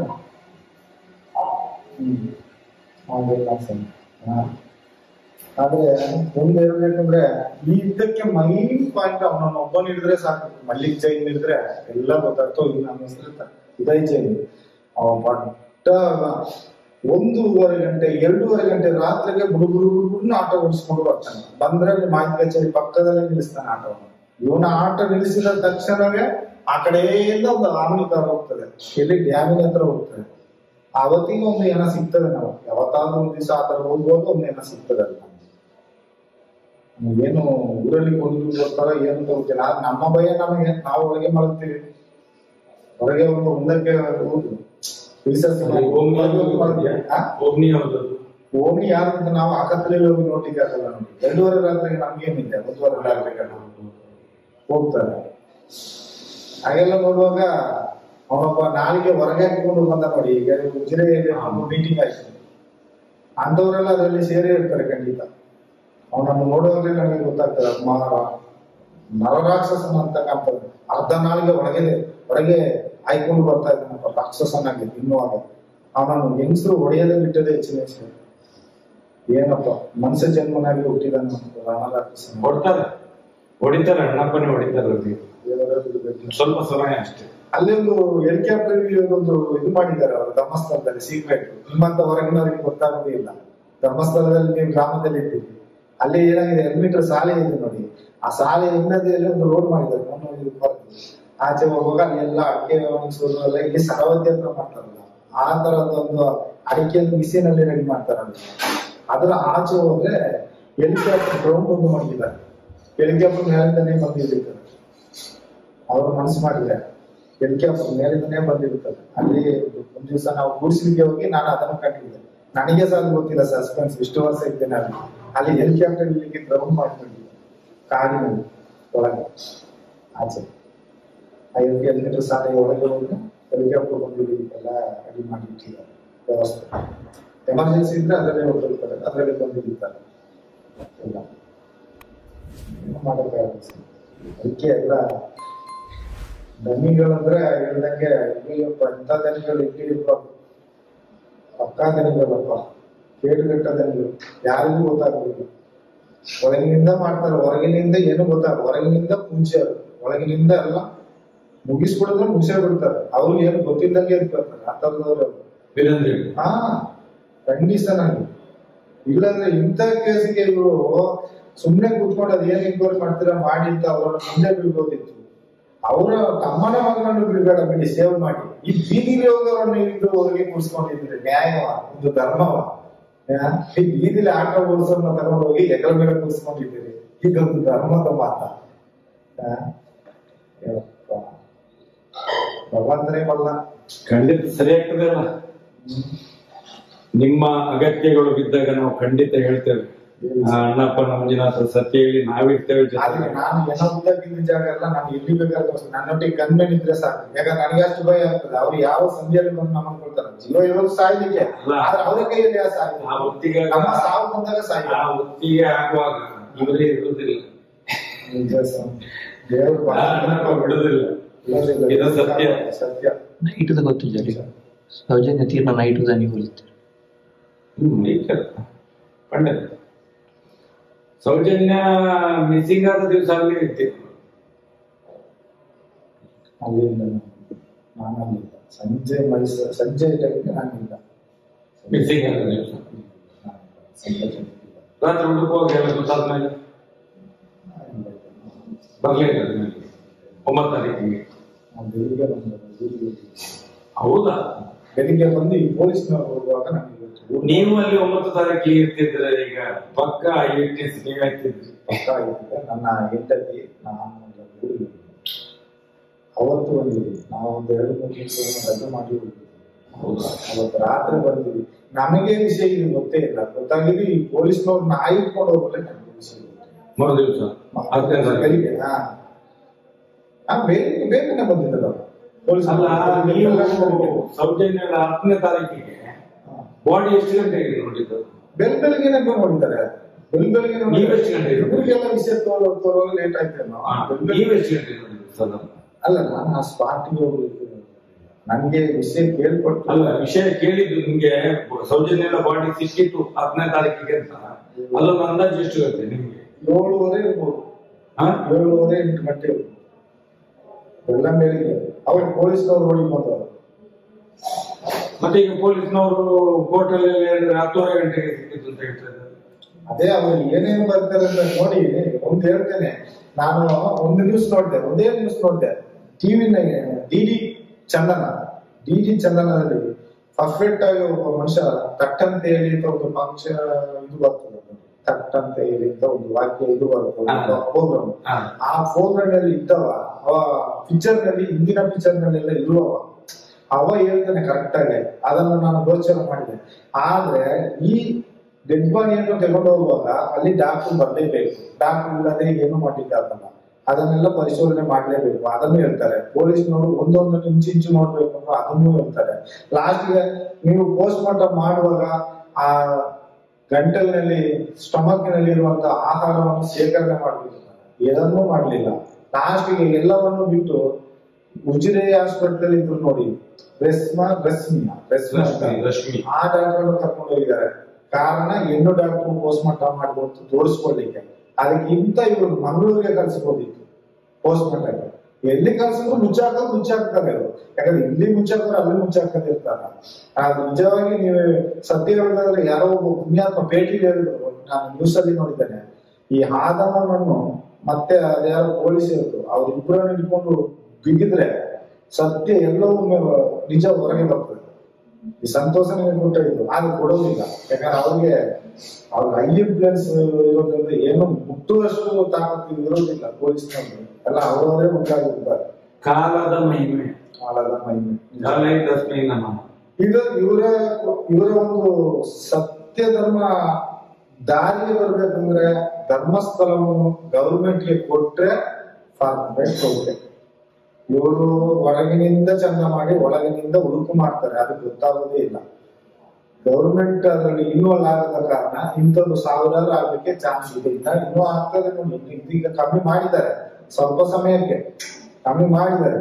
ಇನ್ನು ಇದರಿಂದ ಜಾಸ್ತಿನೇ ಮಾಡ್ತಾರೆ. ಮನೆ ಯೂಸ್ ಮಾಡುವಂತದ್ದು ಬರ್ತದೆ, ಅವ್ರು ಮಾಡ್ತಾರೆ. ಯಾಕಂದ್ರೆ ಅಷ್ಟು ಪವರ್ ಇದೆ ಅವ್ರಿಗೆ. ಈಗ ಇದು ಕಮ್ಮಿ. ಈಗ ಎಲ್ಲ ನಿಮ್ಮ ಮೂಲಕ ಎಲ್ಲ ಎದ್ದಿದ್ದಾರೆ. ಒಂದು ಸ್ವಲ್ಪ ಭಯದಲ್ಲಿ ಅಡಿಕೊಂಡಿದ್ದಾರೆ ಸ್ವಲ್ಪ ಸಮಯ. ಇನ್ನೊಂದು ವರ್ಷ ಹೋದಾಗ ನಿಮ್ಗೆ ನನಗೆ ಭಯ. ನನ್ನನ್ನು ಕೊಂದಾಗ್ತಾರಂದ್ರೆ ಭಯ. ಅದು ಭಯ ಇದೆ. ಅಭಿಷೇಕ್ ಮನೆಗೆ ಬರ್ಲಿಕ್ಕೆ ನಿಮ್ಗೆ ಭಯ ಇಲ್ಲ, ನನಗೆ ಭಯ ಇಲ್ಲ. ಇಲ್ಲಿಗೆ ಬರ್ಲಿಕ್ಕೆ ನನಗೆ ಭಯ ಇಲ್ಲ. ಅಲ್ಲಿ ಧರ್ಮಸ್ಥಳದ ದ್ವಾರಕ್ಕೆ ಹೋಗ್ಲಿಕ್ಕೆ ನನಗೆ ಭಯ ಇಲ್ಲ. ಧರ್ಮಸ್ಥಳ ಬಸ್ ಹತ್ತಲಿಕ್ಕೆ ನನಗೆ ಭಯ. ಏನು ಬಸ್ ಹತ್ತ ಒಳಗೆ ನನಗೆ ಜೀವ ಇಟ್ಟಿಸು. ಬಸ್ ಹತ್ತಿ ಹೊರಗೆ ಹೋದ್ರೆ ನಾನು ಬದುಕಿದೆ ಅಂತ ಒಂದು ಮನಸ್ಸಲ್ಲಿ ಉಂಟು. ಯಾಕಂದ್ರೆ ಇದೆ. ಯಾಕಂದ್ರೆ ಅವರು ಸುಳ್ಳು ಸಾಕ್ಷಿ ಹೇಳುತ್ತ ಆರಂಭದಲ್ಲೇ ಹೇಳಿಟ್ಟಿದ್ದಾರೆ. ನಮ್ಮನ್ನು ಬುಕ್ ಮಾಡಿ ಮಡಗಿದ್ದಾರೆ. ನೀನು ಸುಳ್ಸಾಗಿ ನಾವು ಇಲ್ದಾಗ ಹೇಳ್ಬೇಕು. ಯಾಕಂದ್ರೆ ನಾವು ಇಷ್ಟು ವರ್ಷ ಕೆಲಸ ಮಾಡಿದ್ದಕ್ಕೆ ನಮ್ಮನ್ನು ಸಾಕ್ಷಿ ಮಾಡಿ ಒಂದು ಮುಚ್ಚಾಕುವ ಪ್ರಯತ್ನ ಅವರು ಮಾಡ್ತಾ ಇದ್ದಾರೆ. ಅದಕ್ಕೆ ಅಂತಾನೆ ಗೊತ್ತಿಲ್ಲದನ್ನು ನಮ್ಗೆ ಗೊತ್ತಿದೆ ಅಂತ ಹೇಳಲಿಕ್ಕೆ ನಮ್ಗೆ ರೆಡಿ ಇಲ್ಲ. ನಾವು ಇದ್ದ ಸತ್ಯ ಇದ್ದಾಗೆ ಹೇಳ್ಬೋದು. ನಮ್ಗೆ ಯಾವತ್ತಿಗೆ ಜೀವೋಪಾಯ ಅಂದ್ರೆ ತಪ್ಪಿಸ್ಬೇಕು, ತಪ್ಪಿಸಿದೆ ಅವ್ರ ಹತ್ರ ಬದುಕಿದೆ. ಈಗ ನಮ್ದೊಂದು ಯಾವ್ದೋ ರೇಷನ್ ಕಾರ್ಡ್ ಇದ್ದು ಈಗ 1,000 ಏನೋ ಬರ್ತದಂತ ಹೇಳಿ ಆ ಒಂದು ಇದು ಬ್ಯಾಂಕಿನಲ್ಲಿ ಅಕೌಂಟ್ ಸ್ವಲ್ಪ ಸಮಯ ವ್ಯವಹಾರ ಮಾಡದೆ ಗೊತ್ತಾಗ್ಬಿಟ್ಟು ಆ ಒಂದು ಇದರಲ್ಲಿ ಕೇಳ್ಕೊಂಡು ಬಂದೆ ಅದನ್ನೊಂದು ಮಾಡಿ ಹೋಗುತ್ತೇನೆ ಅಂತ. ನಮ್ಮ ಸಂಬಂಧಿಕರನ್ನು ಅವರ ಧೈರ್ಯದಲ್ಲಿ ಬಂದು ಹೋಗ್ತಾ ಇಲ್ಲ. ಅವರು ಹೇಳ್ತಾರೆ ನಮ್ಮನ್ನೆಲ್ಲ ತೋರಿಸಿಕೊಡ್ಬೇಡಪ್ಪ, ನಾವು ಲೋಕದಲ್ಲಿ ಜೀವನ ಮಾಡುವುದು, ಅವ್ರು ಏನು ಯಾವತ್ತಿಗೆ ಏನ್ ಮಾಡ್ತಾರೆ ಗೊತ್ತಿಲ್ಲ, ನೀನ್ ದೂರ ಇರುವವನು, ನೀನು ಹೇಳುವ ನಿನ್ನ ಇದು ನೀನು ಹೇಳಿಕೊ, ನಮ್ಮನ್ನು ಇದರಲ್ಲಿ ಇದು ಮಾಡ್ಬೇಡ, ನನ್ನ ಅಕ್ಕ ನನ್ನ ಎಲ್ಲರೂ ಭಯ ಪಡ್ತಾರೆ. ಇದು ಸತ್ಯ. ಅಂತ ಸಂಗತಿಗಳು ಬಂದ್ರೆ ನಾವು ಪೂರ್ತಿ ನಿಮ್ ಜೊತೆ ಇದ್ದೇವೆ. ಸರ್ಕಾರವೂ ಇರ್ತದೆ, ಸರ್ಕಾರದಲ್ಲೂ ಸತ್ಯವಂತರಿದ್ದಾರೆ, ಆಫೀಸಲ್ಲಿ ಇದ್ದಾರೆ. ಇಂಥ ಪಾಪಿಗಳು ಬಿಡುವುದಿಲ್ಲ. ಇವರು ಮಾಡುದ್ರಿಂದ ಆಫೀಸರ್ಗಳನ್ನ ನಾವು ಸಂಶಯದಲ್ಲಿ ನೋಡ್ಬೇಕಾದ್ರೆ ಭಯ ಬರ್ತಾ ಉಂಟು, ಭಯೇ ಬರುದಿಲ್ಲ ನೋಡ್ಬೇಕ. ಇವ್ರು ಒಳ್ಳೆಯವರ ಕೆಟ್ಟವರ, ಇವರು ಮಾಡಿದ ಈ ಕೆಟ್ಟ ಕೆಲಸಗಳು ಇವತ್ತು ರಾಜ್ಯಕ್ಕೆ ಅಥವಾ ಅವರ ಕೆಳಗಡೆ ಕೈ ಕೆಳಗಡೆ ಇರುವ ಎಲ್ಲಾ ಅಧಿಕಾರಿಗಳು ಎಲ್ಲ ನಮ್ಗೆ ಕಾಣುವುದು ಅತ್ಯಾಚಾರಿಗಳಾಗೇ ಕಾಣ್ತಾರೆ. ಇವರು ಅವರ ಕೈ ಕೆಳಗಿದ್ದವರು ಅಂತ ಭಯ ಮುಚ್ತದೆ ನಮ್ಗೆ. ಅವರು ಜೀವದ ಹಂಗಿಲ್ಲದೆ ಸಂತೃಪ್ತ ಅವರ ಸಂತೋಷಕ್ಕಾಗಿ ಅವರ ಮನಸ್ತೃಪ್ತಿಗಾಗಿ ಕೆಲಸ ಮಾಡೋದಾಯ್ತು. ನಮಗೆ ಏನಾಗ್ತದೆ ಅವರ ಜನ ಇರ್ಬೋದು ಅಂತ ಒಂದು ಮನಸ್ಸಿನಲ್ಲಿ ಮುಂದೆ ಬರ್ತದೆ, ನಂಬಿಕೆ ಬರೋದಿಲ್ಲ. ಅದೇ ಸತ್ಯ. ಈಗಾಗಲೇ ಮಾಡ್ಕೊಂಡಿದ್ದಾರೆ ಒಳ್ಳೆಯವ್ರಿಗೆ. ಆದ್ರೆ ಈ ದೇಶಕ್ಕೆ ಒಳ್ಳೇದಲ್ಲ, ದೇಶ ಹಾಳಾಗಿರ್ತದೆ. ದೇಶವನ್ನೇ ಒಳಗಾಕಿ ಬಿಟ್ರು ಅವರು. ದೇಶಕ್ಕೆ ಎಲ್ಲಿ ಒಳ್ಳೆ ಎಲ್ಲ ನೋಡ ಸಮಯ ಬಂದಿದೆ, ದೇವರಿದ್ದಾರೆ ಅಂತ ನೋಡಿ ಒಳ್ಳೇದು ಮಾಡ್ಲಿ. ಧರ್ಮಸ್ಥಳದ ಹೆಸರು ಉಳಿಸ್ಲಿ, ಧರ್ಮಸ್ಥಳ ಒಳ್ಳೇದು ಮಾಡ್ಲಿ, ನಾನು ಅದೇ ಬಯಸ್ತೇನೆ. ಯಾಕಂದ್ರೆ ಎಷ್ಟೋ ಜನಕ್ಕೆ ಅನ್ನದಾನ ಮಾಡ್ತಾರಂತ ಜನಗಳು ಹೇಳ್ಕೊಳ್ತಾರೆ, ಆದ್ರೆ ಅನ್ನದಾನ ಅವ್ರು ಮಾಡಿದ್ದಲ್ಲ. ಇದು ಜನಗಳು ಎಲ್ಲಾ ಪ್ರತಿಯೊಂದು ಹುಬ್ಳಿ, ಧಾರವಾಡ, ಗುಲ್ಬರ್ಗ, ಬೆಳಗಾವಿ, ಬ್ಯಾಂಗ್ಳೂರು, ಎಲ್ಲೆಲ್ಲಿ ಚಿಂತಾಮಣಿ, ಎಲ್ಲೆಲ್ಲಿಂದ ಬಸ್ಸುಗಳು ಬರ್ತವೆ. ಆ ಎಲ್ಲಾ ಬಸ್ಸಿನಲ್ಲಿ ಒಂದೊಂದು ಬಸ್ಸಿನಲ್ಲಿ ಒಂದು ಅಕ್ಕಿ ಮೂಟೆ, ಒಂದು ಈರುಳ್ಳಿ ಮೂಟೆ, ಒಂದು ಸಕ್ಕರೆ ಮೂಟೆ, ಒಂದು ಬದನೆಕಾಯಿ ಮೂಟೆ, ಮೆಣಸಿನಕಾಯಿ ಮೂಟೆ, ಎಲ್ಲವೂ ಒಂದೊಂದು ಮೂಟೆ ಬಂದು ಇಡ್ತಾ ಇದೆ. ಹೊಸ ಬಸ್ ಸ್ಟ್ಯಾಂಡ್ ನಲ್ಲಿ ಒಂದು ರೂಮ್ ಬುಕ್ ಮಾಡಿ ಬರ್ತಿದ್ದಾರೆ. ಹೊಸ ಬಸ್ ಸ್ಟ್ಯಾಂಡ್ ನಲ್ಲಿ ದೊಡ್ಡ ಹಾಲು, ಅಲ್ಲಿ ನಿಂತು ನಾವು ಫೋನ್ ಹಾಕಿ ಜನ ಇಟ್ಟಿದ್ದಾರೆ. ಒಂದು ತಳ್ಳೋ ಕೈಗಾಡಿ ಇದೆ, ಅದನ್ನೆಲ್ಲ ಗಾಡಿಗೆ ನಿಲ್ಲಿಸಿ ಬಸ್ಸಿನಲ್ಲಿ ಬಂದದನ್ನ ನಿಲ್ಲಿಸಿ ಅಕ್ಕೌಂಟ್ ಹಿಡ್ಕೊಂಡು ಹೋಗಿ ತುಂಬಿಸಿ ಸಾಯಂಕಾಲ ಆಗುವ ಟ್ಯಾಂಕ್ ಬಂದು ತುಂಬಿಕೊಂಡು ಹೋಗಿ ಉಗ್ರಾಣದಲ್ಲಿ ತುಂಬುತ್ತಾರೆ. ಇವ್ರದ್ದು ₹1 ಕಾಸೇನು ಹೋಗುದಿಲ್ಲ. ಎಲ್ಲವೂ ಜನಗಳು ಸೇವೆಗೆ ಈ ಅನ್ನದಾನಕ್ಕೆ ಇವ್ರದ್ದು 10 ಪೈಸೆ ಬೀಳುದಿಲ್ಲ, ದುಡ್ಡೇ ಇಲ್ಲ, 10 ಪೈಸೆ ದುಡ್ಡಿಲ್ಲ. ಹಾಗೆ ಬಿಟ್ಟರು ಕಾಣಿಕೆ ದುಡ್ಡೇ ಬಿಡ್ಬೇಕು ಅಂತ ಅನಿಸ್ತಾಗಿಲ್ಲ. ಇವ್ರದ್ದು ಸಂಪಾದನೆ ಮಾಡಿ ಬೆವರು ಸುರಿಸಿ ಸಂಪಾದನೆ ಮಾಡಿ ₹1 ದುಡ್ಡು ಅಲ್ಲಿ ಇರ್ಲಿಕ್ಕಿಲ್ಲ. ನನಗೆ ತಿಳಿದ ಮಟ್ಟಿಗೆ, ನನ್ನ ಒಂದು ತಿಳಿದ ದೇವರ ಒಂದು ಸತ್ಯದಲ್ಲಿ ಹೇಳ್ಬೇಕಂದ್ರೆ ಅವರು ಬೆವರು ಸುರಿಸಿ ₹1 ದುಡ್ಡು ಇರ್ಲಿಕ್ಕಿಲ್ಲ. ಆದ್ರೆ ಈ ಲಂಚ ಕೊಡೋದು ಇನ್ನೊಂದೆಲ್ಲ ಮಾಡ್ತಾರೆ ನೋಡಿ, ಬಿಸಾಕೋದು ಹೀಗೆ ಮಾಡ್ತಿಲ್ಲ. ಸ್ಟಾರ್ಟಿಂಗ್ ಸಂಬಳ ಕೊಡ್ಬೇಕಾದ್ರೆ ಹೀಗೆ ನಾವೆಲ್ಲ ದುಡ್ಡು ಹೋದ್ರೆ ಕೈಗೆ ಕೊಡುತ್ತಿಲ್ಲ, ರಬ್ಬರ್ ಗುಂಡಾಗಿ ಇಟ್ಕೊಳ್ಳೋದು, ಹೀಗೆ ಸಂಬಳ ಬಿಸಾಕೋದು ನಮ್ಮ ಕೈಯಲ್ಲಿ. ನಾವು ಈಗ ಇಟ್ಕೊಳ್ಬೇಕು, ಕ್ಯಾಚ್ ಇಟ್ಕೊಳ್ಬೇಕು. ನಾವು ತಿಂಗಳೆಲ್ಲ ದುಡ್ಡ ಸಂಬಳವನ್ನು ಈಗ ಕ್ಯಾಚ್ ಇಡ್ಬೇಕು ಅಲ್ಲಿ. ಆವಾಗ ನಮಗೆ ಆಗ ನಮ್ಗೆ ಸಂಬಳ ಎಷ್ಟು ಗೊತ್ತಿಲ್ಲ, ₹25 ಸಂಬಳಕ್ಕೆ ಬಂದು ಸೇರೋದಕ್ಕೆ ನಾವು ಇವಾಗ ₹100 ಸಂಬಳ ಕೊಡ್ತಾ ಇದ್ದಾರೆ. ₹25 ಸಂಬಳಕ್ಕೆ ನಾನು ಒಂದು ದಿವಸಕ್ಕೆ. ನಾನು ದುಡ್ಡಿಗೆ ಲಬರ್ ಬ್ಯಾಂಡ್ ಹಾಕಿ ಬಿಸಾಡೋದು. ಅದರಲ್ಲಿ ಒಂದು ಹೆಸರು ಇಟ್ಟು ಚಿನ್ನಯ್ಯ, ಮಹಾರಾಷ್ಟ್ರ ಈಗ ಅನ್ಸ್ಬಿಡ್ತಾರೆ ರಬ್ಬರ್ ಬ್ಯಾಂಡ್ ಹಾಕಿ. ನಾವು ಅಷ್ಟು ಊರಲ್ಲಿ ಒಂದು ಕಾಟೆ ನಿಂತ್ರೆ ಬಿಸಾಕು, ಕೈಯಲ್ಲಿ ಕೊಡುವಂತ ಹೆಸರು. ಈಗೆಲ್ಲ ಸ್ವಲ್ಪ ಸಮಯ ಕೈಯಲ್ಲಿ ಸಿಗ್ನೇಚರ್ ತಗೊಳ್ತಾರೆ. ಈಗ ಸ್ವಲ್ಪ ಸಮಯ ಆದ ನಂತರ ಸ್ವಲ್ಪ ಸೈನ್ ಮಾಡಿಸುವುದು, ಸಂಬಳ ಕೊಡೋದು ಈಗೆಲ್ಲ ಮಾಡ್ತಾರೆ. ಅವತ್ತು ನಮ್ಗೆ ದುಡ್ಡು ಕೊಡುವಾಗ ಆಗ್ಲೇ ಮಾಡಿದ್ರು. ಎಷ್ಟು 3.5 ಲಕ್ಷ ತಂದದ್ದು ದುಡ್ಡನ್ನು 4 ಜನರಿಗೆ. 6 ಕಟ್ಟೆಯನ್ನು ತಂದು ನಾನೇ ನೋಡಿದ್ದೇನೆ. ಆ ಕಟ್ಟೆ ಅಲ್ಲೇ ಇದೆ ನಮ್ಮ ಮನೆಯಲ್ಲಿ. ಬರೀ 2 ಕಟ್ಟೆಗೆ 4 ಜನಕ್ಕೆ ಸರಿ ಮಾಡಿ ಮಿಕ್ಕಿದನ್ನು ಟ್ರಾವೆಲ್ ಆಗಿ ತುಂಬಿದ್ರು. ತಿಂದು ತೇಗಿದ್ದು ಮ್ಯಾನೇಜರ್ ಅವರೇ. ಇನ್ನು ಅವ್ರು ಕೊಂಡೋಗಿ ಅಲ್ಲಿ ಕೊಟ್ಟರೆ ಇಲ್ಲ ದೇವರಿಗೆ ಗೊತ್ತು. ನಾವಿಷ್ಟು ದುಡ್ಡನ್ನು ಉಳಿಸಿದ್ದೇವೆ ಅಂತ ಹೇಳಿ ಹೆಡ್ಡೇವ್ರಿಗೆ ಕೊಟ್ಟು ಒಳ್ಳೆ ಹೆಸರು ತಗೊಂಡ್ರು. ಎಂತದ ಭಗವಂತ ಒಪ್ಪಲ್ಲ. ಆದ್ರೆ ನಾವು 25 ವರ್ಷ 26 ಅಲ್ಲಿ ಬಿಟ್ರಲ್ಲ ಸ್ವಾಮಿ, ಅಲ್ಲಿ ಕೆಲಸ ಮಾಡುವವನ್ನೇ ಬಿಡುದಿಲ್ಲ, ಕೆಲಸ ಮಾಡುವವರಿಗೆ ಅಲ್ಲಿ ನಮ್ಮಲ್ಲಿ ನೀವು ಬಿಟ್ಟು ಹೋಗೋರಲ್ಲ. ಹೌದು, ನಾವೊಮ್ಮೆ ನೋಡಿ ಹೋಗ್ತೀವಿ ಅಂತ ಹೇಳಿ ಬಿಡ್ಬೇಕಲ್ಲ. ಇಲ್ಲಿಂದ ಈಚೆನೆ ಕಳ್ಬೇಕು, ಅಲ್ಲೆಲ್ಲ ಹೋಗ್ಲಿಕ್ಕಿಲ್ಲ, ಎಲ್ಲರೂ ಊರಿಗೆ ಹೋಗ್ತಾರೆ, ಅಲ್ಲಿ ಹೋಗ್ತಾರೆ, ಇಲ್ಲಿ ಹೋಗ್ತಾರೆ, ಕಳಿಸಿ ಆಯ್ತು ನಮ್ಗೆ. ಅಲ್ಲಿ ಜನಗಳು ಇವರಾಗೆ ಆದ್ರೆ ನಾವು ತಿಳ್ಕೊಳ್ಳೋದು ಎಲ್ಲರಿಗೂ ಗೊತ್ತಿಲ್ಲದೆ ಇವ್ರು ಮಾಡೋಣ ಅಂತ. ಯಾಕಂದ್ರೆ ಅವ್ರಿಗೆ ಆಲ್ರೆಡಿ ಗೊತ್ತಿರ್ತದೆ. ಯಾಕಂದ್ರೆ ಇಷ್ಟು ವರ್ಷಗಟ್ಟಲೆ ನಾವು ಕೆಲಸ ಮಾಡಿದವ್ರು ನಾವು ಹೊರಗೆ ಹೋದ ಮೇಲೆ ಅವ್ರು ಕೇಳದೇ ಇರ್ತಾರೆ. ಎಲ್ಲ ನಮ್ಮಿಂದಲೇ ಇಂಪ್ರೂವ್ ಆದದ್ದು. ಆ ಕಸವನ್ನು ಅಷ್ಟು ಅಭಿವೃದ್ಧಿ ಮಾಡಿ, ಅಷ್ಟು ಸ್ವಚ್ಛತೆ ಮಾಡಿ, ಒಂದು ವೇಳೆ ಇನ್ಕ್ವೈರಿ ಮಾಡಿದ್ರೆ ಯಾವುದೇ ದಾಖಲೆ ಇಲ್ಲದ ಹೆಣಗಳನ್ನು ಭೂತತ್ತನ್ನು ತೋರಿಸ್ತೀವಿ. ಖಂಡಿತ ತೋರಿಸ್ತೇನೆ. ನನಗೆ ಒಂದು ಸೇಫ್ಟಿ ಇದ್ರೆ ನಾನೇ ಕರ್ಕೊಂಡೋಗಿ ತೋರಿಸಿದ ಜಾಗದಲ್ಲಿ, ಆ ಜಾಗದಲ್ಲಿ ಎಲ್ರು ಬರದಿದ್ರೆ ನನ್ನನ್ನು ಕೇಳಿ ಅವರು. ನಾನು ತೋರಿಸಿದ ಜಾಗದಲ್ಲಿ ಎಲ್ರು ಬರದಿದ್ರೆ ನನ್ನನ್ನು ಕೇಳಿ. ಆದ್ರೆ ಈ ವಿಷಯ ಹೊರಗೆ ಗೊತ್ತಾಗಿ ಏನಾದ್ರು ಮಾಡ್ಲಿಕ್ಕೆ ಚಾನ್ಸ್ ಇಲ್ಲ. ಆದ್ರೆ ಅಷ್ಟು ಜಾಗ ಇದೆ, ಒಂದು ಜಾಗ ಆದ್ರೆ ಗೊತ್ತು. ನಾನು ಹಾಕಿದ ಜಾಗ ಅವ್ರಿಗೆ ಗೊತ್ತಿರ್ಲಿಕ್ಕಿಲ್ಲ. ಯಾಕಂದ್ರೆ ಕೊರಗಪ್ಪ ಇದ್ರು ಮ್ಯಾನೇಜರ್. ಕೊರಗಪ್ಪನ ಕಾಲದಿಂದ ಇಟ್ಕೊಂಡ್ರೆ ಈಗ ಎಷ್ಟು ಜನ ಅಂತ ಹೇಳ್ತಾರೆ, 25 ವರ್ಷ ಆಯ್ತು ಅಂದ್ರೆ ನೀವೇ ಲೆಕ್ಕ ಮಾಡಿ. ಅಲ್ಲಿ ಕೆಲಸ ಜನವೇ ಇಲ್ಲ, ನೀವೇ ಕೊಂಡೋಗಿ ಹಾಕಿದ್ರೆ ಬೇರೆ ಗೊತ್ತಿರ್ತದೆ. ಅದು ನನಗೆ ಮಾತ್ರ ಅದೇ ನಾಯಿ ಹಾಕಿ ಕೊಂಡೋಗಿ ಹಾಕಿದ್ರೆ ಅವಳು ಬಿಡು ಅಷ್ಟೇ. ನಮ್ಮ ಮನೆಯಲ್ಲಿ ನಾಯಿ ಹೇಳ್ಕೊಂಡು ಹೋಗೋದು, ಆ ಜನ ಇಲ್ಲ. ಒಬ್ಬ ಏನ್ ಮಾಡುದು, ನಾನು ಎತ್ಕೊಂಡು ಹೋಗ್ಲಿಕ್ಕೆ ಹೇಳ್ಕೊಂಡು ಆ ಮುಗಿಯನ್ನು ಎಷ್ಟು ನಾನು ಹೇಳ್ಕೊಂಡು ಯಾಕಂದ್ರೆ ಅಲ್ಲಿ ನಾಯಿ ಸತ್ತಾಗೆ ಅವರು ಹೇಳುದಾಗೆ ಒಂದು ಹೆಣ ಸತ್ತು, ಚಿನ್ನ ನಿಮ್ಗೆ ಅಲ್ಲೊಂದು ಉಂಟು ಮಣ್ಣು ಹಾಕ್ಲಿಕ್ಕೆ ಅಂತ ಹೇಳ್ತಾರೆ. ನಾನೇ ಅದು ಮಣ್ಣು ಹಾಕ್ಲಿಕ್ಕೆ ನಾಯಿ ಅಂತಲೇ ಆಗ ಜನ ಸತ್ರ ನಾಯಿ ಅಂತಲೇ. ಇಲ್ಲಿ ಘಟ್ಟದಲ್ಲಿ ಅದ್ರ ಪೂಜೆ ಮಾಡಿ ಗಂಧದ ಕಡ್ಡಿ ಹಚ್ಚಿ ಅದನ್ನು ತೆಕೊಂಡು ಹೋಗಿ ಮಣ್ಣು ಮಾಡ್ತಾರೆ ಎಲ್ಲ ಊರಿನಲ್ಲಿ. ನಮ್ಮ ಸಂತದವರಾದ್ರೂ ನಾವು ಅದೇ ಮಾಡ್ತೀವಿ. ಆದ್ರೆ ಇಲ್ಲಿ ಹಾಗೆ ಯಾರು ಸತ್ತ ಅನಾಥ ಹೇಳ್ತಾರಲ್ಲ, ಧರ್ಮಸ್ಥಳದ ಸತ್ರ ಆ ಚಂದ್ರಶೇಖರ ಅಯ್ಯ ಅಂತಾರಲ್ಲ, ಅವರ ಕೈಯಲ್ಲಿ ಸುಮಾರು ಇದ್ದಾಗ ನಾನು ಕೊಟ್ಟಿದ್ದೇನೆ ಚಿನ್ನ ಎಲ್ಲ. ಆದ್ರೆ ಆಗ ನನಗೆ ಗೊತ್ತಾಗ್ತಿರ್ಲಿಲ್ಲ. ಚಂದ್ರಶೇಖರ ಅಯ್ಯ ಬರುವಾಗ ನನಗೆ ಗೊತ್ತಾಗಿದೆ. ಅವ್ರು ಸಸ್ಪೆನ್ಸ್ ಅಲ್ಲಿ ಮಾಡ್ತಿದ್ರು. ಅವರು ಸಿನಿಮಾಗಳು ಅವರು ರೈಟ್ ಇರುವಾಗ ಚಂದ್ರಶೇಖರ ಅಯ್ಯ ಇರುವಾಗ ಎಂತದ್ದು, ಈ ಹೆಂಗಸರು ಸಾಯ್ತಾರೆ ನೋಡಿ, ಕಿವಿಯಲ್ಲಿ ಏನಾದ್ರು ಇದ್ರೆ ಅದನ್ನು ಬಿಚ್ಚಿಸಿ ಕೊಡುವಂತ ತಗೊಂಡು ಅದನ್ನು ತಗೊಂಡು ಕ್ಯಾನ್ಸಲ್ ಚೇಂಜ್ ಮಾಡ್ತೀನಿ. ಸರ್ ಏನ್ ಸರ್ ಮಾಡ್ತೀರಿ ಅಂತಂದ್ರೆ, ಇಲ್ರಿ ಅದೆಲ್ಲ ಲೆಕ್ಕ ಹೋಗಿದ್ರಿ ಸರ್ಕಾರಕ್ಕೆ, ನಿಮ್ಗೆ ಗೊತ್ತಿದ್ರಿ, ಹೋಗ್ರಿ ನೋಡಿ $200 ಕೊಟ್ಬಿಡ್ಬೇಕಂತ. ಚಿನ್ನ ಕಿವಿಯಲ್ಲಿ ಏನಾದ್ರು ಇರ್ತದಲ್ಲ ಅದನ್ನು ಬಿಚ್ಚಿ ತೊಳೆದು ಕೊಡ್ಬೇಕು. ನಾನು ತೊಳೆದು ಕವರಲ್ಲಿ ಹಾಕಿ ಇವರ ಕೈಯಲ್ಲಿ ಅದು ಕೊಟ್ರೆ ನನ್ನೇ ಕಡೆ ಹೋಗಿ ಒಂದು ಫ್ಯಾನ್ಸಿ ಇಲ್ಲಿ ಅದು ಬೇರೆ ಎಕ್ಸೈಜ್ ಅದೇ ಸೇಮ್ ಟೈಪ್ ಪೀಸ್ಕೊಂಡ್ ಬಂದ್ಬಿಡ್ತೀನಿ.